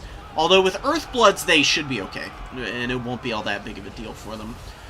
Royal Ultra Gryphites killing some Coldwind Riders here. Empire got 1 point. Trying to get the number 2. A lot of cap weight. Spear over here.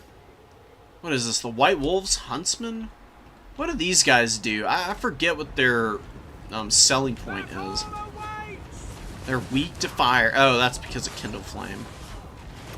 Alright, they get Vanguard deployment. Okay. Are they just better stats and immune to psychology and that's it? That's kind of boring. Not very good ROR, seemingly. Unless somebody can tell me what's so special about the White Wolves, I'm baffled as to why you would bother bringing this unit. Maybe it's the fact... I guess it's the fact that they've got pretty decent combat stats. Now that I'm thinking about it, regular Huntsmen have like 17 melee attack. So these guys have a little bit of extra stats in combat. I don't think that's really worth it still, though. Seems kind of bad. Knights of the Black Rose have got to cap this objective now, and the Empire taking the number 1. Are they going to be able to secure it in time? Big second wind of cap weight coming in here. Lots of Spear Riders. Huge, huge for the Lizards, and they are able to flip this objective. And these are Coldwind Spear Riders, who will value trade well against the Royal Ultra Gryphites. Not great, but doing much better than the Coldwind Riders without the anti-large were doing earlier. Oh, man. Boris buffs are brutal, and the Lizards are able to flip it. Damn close game, though. Really close. Lizards almost able to steal that, or the Empire almost able to steal that one away. Lizard's able to just clutch it out at the end there. Really nicely done by Legatus. My money is on Leggett winning the next faction war, unless somebody comes in and, you know, plays like Slaanesh and Ogres to like a really high level. I think Leggett's been putting in enough work to be in the contention for this next new player tournament if they're in it.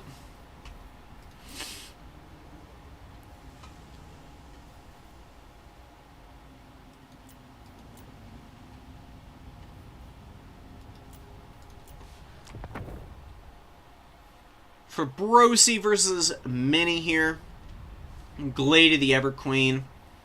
A regular Hellstorm rocket battery against the Vampire Coast. I think the Sunmaker would be better. So, like, what you do with the Sunmaker is you fire all its ammo off. It gets a ton of damage on all these blobbed up infantry. And then it's not at risk of getting jumped, because the Vampire Coast do have tools to dive artillery. It's not, like, the best stuff in the world. But Fellbats and Direwolves, even a Deck Dropper Bomber wouldn't be bad getting into the backfield. That would be a little harder because of the Hawklands. I just don't like regular Hellstorms. They fire so slow. The Sunmaker really is the only one that I would consider bringing personally. And what you can do is you can just have it fire all its ammo. You can bring in Engineer. Engineers can restock this thing as well. And then you can still have Karl Franz and the Jade Wizard, and get extra ammo for the Sunmaker, which would clear pretty much all the infantry by itself, probably. That's how powerful it is. It's really just the lack of ammo that holds back the Sunmaker. We have a victory point. Keep it from Regular old Hellstorm, though, really hammering early here, actually has gotten pretty appreciable value here. It is hitting multiple units, though. Lots of blobbed up stuff here. But a good job of recognizing that from Tommy. Like, seeing that Fabrosi's got a whole bunch of units right next to one another, focusing that particular position down, getting some really good value early on. 3 units here, all at risk of being hit by rockets right now. And the rockets are kind of firing in a very staggered manner, so it's kind of getting some good value over time. Instead of just like blowing its load all at once and maybe just missing everything.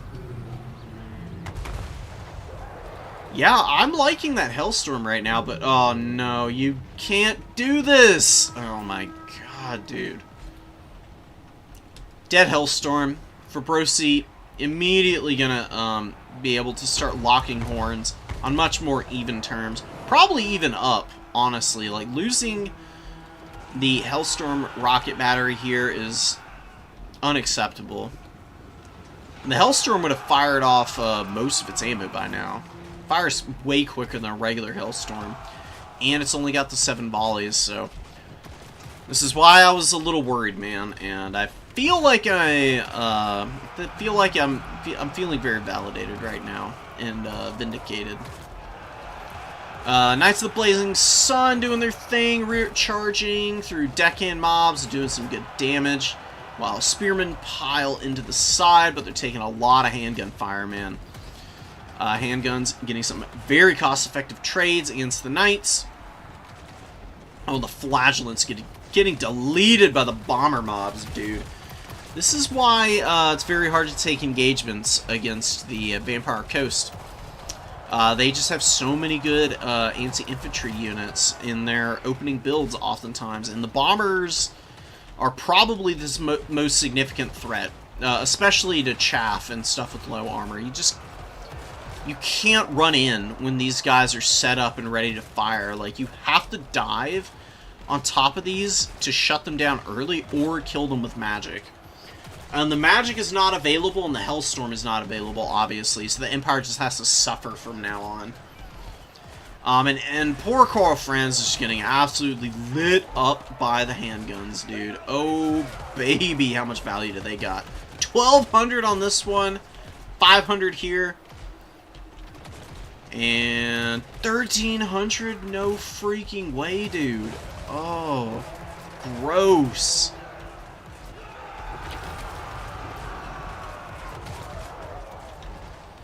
Handguns ending poor Carl's career very prematurely, while the bombers are doing the same to the spearmen. Spearmen here running. Empire Coast might even be able to cap the home objective of the Empire eventually. Empire is just throwing bodies out, and that's not going to be good enough. They're using the Hawklands to shoot stuff in the front line. No bueno. You really need to... Hawklands really needed to be killing the bomber mobs, man. I mean, not killing them is really what's doing in the Empire, in my opinion. Like, yeah, there's been pretty brutal damage from the handguns.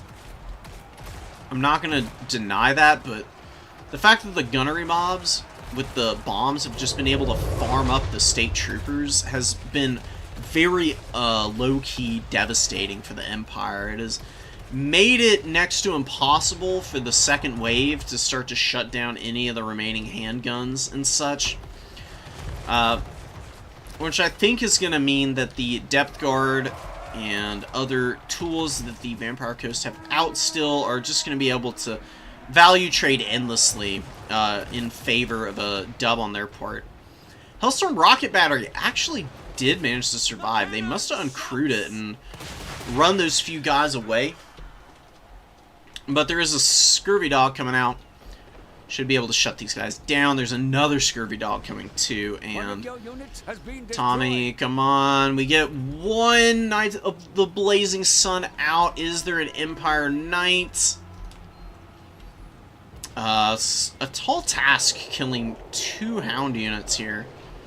Hound's gonna be really obnoxious, man. They can like squeeze in between individual models and units and pile in just a very odd way to actually get on top of things that are past something that you would think would otherwise roadblock them.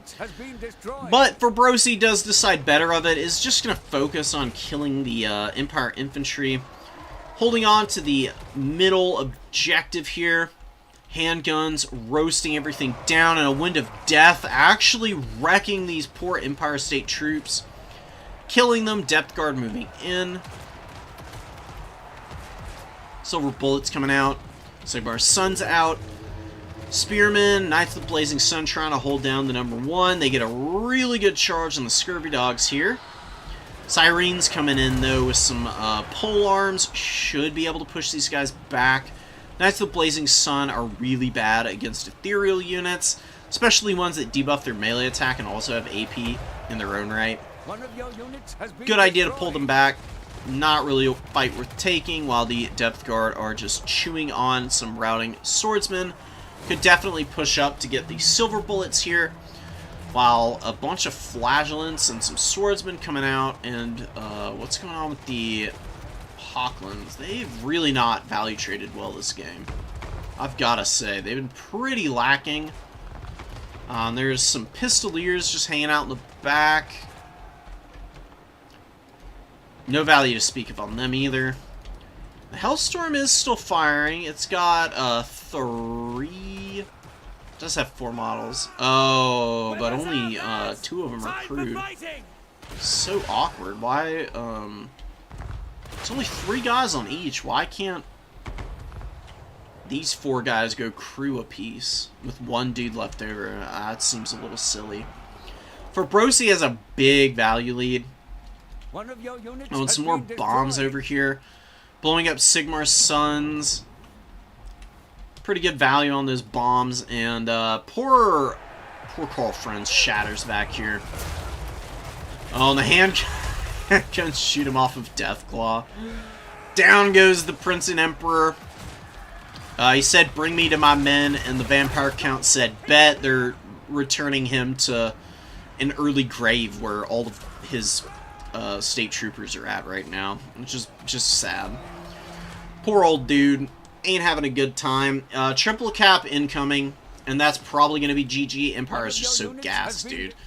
They got like nothing out here, and look at the pole arms trading really well into the Knights of the Black Rose, getting some fat value even though they're fighting a dedicated anti-infantry unit. Man, that bonus versus large is no joke. Earthblood's really the only thing keeping those knights in this fight. You have the They are able to grind down the halberds, but how much value do the halberds get? 800 value on the halberds. Oh my god. It's a 425 gold unit. You don't want to see it get 800 value as a crappy zombie. That would make me sick to my stomach. Bombs all did pretty good. The handguns were the MVPs. I mean, they were just racking it up, dude. 1700, 1400, 1600, 400, 800. Big performance from the handguns. Good focus fire. Scurvy Dogs did okay. Lamprey's Revenge were holding, doing their thing. Fleet Admiral didn't do a whole lot. There's one decent Wind of Death. Hellstorm was mediocre. Losing all those models and not being able to use it efficiently sucked. Definitely put the Empire on the back foot at the worst possible time, which is early game against the Vampire Coast. Vampire Coast are at their most dangerous in the early game. As long as you don't completely screw up your engagement, as long as you can keep the value trading relatively even, you can usually grind them down in the late game. That's where they really struggle, when they're slow and ponderous, and their units are much easier to intercept and isolate.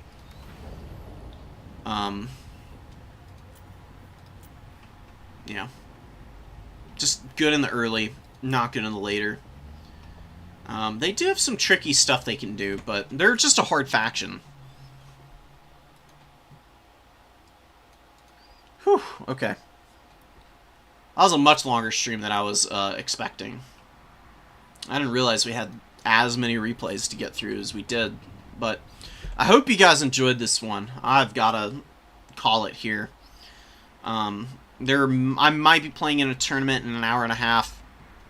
I'll see if I'm actually playing in it. I'd be playing in it off stream, but if there's any really good games, I'll cast them. And, yeah. Till next time, guys. It'll be soon. I'll be working on my video that I'm working on right now. Just like a nice little niche tech unit that I'd like to cover some.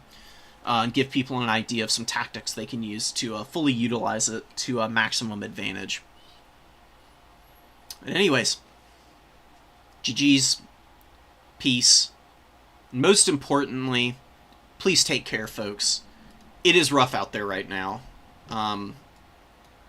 Take care of yourselves, and look out for everyone around you. Pretty please. Goodbye.